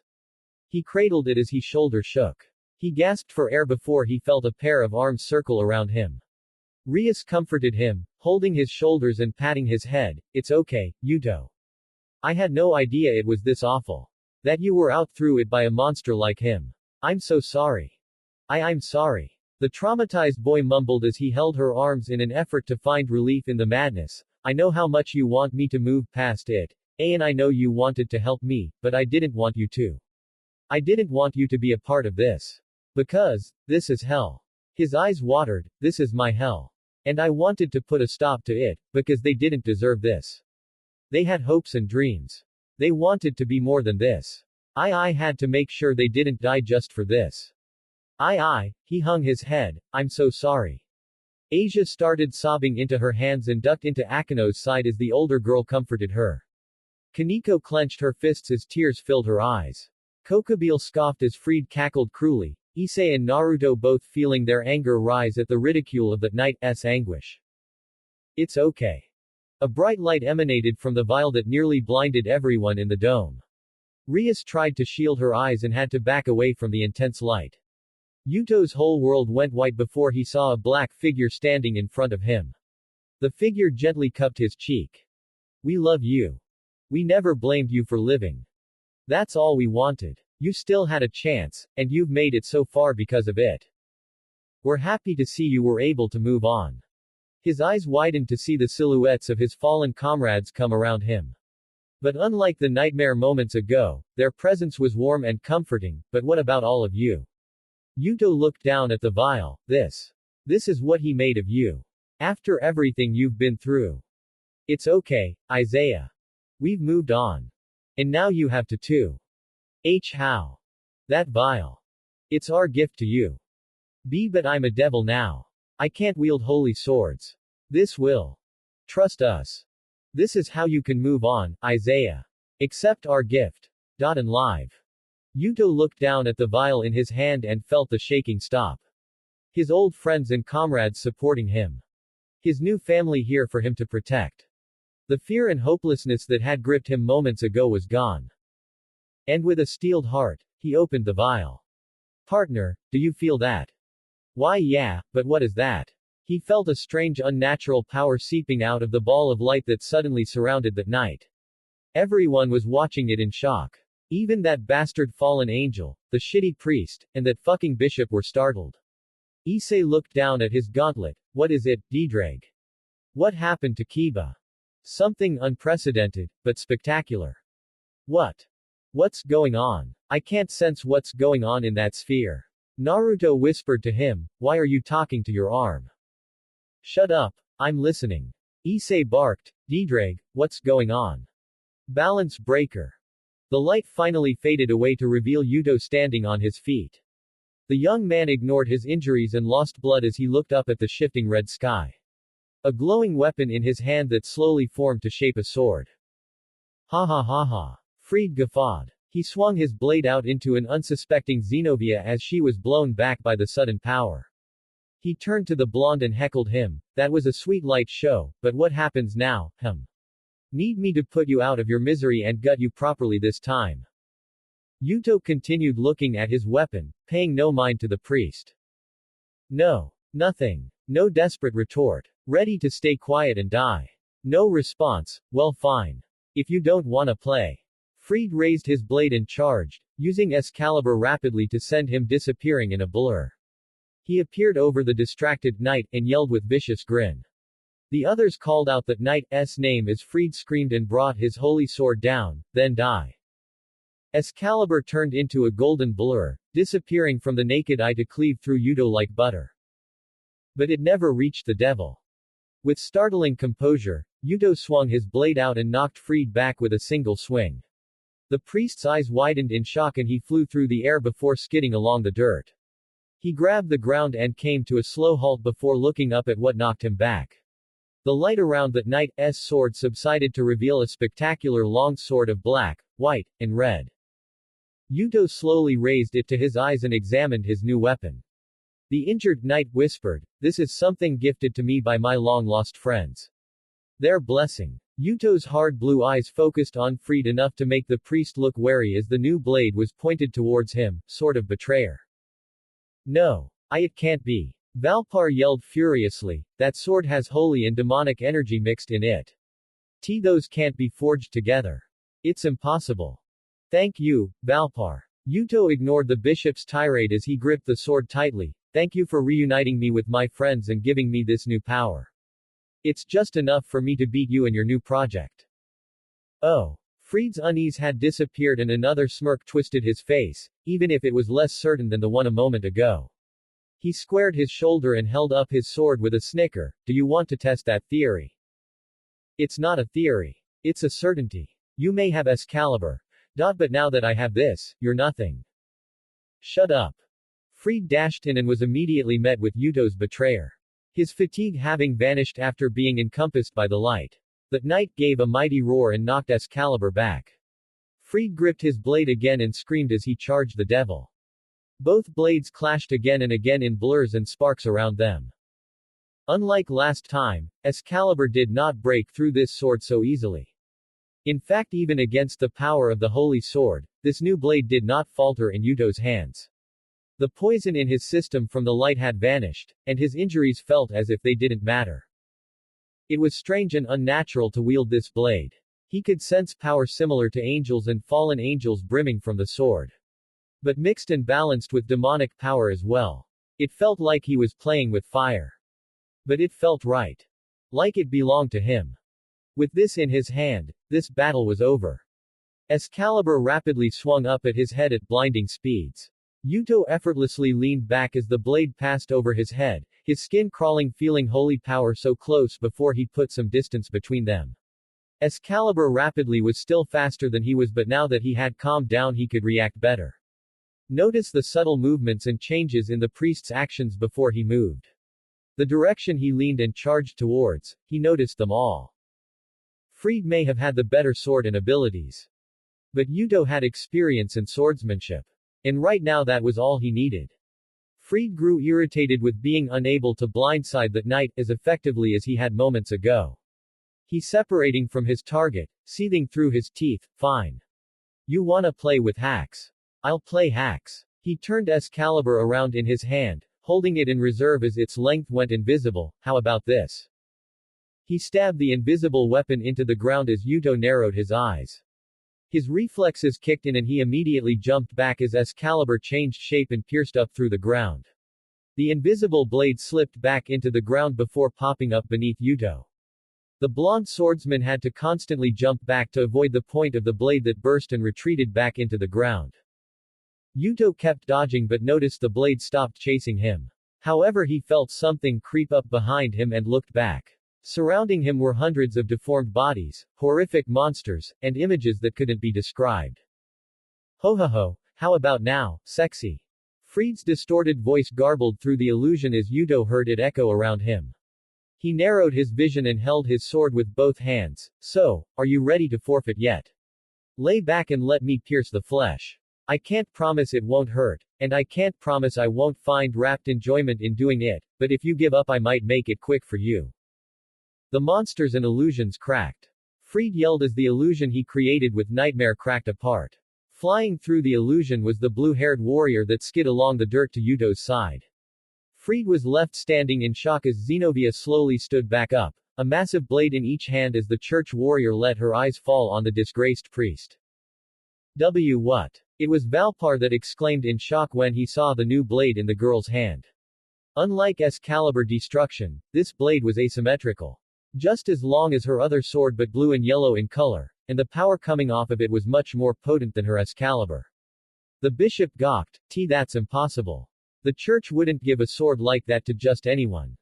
They didn't. Zenobia clarified, I was a wielder of a holy sword long before this mission. Before I was tasked with retrieving the pieces of Excalibur, I was the wielder of Durandal. The warrior let a small smirk take her lips at the sight of panic on Fried's face. So tell me, priest, do you believe your fragments can hold a candle to a complete blade like Durandal? Why you whore? You want to test me? See if this blade is really the shit. Fine. He cackled, charging Zenobia who didn't react in any way as he ran at her. I'm gonna cut you so deep. Where are you looking, Fried? The priest's eyes widened as he quickly turned and blocked Yuto's thrust. The priest was knocked back, his feet digging into the dirt as he was forced back by the power of his strike. The silver-haired lunatic tried to catch his breath. You are aware you're fighting two people, right? Fried blocked Zenobia's swing as the blunt edge of his blade slammed into his shoulder, knocking him away and sprawled into the dirt. His vision started to blur as he lifted himself up. It's true, Fried, that your blade is mighty. The priest screamed as he turned around and started exchanging swings with Yuto. Despite Fried's pushing, that knight took it in stride as he continued speaking, Excalibur is truly a magnificent weapon. But it is wasted in your hands. What? He's right. Yuto disappeared in a burst of speed and Fried looked up as Zenobia fell towards him. She brought one sword down as Fried blocked it, his shoulders and knees buckling as a crater formed beneath him from the force. She started swinging Destruction and Durandal against the pseudo-Excalibur as Fried tried to cope. It's like giving a child the sharpest knife in the world. Something truly exceptional. But merely a useless tool in the hands of an infant. Shut the fuck up. Fried exclaimed and roared at the top of his lungs. A massive burst of aura from Excalibur caused the winds to pick up and shred through the ground. Zenobia leapt back as his power started releasing uncontrollably. What do you know about me, you bitch? You think I'm a baby? Let's see if you still have that thought when I carve you from head to cunt. It's not that you're a baby, Fried. The priest turned around. Dodin was slashed from hip to shoulder with Yuto's betrayer. Blood sprayed out from the wound as the aura receded and Fried toppled over. He dropped his sword and turned in the dirt before looking up at the devil standing over him. But before you accept a sword like Excalibur, you should become a better swordsman. The priest coughed up blood and reached out for his weapon. Only for Excalibur destruction to stab down and shatter the glowing blade into pieces before he could reach it. Fried looked up and saw Zenovia's stern expression. Oh ho, you cheeky bitch. That was the last thing he said before passing out in the dirt. Zenovia took a deep breath before nodding to the devil. Thank you for your help. Don't thank me yet. We're hardly finished. No. No no no no no. You damn brats. Valpar angrily spat. You took my greatest success and destroyed it. You miserable reprobates. Have you any idea how much effort it took to forge those blades together? The preparation. The time. Neither of them looked amused by his outburst and shared a look. They turned and started approaching him as the genocide archbishop realized his position, Kokobile. Dropping all pretext of politeness, he yelled at the fallen angel, this experiment has failed. If you still want my help then we need to leave. Valpar was silenced as a spear of light barreled through his head and burned it off his shoulders. Yuto and Zenovia jumped back in shock as Valpar's body tumbled over. Asia's scream and the corpse's bodily thud echoed through the dome. The fallen angel silently hovered in the air with a still face. Even after obliterating the bishop's head, he did not look affected or burdened by the deed.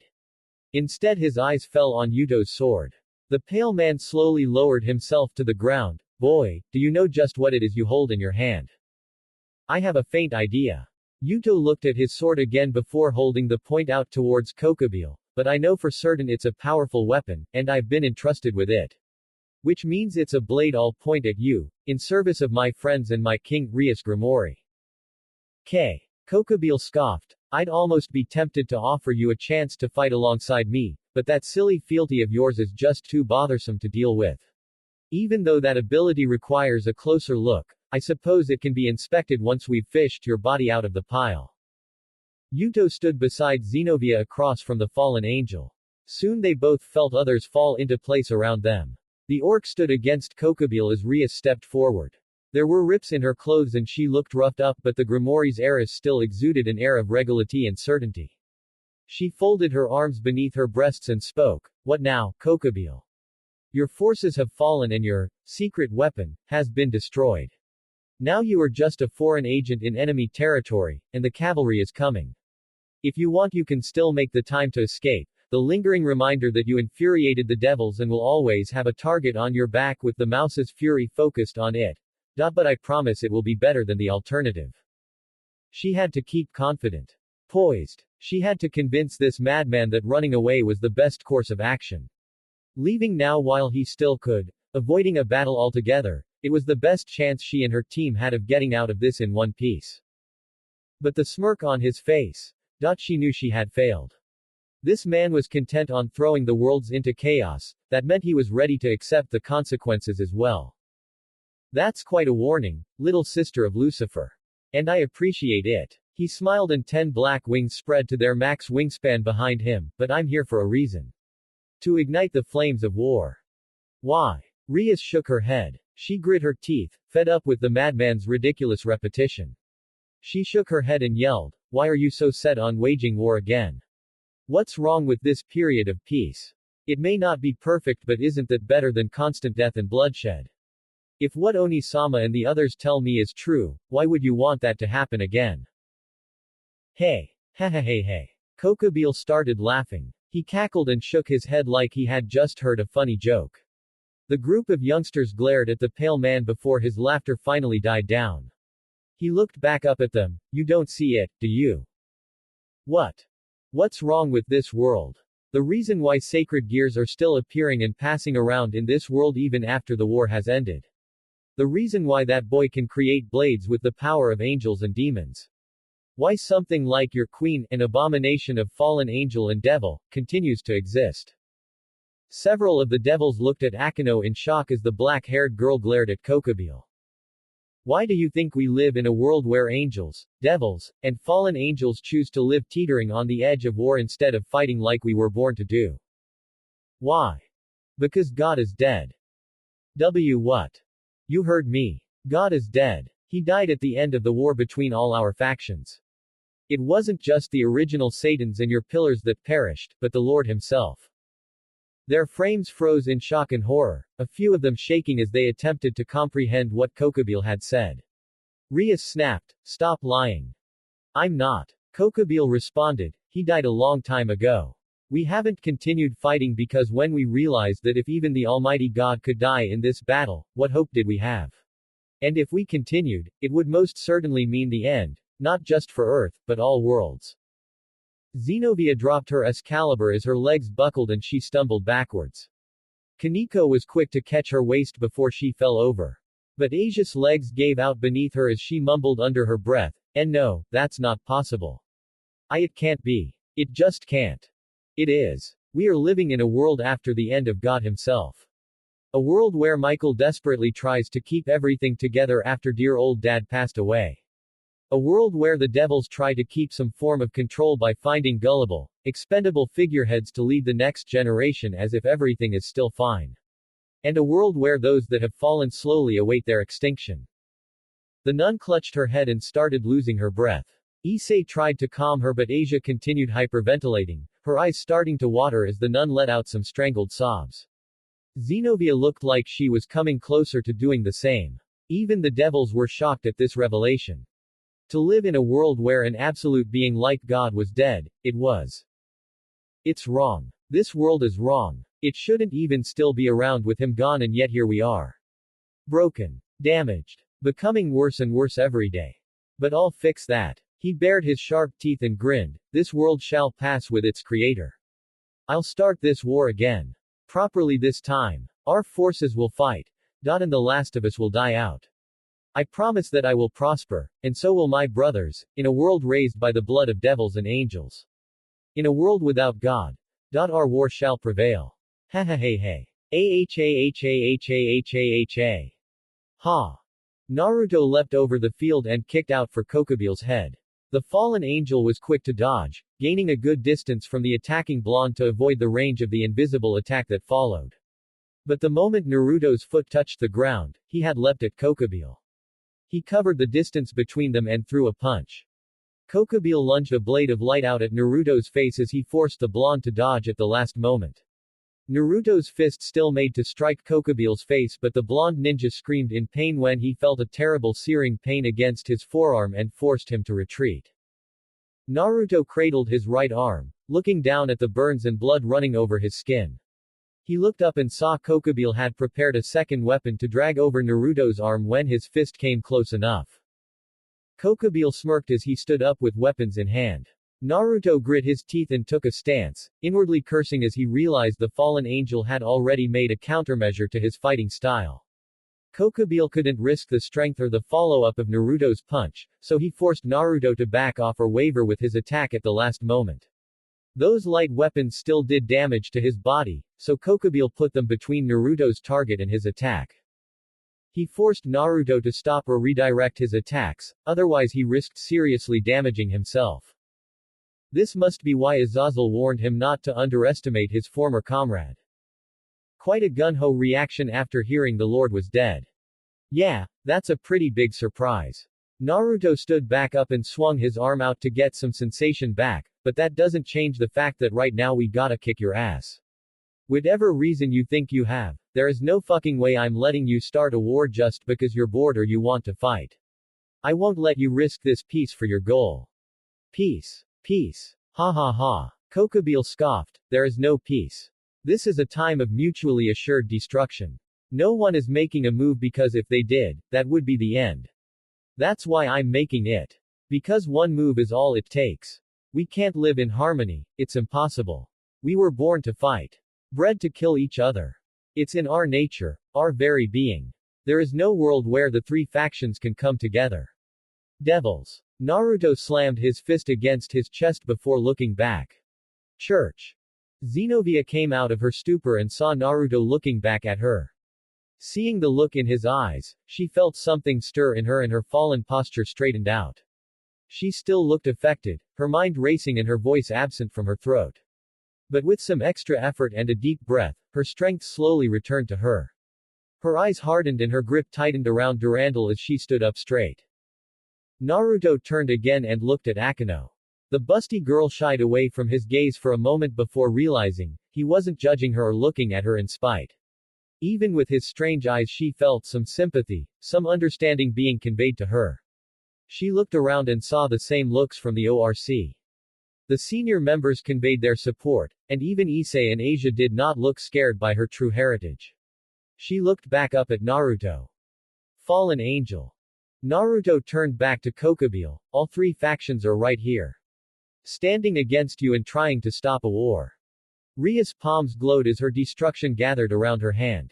Yuto squared his shoulders as Zenobia slowly did the same. Akino's form started crackling with electricity while Kaniko's fists tightened. Issei helped Asia to her feet before glaring at Kokubile and activating his gauntlet again. It may not be peace. But it's a start. The fallen angels panned across the faces of the children standing against him. Different powers. So much potential. Once upon a time, Kokubile would have enjoyed a lengthy fight with them.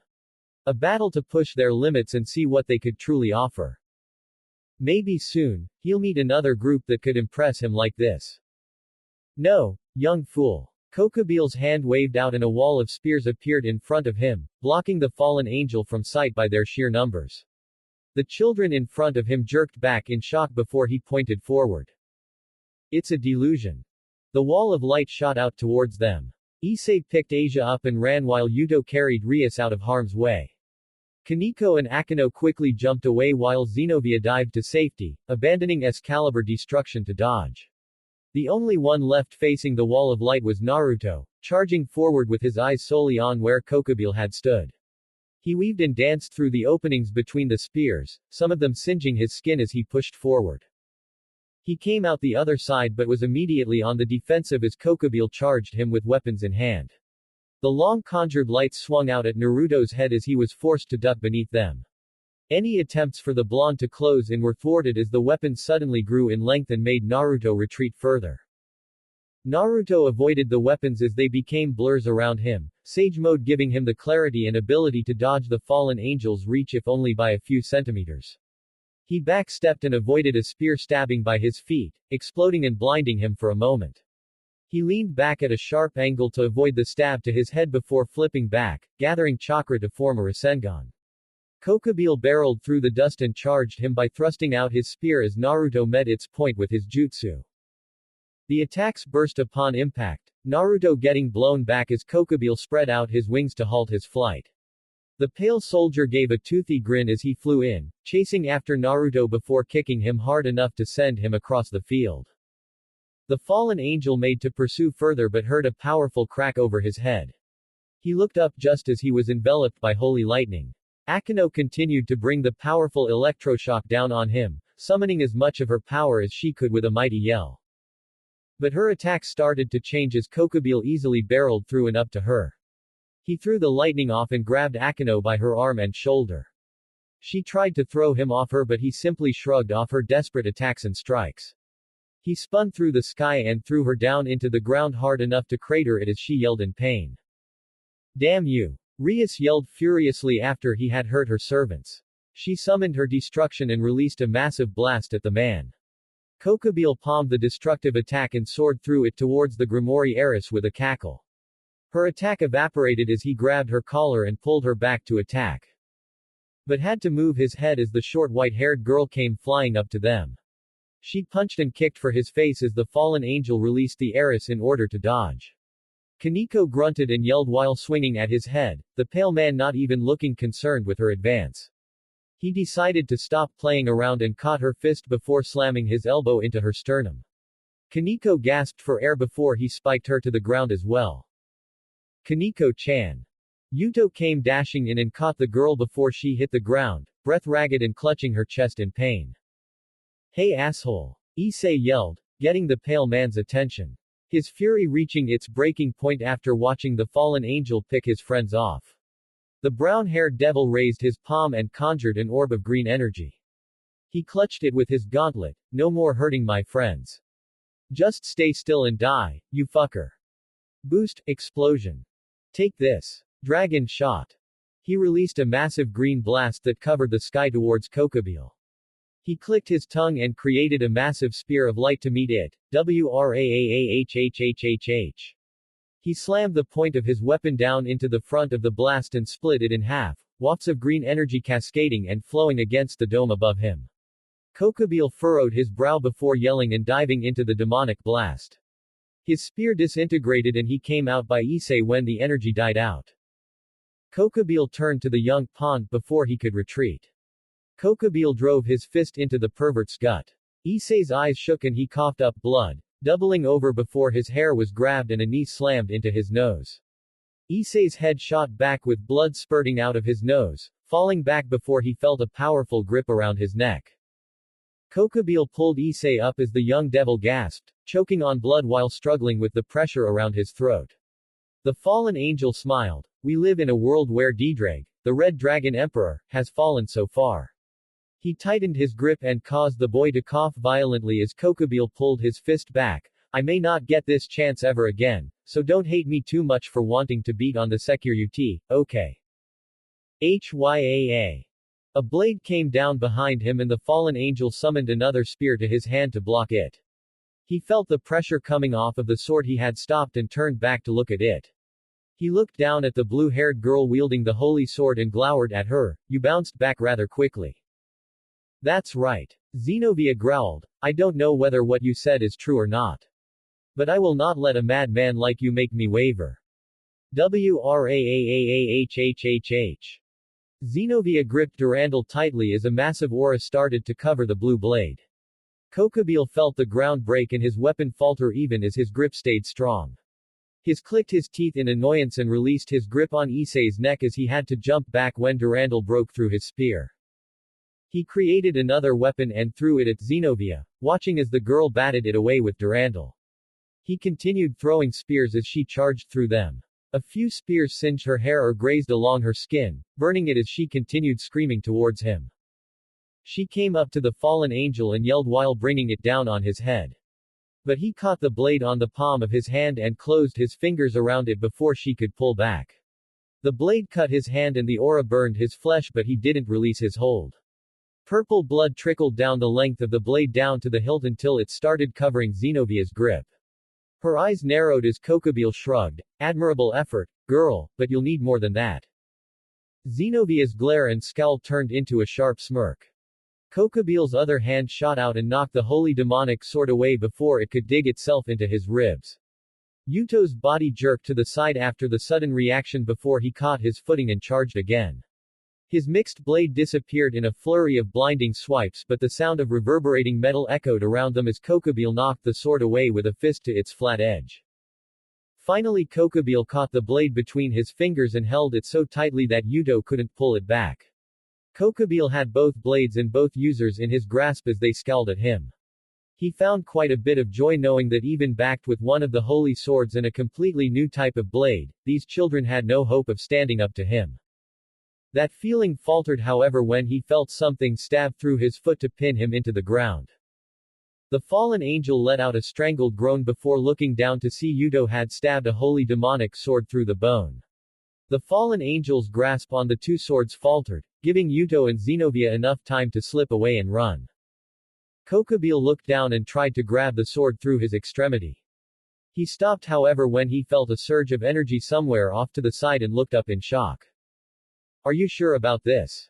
Rias yelled over the deafening sound as she continued to focus on gathering her destruction into the attack. She looked worried. I don't have much faith in this holding together. Era. Akino tried to sound unbothered but even she seemed concerned while adding her holy lightning into the mix. What are the chances this will blow up in our faces? Can you both shut up? You're worried about it exploding but I sorta need to concentrate so that doesn't happen. Naruto continued to focus on creating his Rasenshuriken as the elements of lightning and destruction gathered around it. His jutsu was covered with electricity as the black and red energy covered the spinning blade from the center. Both girls stopped adding their power to his attack as it looked like it couldn't handle much more before it became uncontrollable. Naruto lifted their combined attack above his head as his eyes set on Kokubile.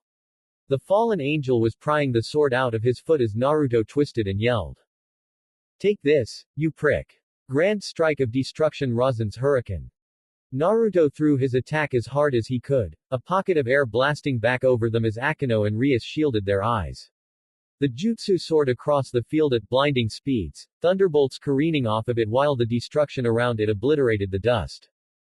Kokubile finally pulled the weapon out of his foot and tossed it away before spreading his wings to fly away. But the jutsu was already on him and he could no longer escape its range. The pale man created a massive spear of light to meet it head-on as he roared, "Raahhhhhhhh." The point of the spear pierced into the center of the Rasenshuriken as he attempted to push it back. The jutsu was refusing to yield as the force beneath it started to crater and furrow the ground. Kokubile struggled to push it back any further before he increased the size of the spear. The weapon grew to massive size and he started gaining some ground. Until the holy lightning dancing around the jutsu started to chip away at the spear. The light construct weakened and buckled under the attack as the destruction around it started to act up. The weapon finally shattered and Kokubile's eyes widened as the jutsu started to expand and explode. A dome of blue, black, red, and yellow energy violently exploded in the center of the field as the entire campus shook from the force. The ground splintered and winds kicked up with enough force to blow everyone off their feet. The sound of the attack was ear-splitting, shattering any windows or glass that hadn't already been broken in the process of the fight. It was like being on site of a bomb strike. The blast finally disappeared as the energy from the combined attack died away. The Orc and Xenovia were left in the aftermath, a heavy cloud of dust and smoke filling the dome to the point where they almost choked on it. Aise-san. Asia finally came back to her senses, a reprieve from her broken stupor after the immense explosion pulled her out of her shock. She spotted her friend in dire straits, sprawled out over the ground with bruises and blood over his face.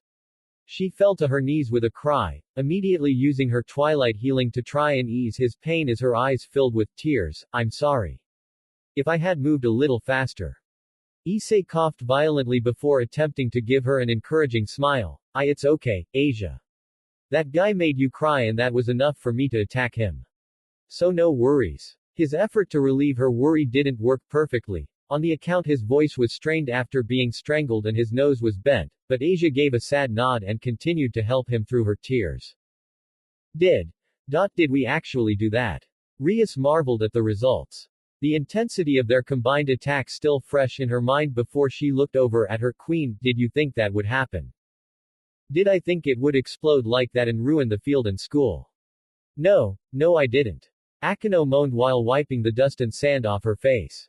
Her hair was loose and out of its ponytail but she didn't care enough to tie it back together. She sent a little frown back at the boy that got them to do it. And what about you? Did you know it would? Hey. Naruto collapsed on his hands and knees, panting heavily while his whole body shook. Rias and Akino were quick to come to his side as the redhead panicked. Naruto. What's wrong? Sorry. He said through his ragged breathing as he looked up at them as his eyes went back to normal. I was really weak and tired after getting remote looper put in. I used Sage mode to get up and come here as fast as I could. Without it, I'm sorta surprised you're even awake. Naruto gave a small shrug and basically confirming Akino's point. It hurt to move much but Naruto felt his head being cradled and gently pulled into the side. His head was nuzzled between Rias' breasts and he felt his cheeks heat up from the sensation. But any embarrassment or wayward thoughts vanished when he felt her softly run her hand down his hair. He moved his head in her grasp to look up at her, holding him as if to affirm that he was really there as she smiled sadly down at him. You make me worry so much while you're gone. Now you're back but still making me worry. Whatever am I to do with you? Naruto looked up at her in silence before lowering his head. He closed his eyes while feeling her hold him. It felt soft. She was warm. He opened his eyes. I'm sorry for making you worry like that. I guess it would be too much to ask you never make me worry again, right? His silence was a clear answer as she resigned to a small giggle. Okay. Then can you promise to never disappear like that again? And to come back to me? I will. Good. Tilde. Akino let out an amused, teasing chuckle after silently watching the scene play out in front of her. Naruto jerked up in surprise as Rias simply turned to her best friend. The queen smiled behind her hand. Should I stick around or leave you two alone? Not at all. Rias simply took Akino's attempts in stride as she stood up. She attempted to fix her appearance despite her ripped clothing before looking down at the black-haired woman. In fact, Akino, can you look over Naruto for a moment? Make sure he isn't hurt any worse than fatigue. I need to go check on our little problem. Of course, Bucho. Akino smiled. I'll take good care of him. Can I request someone else? Despite his lack of energy, Naruto still deadpanned with an unamused look on his face. Oh, now don't be like that.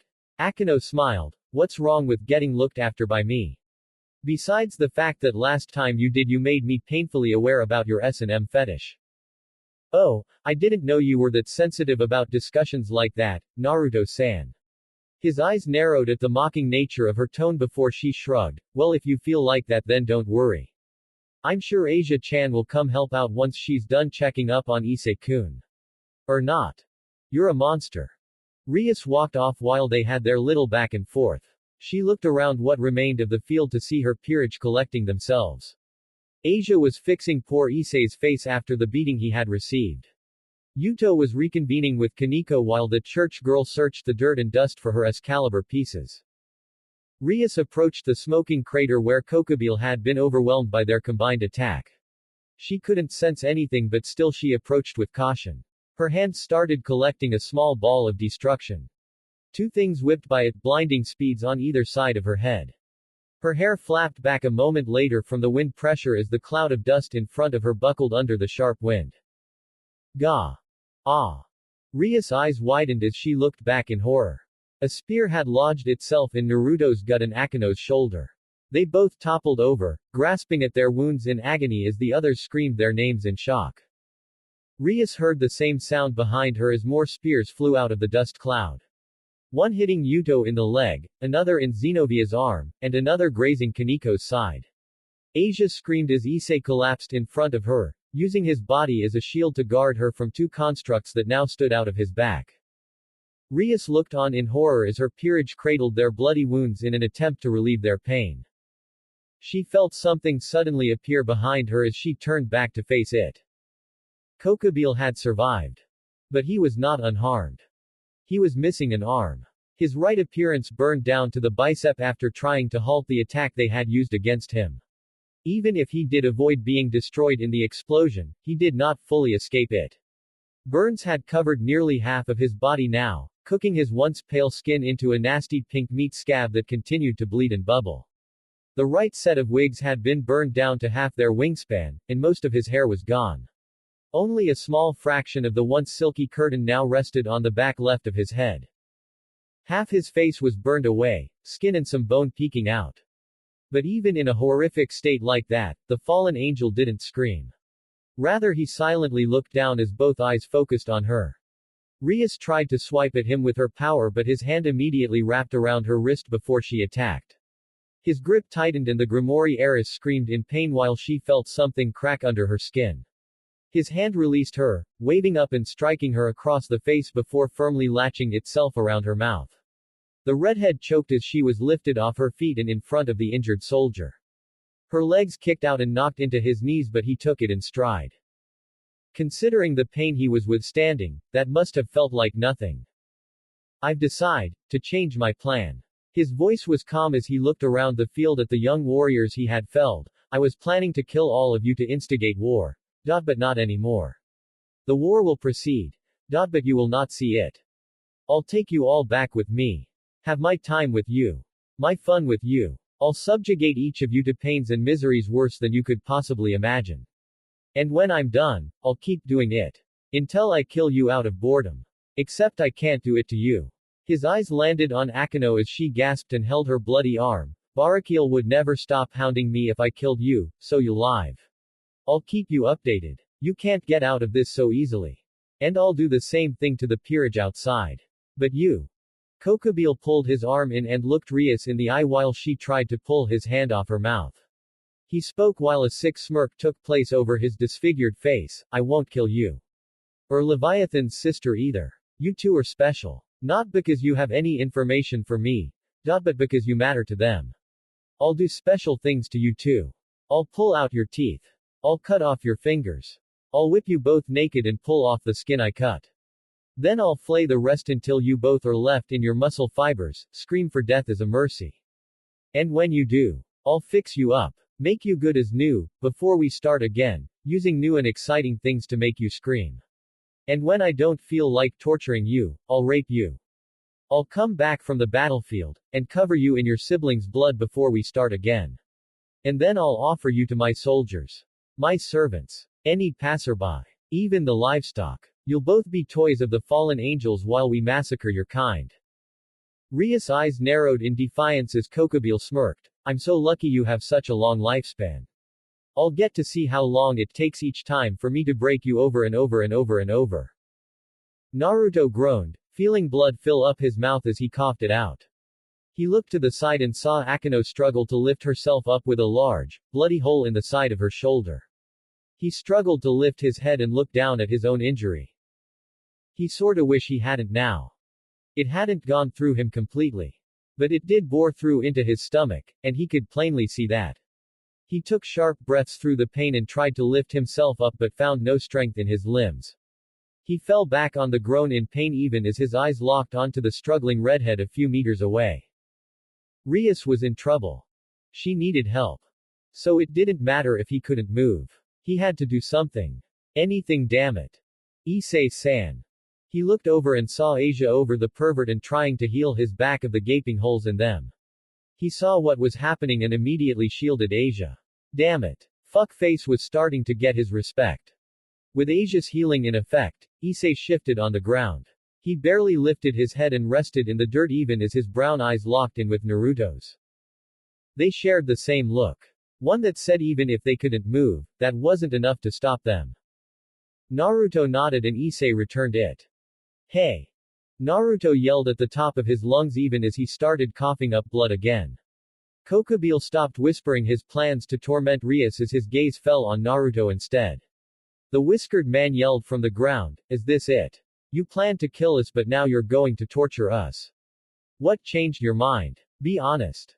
Kokobile slammed his knee into Ria's stomach before tossing her to the ground, stopping her from getting up or running. Naruto wanted to roar and punch the fallen angel to death for that but right now he had to settle with keeping his attention. I bet I know.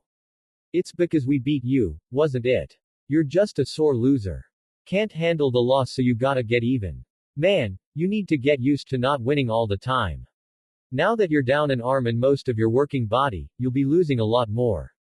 But you gotta tell me, with how much of you got cooked, did we accidentally boil your... Naruto didn't get any further as Kokobile slammed his heel down on the wound. Ah! Bastard! Akeno yelled and threw a bolt at Kokobile who merely caught it and sent it back in one fluid motion. Akeno was blown back while the evil Solider continued to dig his heel into the wound. Naruto let out a blood-curdling scream while red-coated Kokobile's foot. I'm not killing you because I'd be denying myself the joy of toying with all of you. I did underestimate you lot, and I've paid a heavy due for that mistake, so now I'm treating you like true warriors back in the day.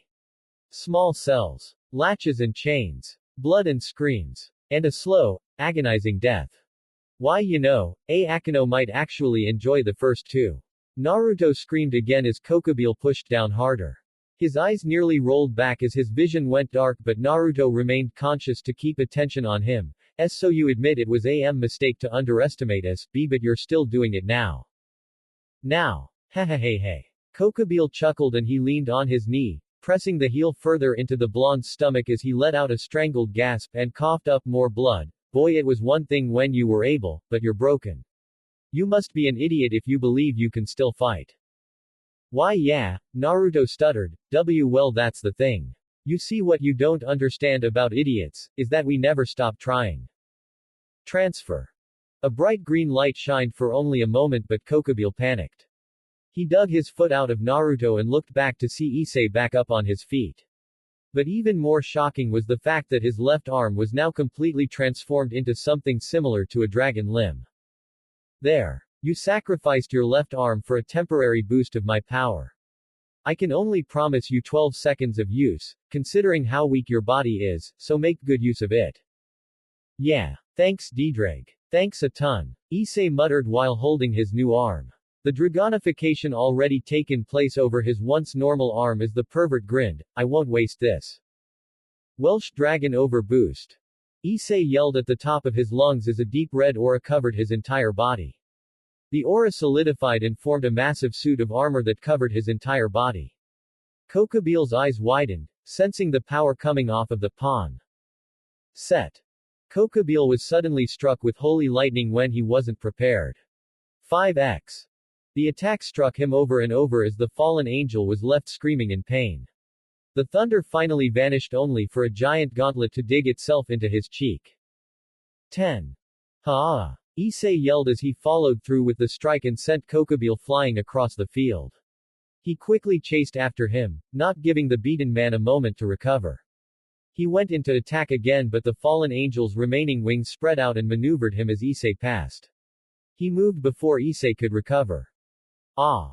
But felt two swords stab into his back while he attempted a strategic retreat.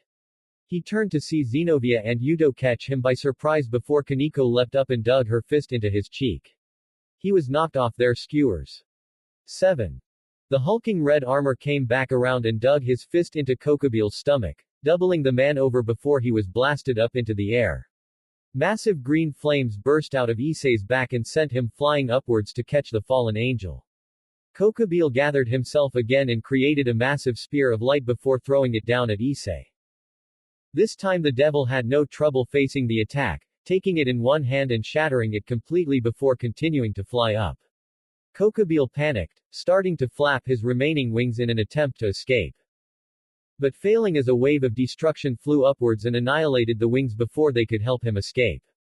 Kokobeel looked back down and saw Rias on the ground with one hand extended. "You fucking." 3. Issei appeared above him and spiked him into the ground, cratering the earth from the force as Kokobeel gasped in pain. The fallen angel struggled to his feet. Boost boost boost boost boost boost boost boost boost boost boost boost boost boost. Kokobeel looked up and saw a massive green light expand and recede from the jewels of the red armor as its power grew to unimaginable heights. Set. He looked over and saw Naruto reaching out with his sacred gear. The blonde grinned, "I warned you, don't underestimate idiots." 1. Dragon shot. Explosion. The massive green blast came falling down and overwhelmed Kokobeel in an instant. 10x. The explosion from the impact repeated 10 times, growing larger and more powerful as it ruined the remainder of the campus with ease. The green energy finally disappeared as the injured orc looked on silently. Issei came falling back to the ground but just stopped himself from crashing with help from his wings. He stumbled to the ground and took a sharp breath, gripping his changed arm in pain. "Looks like you made a stupid move." Issei looked aside and saw Naruto sitting up with some help from Akino. His gut was blood red and there was even some leaking out from his right arm after overusing his freshly implanted sacred gear. Issei chuckled, "Takes one to know one." "Fair enough. Issei-kun." Akino looked worried for her junior, "Your arm." It's okay, Akino-san. "No worries." Issei tried and failed to look unaffected by the new state of his limb, "It doesn't even hurt really." Enough. Issei's head was bonked as Rias stepped past him and looked down sternly at the two idiots. "You two are going to need some serious treatment after this." "Rias?" Naruto asked with worry in his voice, attempting to stand up but failing on account of his wound. "Are you?" "I'm fine." Sore and a little disturbed by that man's mindset but nothing too horrific. "I'm more worried about all of you." Her eyes landed on their wounds before she turned. "Asia." "Why yes." The nun came running to her king's call. "I know you must be tired, but can you give them some treatment? They need your help." "Oh of course." The short girl nodded before kneeling down and holding her hands over Naruto's gut. A green aura covered her hands. "I'll do my best." "Good." Rias looked over at the smoking crater and slowly approached it. "Is he not dead? But he's done." Rias looked in, spotting the downed form of the fallen angel after he had finally succumbed to the damage. His body was hidden under a layer of dirt, so she didn't know what was missing and what wasn't. But honestly she didn't care. She wished she could have caused him more pain. But she would have to trust that to her brother and the higher. The dome above them shattered into pieces as something collided into the crater in front of her. Rias was nearly blown back by the force of the wind and tried to shield her eyes as well as catch a glimpse of what had caused the strange occurrence. Her eyes widened when she saw an almost exact replica of the armor Issei had worn a moment ago. But this one was a sparking white, with massive wings made of bright blue energy spreading out from its back. The being reached down and picked Kokobile up by the nape of his neck before turning to face them. Rias blinked in shock before demanding, "Who are you? Identify yourself." The figure remained silent before its gaze turned to look behind her. "So, finally confronting my nemesis. And he's too exhausted for us to have our first match. How disappointing." Rias' eyes widened and she looked back at Issei as he looked just as confused by what was happening. "Who? Me? I suppose a better time will come soon enough. At the moment I have to take care of this man." "Wait." Rias' voice was stern even when faced with the powerful entity before her as she glared. "Are you planning to revive that man?" "No." The armor shook its head. "Not at all. In fact, he's being taken to be properly punished. Seems he angered a lot of friends with this stunt. His idea was fun, but I suppose it was poorly executed." Her eyes narrowed. "So you're allied with the fallen angels?" "Who knows?" His response was ambiguous but condescending as he started taking off. "I suppose you'll just have to wait and find out." Rias looked up and watched the white armor fly off into the sky at blistering speeds. The White Dragon Emperor. She didn't like the pit in her stomach that formed at the idea of facing a monster like the Hakuryuko so soon. "Devil. Oh, okay." Asia mumbled after she finished the final round of healing her friends. She stumbled back on her feet and nodded. I think that's the last of it." Kaneko gently rubbed her arm and felt the area that had once been burned by the light attack. She looked up at the nun. "Thank you, Asia-senpai. I'm sorry for making you heal me when you're so tired." "That's fine, Kaneko-chan." The tired girl assured her junior before giving a firm nod with a kind smile. "This is my duty as a healer. It doesn't matter what kind of injuries you may get, I promise I will fix them as best as I can." She's not kidding. Naruto smiled and lifted up his shirt to inspect where the hole in his stomach no longer existed. Even the pain in his arm was gone as he lowered his ruined uniform back down. "Just wish you could fix cloth too. I'm so sorry." "Hey, come on senpai. Don't make Asia feel bad. She's fixed us all up in no time flat." Issei reprimanded the older blonde and waved his still mutated arm up in the air. Sorry. I'm sorry for making you feel like that, Asia." It's okay, Naruto-san. I'm just glad I could help." The meek blonde smiled. And I'm glad that you are okay." Naruto smiled as well and patted the girl's head as she happily accepted the show of affection. Issei glowered and wanted to argue again, but Akino pulled his arm down. "Don't move too much. I still need to fix your arm, Issei-kun." Her hands started to glow as his left arm started looking distinctly more human. "It'll look normal once we're done, but we can't change it back. Unfortunately. It'll be like that forever." "I know. Didrag gave me the same warning." Issei nodded and smiled. "But it's fine. I knew the consequences, but it was still worth it to teach that prick a lesson." "Thank you for your sacrifice, Issei." Rias thanked her pawn as she entered the room again with Yuto following behind her. Her peerage turned to her as she smiled. "Oni-sama's people are fixing the school now as we speak. It'll be back to perfect condition by Tomoru for us to go to school." Hooray! Not a lot of enthusiasm at that update. "And what about Xenovia?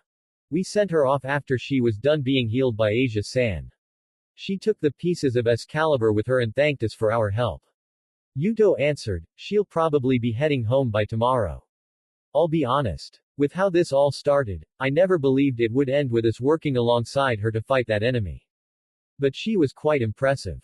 And intriguing." Rias noted as she sat down on the couch and leaned back with a sigh. "But I am glad it is over." "Yes." Akino nodded with her smile. "It's been quite a long night." "Yes, it has. And it is going to get even longer." Naruto realized how silent the room went and looked back to see all eyes on him. "Now. Seems as good a time as any." "Well, yeah, I guess, but aren't we all tired?" "We are. But is there a reason you can't tell us now?" Naruto blinked and thought for a moment before shaking his head. "Nope. Now is fine. In fact, it's perfect. Because I don't just want to tell you how I got this sacred gear. Naruto walked around the couch and looked between all of them before his eyes fell to Rias. If you're willing to listen, I'd like to tell you a little about myself. Finally. Issei exclaimed, been waiting to hear from what's up. I will absolutely listen to your story, Naruto-san. Asia sat down and looked up at him expectantly. After your help, I would be honored. Yuto gave a small bow and smiled. Well, I suppose we should listen in case you cause any more trouble. Akino laughed at his frown. He looked to Kaneko, who had her gaze lowered for just a moment. The little freshman looked back up at him with a guilty expression before steeling herself and nodding. Finally he looked towards Rias to see her smile. I want to know everything about you. She repeated to him, if you're ready to tell me. He smiled and leaned against her desk while the club members took their seats. He took a deep breath and scratched his head. Well, I guess I should probably start by telling you. I'm not from around here. And then I told him about the big blast I was caught in. And how I got lost floating in this place he called the Diagonal Gap or something. But then I somehow ended up down the street of Kuo, and I made my way there. Then I passed out and woke up a few months later. I got a scholarship to the school, which I found out was your brother paying for it so they could keep an eye on me in case anything crazy happened. And then I was killed. And now we're here. Naruto lamely finished before shrugging, and that's it. Their expressions varied to say the least. Akino and Rias stared at him in silent shock. Issei's jaw dropped and Asia's head was tilted in confusion. Yuto tried to wrap his head around the impossible tale he had just heard. Kaneko was blank-faced. Naruto awaited their response. After the third minute of straight silence he looked around, so. Any questions?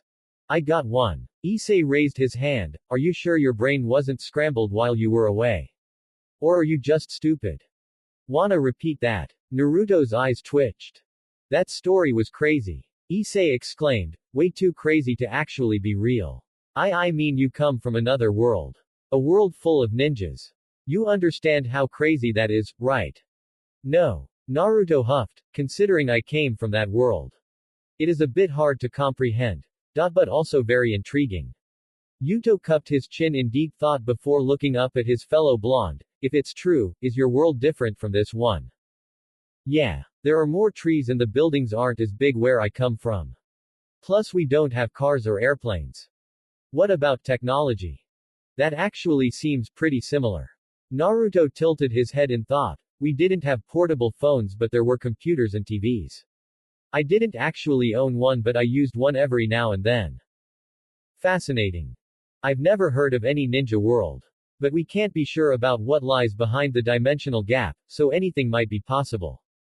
Akino theorized, I'd say a world and scenario like the one you told us is just too insane to be real, but I believe you lack the creativity to actually make it up yourself. There's a chance you're just suffering from Chunibyo syndrome. Either agree with me or don't. Naruto cut her off. Don't use this as a chance to land shots. Akino smiled unabashedly. Pooh. Is it really true, Naruto-san? Were you a ninja? Asia asked with excitement in her voice. When the older blonde nodded, the nun's eyes lit up with joy. Oh, that is amazing. The others looked at her strangely and sweated as the girl blushed with embarrassment and lowered her head. When I first heard I was coming to Japan, I was very excited at the idea of meeting ninjas and samurai. I was a bit disappointed to not see one until now. Asia, ninjas and samurai aren't gonna be wandering the streets. The blonde girl shifted on her feet, mortified by the looks of pity she was getting at her childish idea. Issei scratched his head. Bucho, what about you? Do you believe? Bucho. The redhead was staring up at Naruto with wide eyes. Honestly, she looked just as intrigued by the revelation as Asia was. Which was worrying considering how much more composed and mature she was supposed to be. Akino gave a not-so-subtle cough and nudged her king in the side as the heiress collected herself. All right. Thank you for the story, Naruto. It was nice to finally get the story from the man himself. Issei and the others stared at their leader blankly. Bucho, can you show just a little more disbelief in the crazy fantasy story we were just told?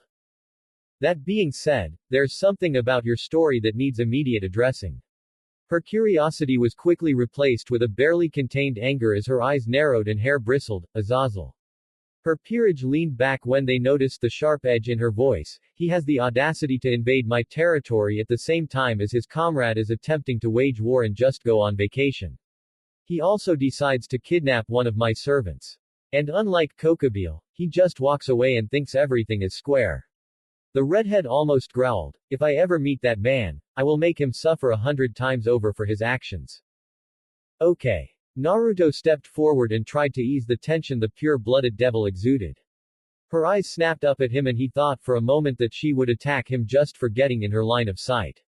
But luckily her shoulders sagged by the narrowest of margins and he realized that was the best opportunity he'd have to convince her to think rationally. I know you're probably mad, but you shouldn't be. She made to argue, he didn't hurt me. He helped in fact. He raised his arm and activated his new gear to emphasize his point, this thing helped me in the fight. So I know you might be pissed at him.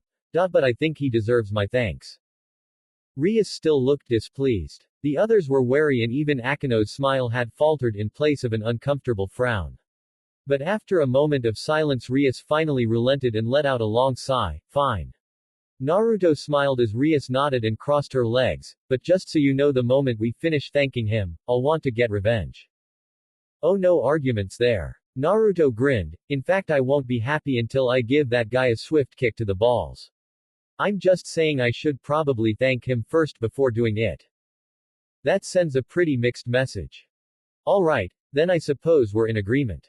Rias reluctantly accepted Naruto's request. She stood out of her seat and looked down at the sacred gear embedded in his arm. I can't believe you actually have one of those now as well.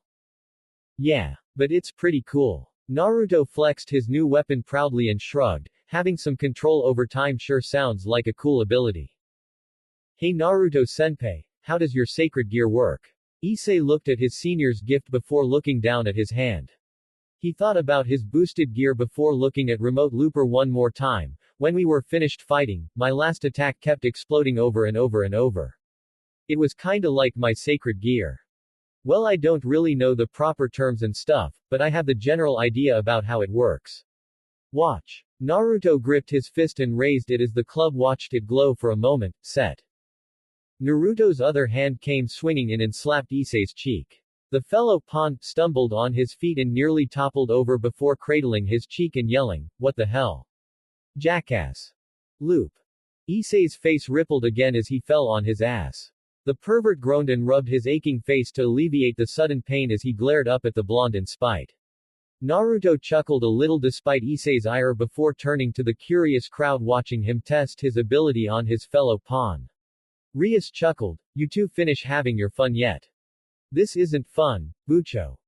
It is for me. Issei glared back at the whiskered man as he grinned.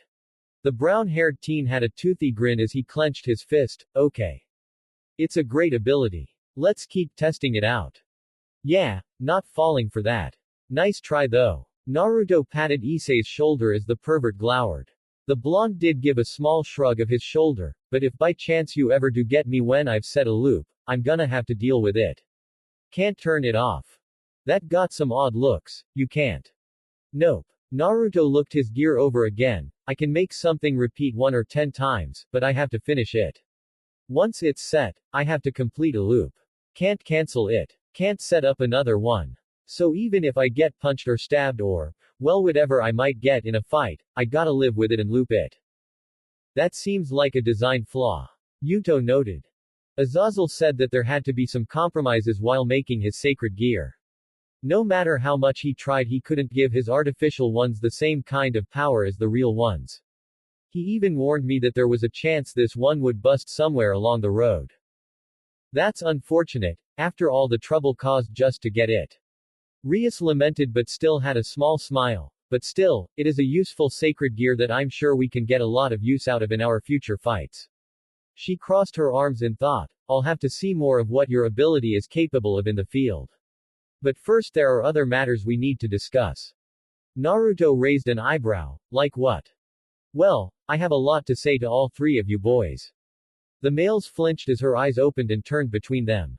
They first stopped on Issei. Issei, I'm worried about the extent you went in order to finish our last fight. I don't like the idea of you sacrificing your body parts for an added bit of power. Plus the fact you're in so much pain trying to acclimate to it is something else very concerning. He lowered his head. Sorry Bucho. However, if it wasn't for your sacrifice, I'm sure that fight would have ended poorly for all of us. There were a few nods and hums of agreement as they rubbed the areas that were once their spear wounds. The redhead stepped forward and smiled at her. Pawn, so I suppose I can't be too mad at you. You'll have to inform us when your arm starts to act up so we can suck any excess power from the gauntlet. So I think I'll leave any punishment and treatment to your personal healer for now.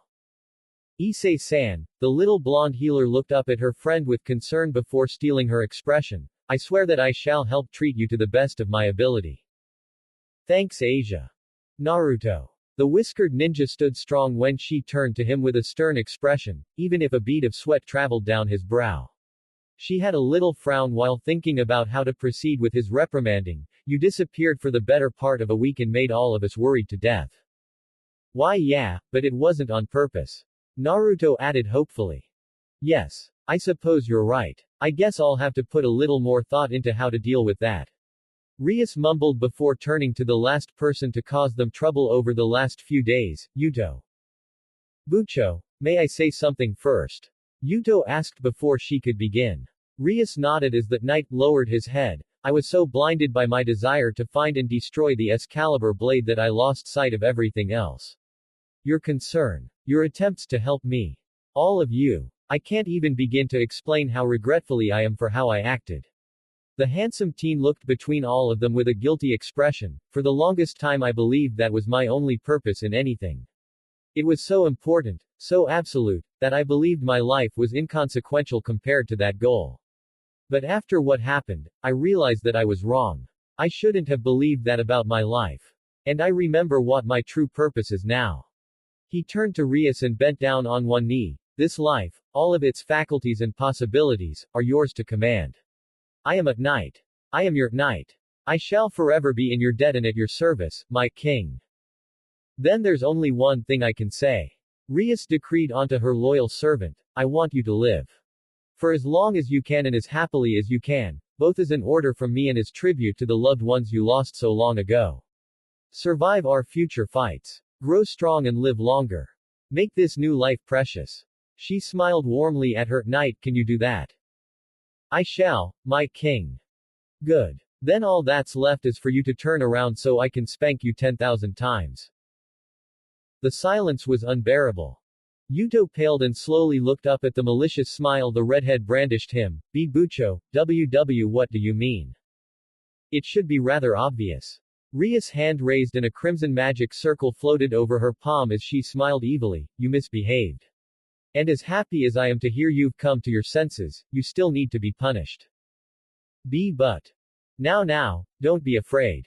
Rias stalked forward. It won't hurt nearly as bad as you think. Yuto stopped when he felt someone hold him in place, Kei Kaneko-chan. The freshman gave him a regretful look before holding his arm so he couldn't escape. He heard a joyful giggle at his other side and saw Akano holding his other arm. Naruto raised his hand while he, Asia, and Issei watched on in horror at what was about to happen.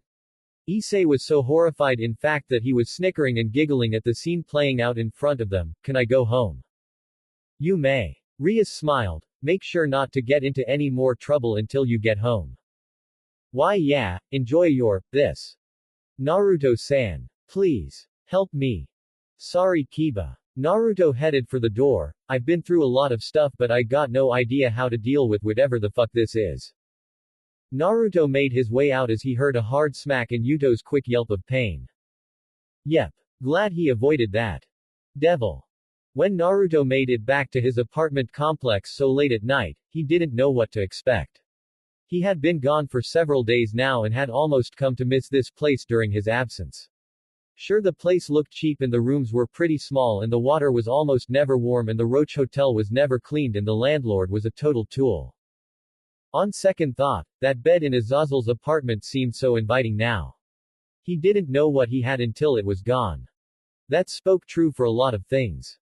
Anyway, when he came back to his crummy, almost abandoned complex, he didn't expect to see a group of laborers working out in the street to fix the damages he had caused in his fight with Azazel. This being a less populated area than the rest of Kuo, he expected it would be a while before anyone came out here to fix it. Honestly, he thought he'd just have to get accustomed to coming home to see a broken lamppost and shattered blacktop forever. But not only were they working on it, they were almost done. Naruto made his way to the landlord's office when he saw the lights still on. He heard the telltale signs of life from the TV blaring some kind of inappropriate content. He looked in and saw his crabby landlord lounging back in his seat and watching his porn with no shame.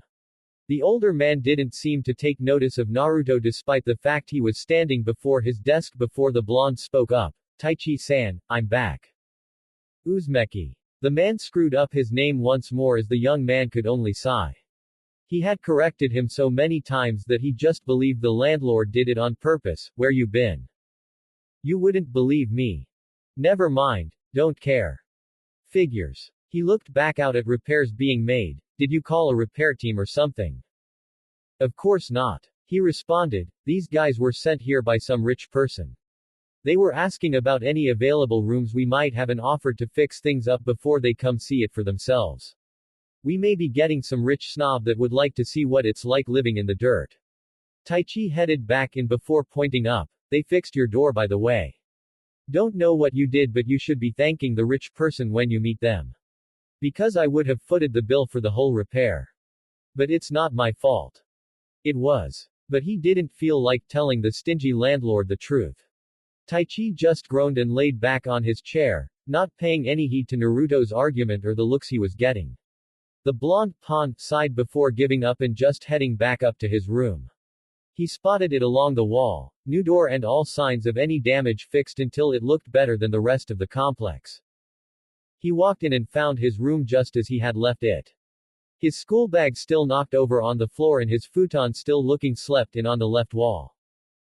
Naruto was amazed at just how quickly his body relaxed when he spotted his bed. He dragged his feet and yawned while making his way over to the futon. Once he reached it, he gave in and collapsed onto the comfy cover. The fatigue from the recent battle and the recent surgery had surely taken their toll on him. Even with the sound of repairs outside, Naruto easily drifted off to sleep. He'd only have a few hours of sleep before school started. And Rias would probably come over and complain if he skipped out any more classes. Hopefully everything would be easier in the next few days. Devil. They weren't. Hiya everybody tilde. The serious, stern voice attempted to sound sweet and bubbly as she greeted them. The blue-haired girl gave them a cute pose and winked while still having the stoic expression on her face. My name is Zenobia Quarta. Gee, it's real swell to meet all of you. I hope we can have a real fun time together tilde. She turned back to the older girls. How was that? Good first attempt, but you want to introduce yourself to everyone. Making a first impression is important. Rias smiled. Was there a reason you added the poses? It seemed appropriate at the time. Okay. Zenobia-chan. Akino smiled. How about you add a few more twirls and a wink to the end of your introduction? I'm sure that's enough to get people's attention on you.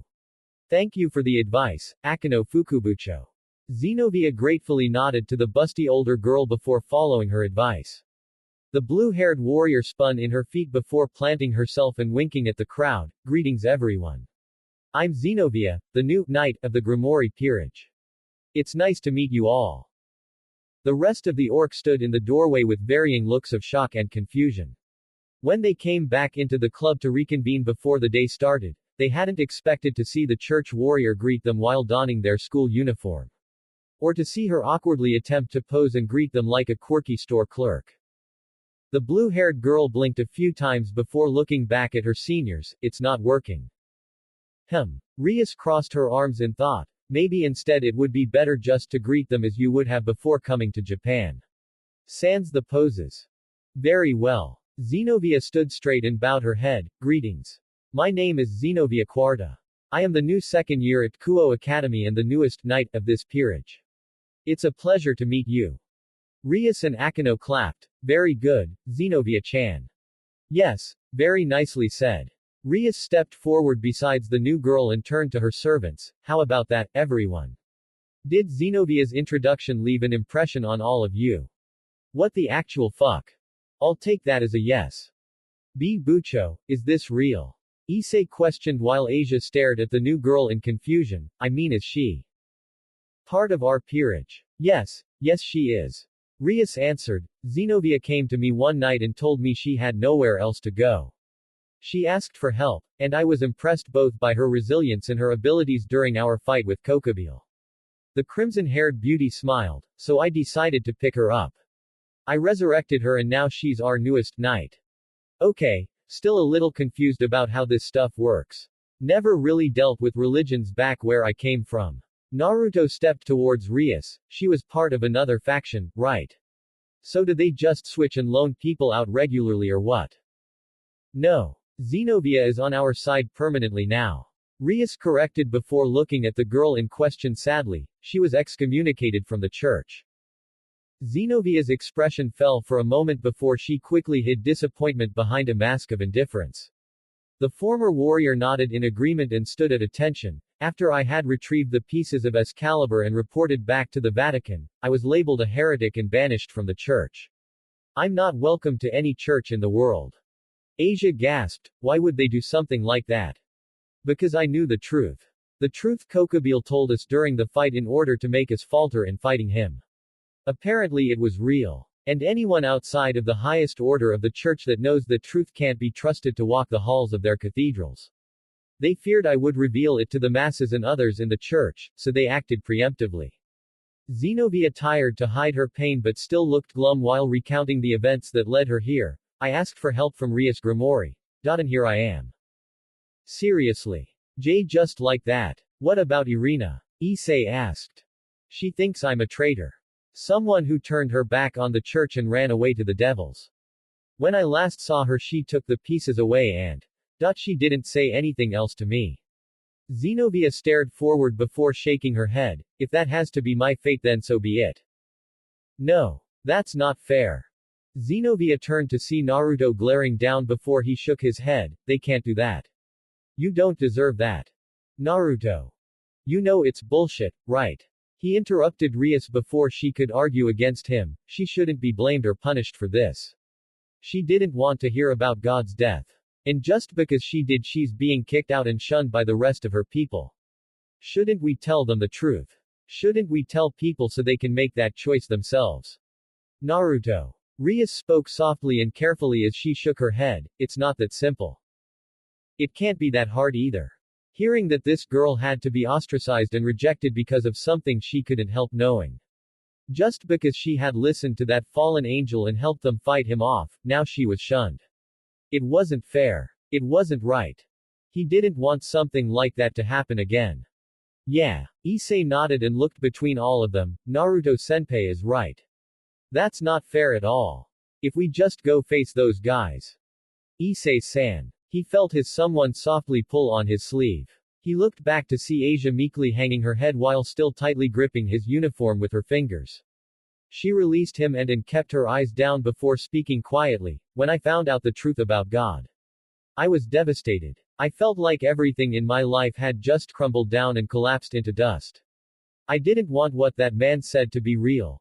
But if it was, I don't think I would have wanted to hear it. Exactly. Rias nodded, looking at her bishop sadly before facing her pawns. If we told the world the truth about the Lord and they believed it, they would either be in denial or be furious and confused. She stepped up to the blonde man's and looked up at him. Naruto, you may not know much about religion back in your world, but here it is a staple of many people's lives. Keeping something like this may be selfish and cruel. But when the alternative is hysteria and madness, I can understand why they would want to keep it secret. And why they would make this kind of choice. Thank you for your concern, both of you, Zenobia spoke, but I'm fine.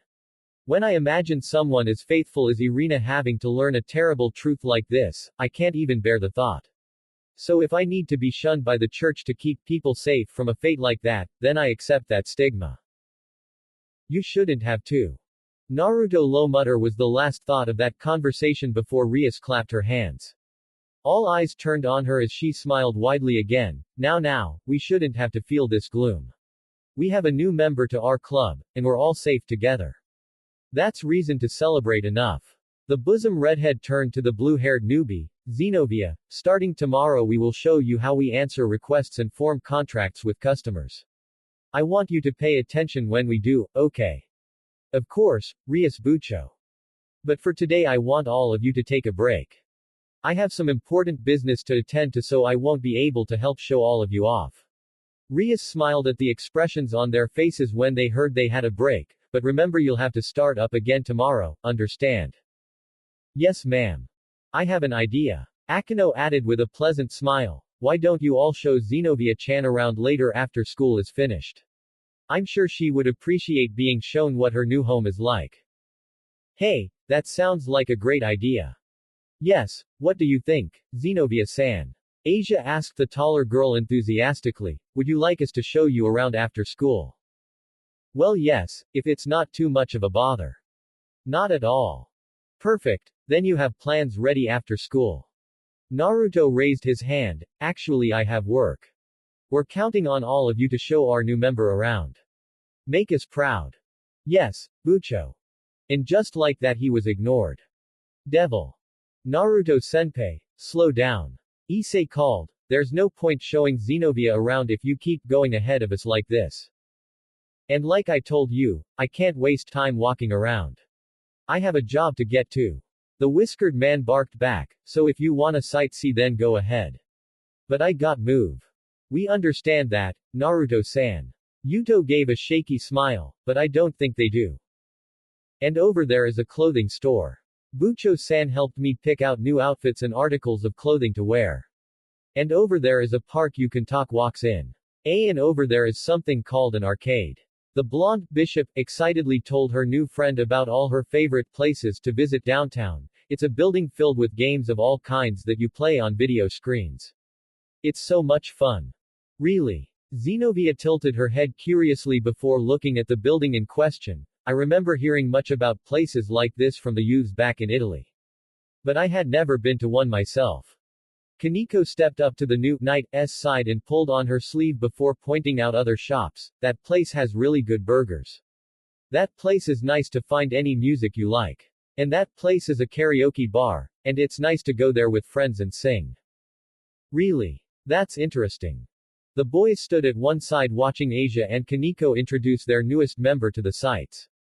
Naruto groaned and scratched his head before looking between the two boys. Does stuff like this last for long? Kinda. Issei shrugged. When we came out here the first time to get Asia some new clothes, we went shopping for hours. Course I got to see Asia and Bucho in tons of cute, sexy outfits, so I'm not really complaining.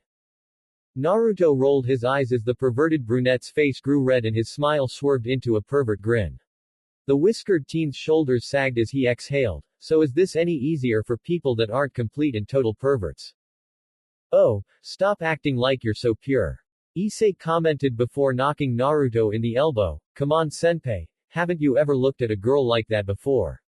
We're men. It's our job to see perverted things at any opportunity and then remember them to ourselves at our leisure with our thoughts and a healthy assortment of tissues. Oh for fuck's sake. Yuto raised his hand. I don't usually do that, Issei-kun. Well Kiba, to be fair, I don't ever really know your deal. Yuto blinked in confusion before Issei turned back to his disgusted senior. What about you, senpai? Haven't you ever thought of Bucho like that when you're by yourself? What? Why would I think of Rias like that? Because you two like each other. It's why you get along so well. Issei plainly stated as Naruto's eyes widened. Did you not notice?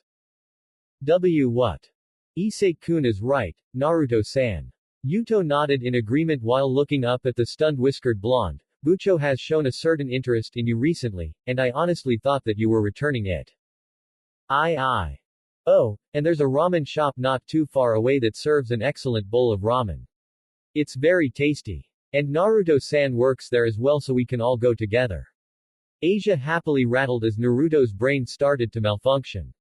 Yep. Those were some tasty noodles. Kaneko wholeheartedly agreed.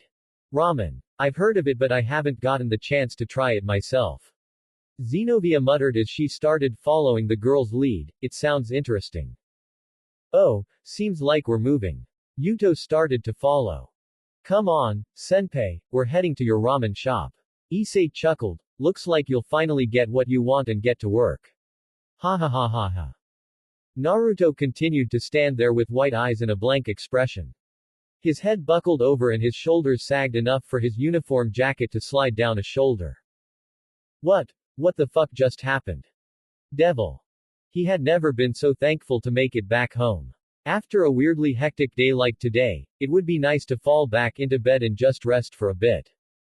Having them over in the shop was crazy. It was nice to have people he knows now and can talk to, but they kept asking him about how he got the job and if he could teach them about how to make ramen. Issei was just teasing while Asia and Yudo asked with genuine interest. Zenobia kept asking more and more questions about the broth and the noodles and the meal in question while she ate it.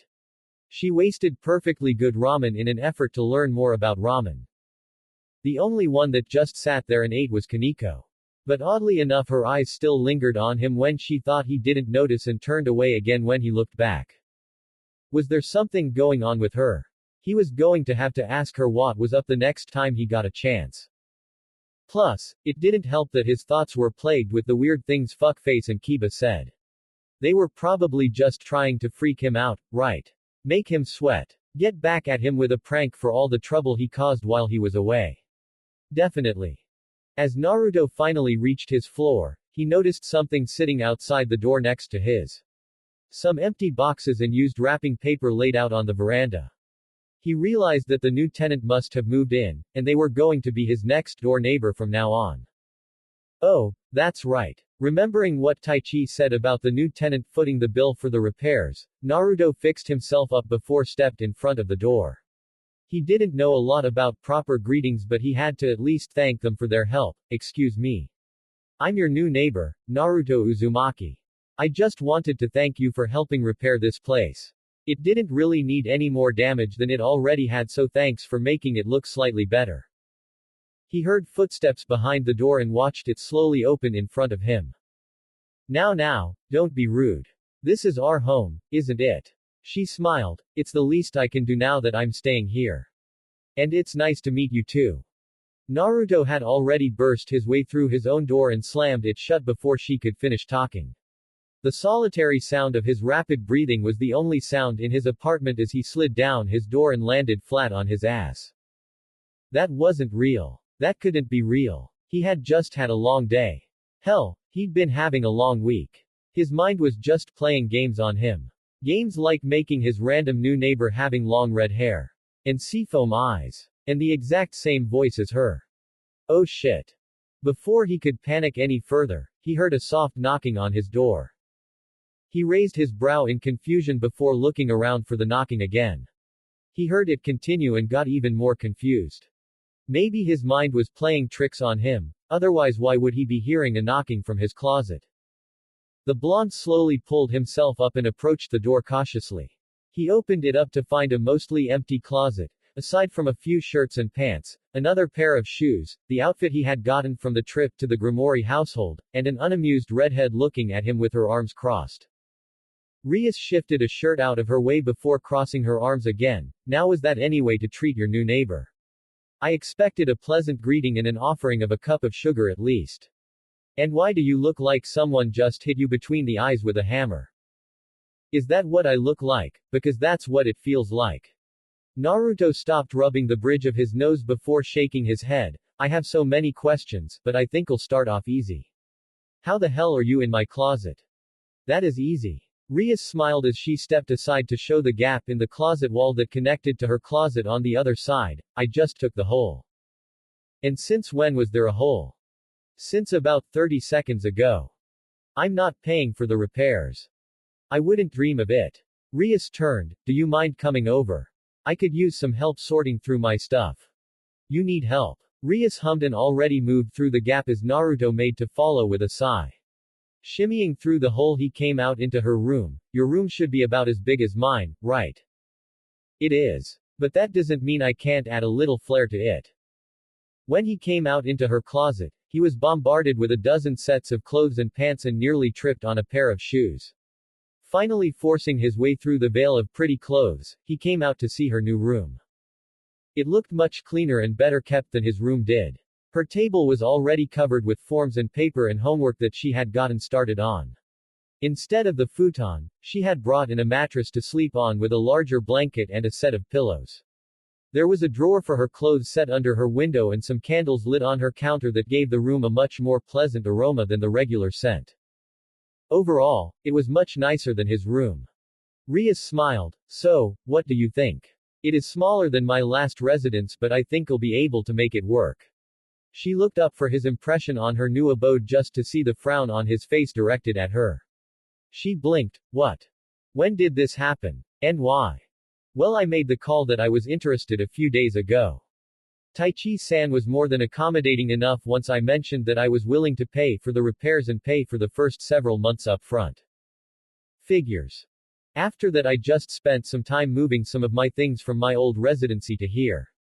The heiress walked around the room before sitting down by a box and sorting through its contents. Akino helped move that along quite well. She seemed quite fond of the idea of me moving out here, and even more entertained at the idea of keeping it secret. Hee, for whatever reason that may be. These two women. They conspired against him. There was no other possibility. It may have sounded paranoid if not for the fact Rias looked back and giggled at his horrified expression. And as for why, Rias continued, I decided it's necessary to keep an eye on you if you're going to keep living this far out in the city. Naruto looked at the girl oddly while she continued to look through the brown box for whatever she was trying to find. I can keep track and summon any of my peerage to me when I focus, but I can't do the same for you. Your evil piece is different and it's part of the reason I couldn't find you while you were gone that whole time. So if I have to stay close in order to look out for you, then that's what I did.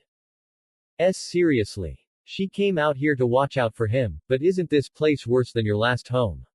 I mean, I don't know what your last place was like, but this place is a serious step down for just about everybody. I don't mind. In fact, I kind of like it actually. Rias answered honestly, it's far cozier than my last place. That was almost an entire empty building just for me and some helping hands and servants from the Gremory household.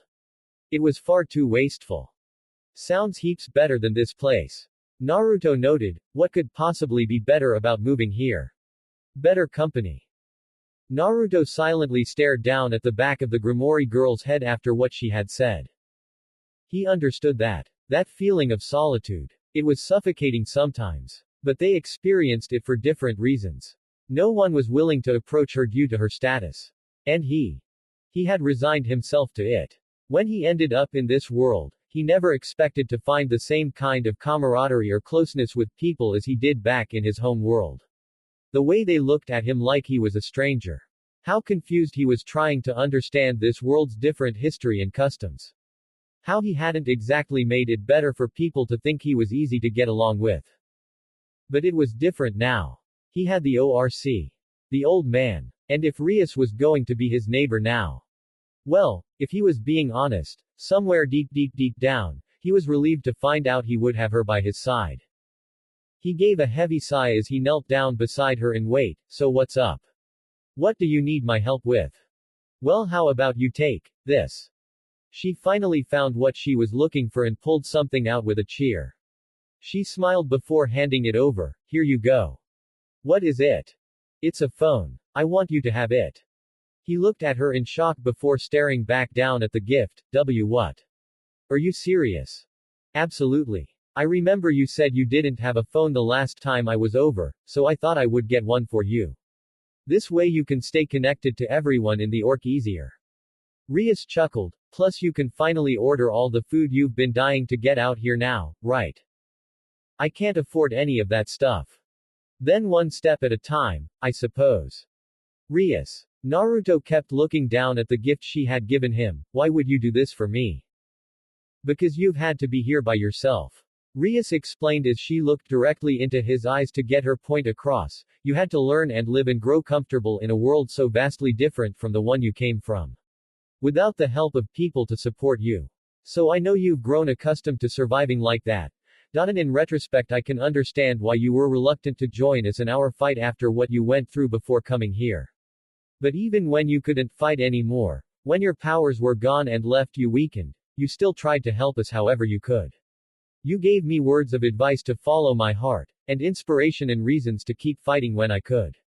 You joined us because you saw us as your friends. People you believed were worth fighting for. So we can't fail and show that faith back to you when you need it. She saw the surprise in his face and smiled softly. You aren't alone anymore. And I promise you won't ever have to be again, Naruto. Rias stood back up and dusted her skirt. Now, since you're already over, why don't I cook us up a meal? Yeah. He finally answered after clearing his throat and wiping his face. That sounds nice. She hummed and stepped up to the counter before she started preparing to cook. Naruto looked back at her before looking down at the phone she had gifted him. Coming to check up on him. Finding peace in what he said. The concern and joy and help she had shown him. Everything she had said. Her kiss. Issei and Yuto's words snuck into his brain when he hadn't expected it. He tried to shake them but they continued to stick in his thoughts. You know, Naruto nervously chuckled, you should probably be careful. I mean I'm grateful and everything but you might be sending the wrong messages. How so? Well I mean you made a bento for me. You're sleeping just one wall over. You're always nice and easy to talk to. And we did sorta kiss, but just for a few seconds. Naruto's face heated up a little as he shrugged and laughed it off. Then again I'm sure you're like this for all the others too. So maybe I'm just getting things confused. He felt her hold his chin and move his head before her lips pressed into his. His eyes widened at the sensation of her soft, full lips followed by a wave of warmth through his body. Naruto focused on the soft, half-lidded light of her eyes as she kissed him before pulling back. She bent down to face him and smiled. Maybe you haven't gotten anything confused at all. I'm certainly interested, so I thought I might as well make that clear. She realized he wouldn't respond even as his face went red and his breathing slowed to a stop. She happily went back to preparing the meal. I know it's not ramen but are you okay with beef stew? I'll take that as a yes. Omake. Culture shock. Smartphones. Naruto hummed, so what do I do with this? Really? That's your question. She wanted to sound incredulous but she couldn't help giggling at the sight of him fiddling and poking his new phone like a child with a new toy. It was actually quite adorable. Well the answer is you can do tons of things with it. Play games. Surf the web. Watch videos. Oh yeah. I've seen that before. He remembered watching that fighting cartoon on the pervert's device while they were on that mission. He looked at the blank screen and started roughly tapping the screen. How do I? Not like that. You're going to break it. Rias was quick to his side before he accidentally damaged the expensive new gift. She gently took it from his hand but stayed by his side, leaning into his shoulder so he could see what she did. Look. You just press this button to turn it on, and then slide here, and you have the first screen. From there you can do everything, like pull out the camera. Camera. Naruto watched her bring up the app as the screen changed and displayed the room through the screen. He watched in awe as she pressed the button and took a shot of the room before it was stored in the device. Holy crap. I didn't know these things had cameras too. Yep. With these you can take pictures of whatever you want. Your friends. Something pretty in the town. Or just take a selfie. A what? Selfie. Rias pressed a button and the screen changed to display them seated together. Naruto looked at the screen in surprise as Rias explained, it's this thing where people take pictures of themselves whenever they want. You just press this little camera and the screen switches to look at you. But why would I want that?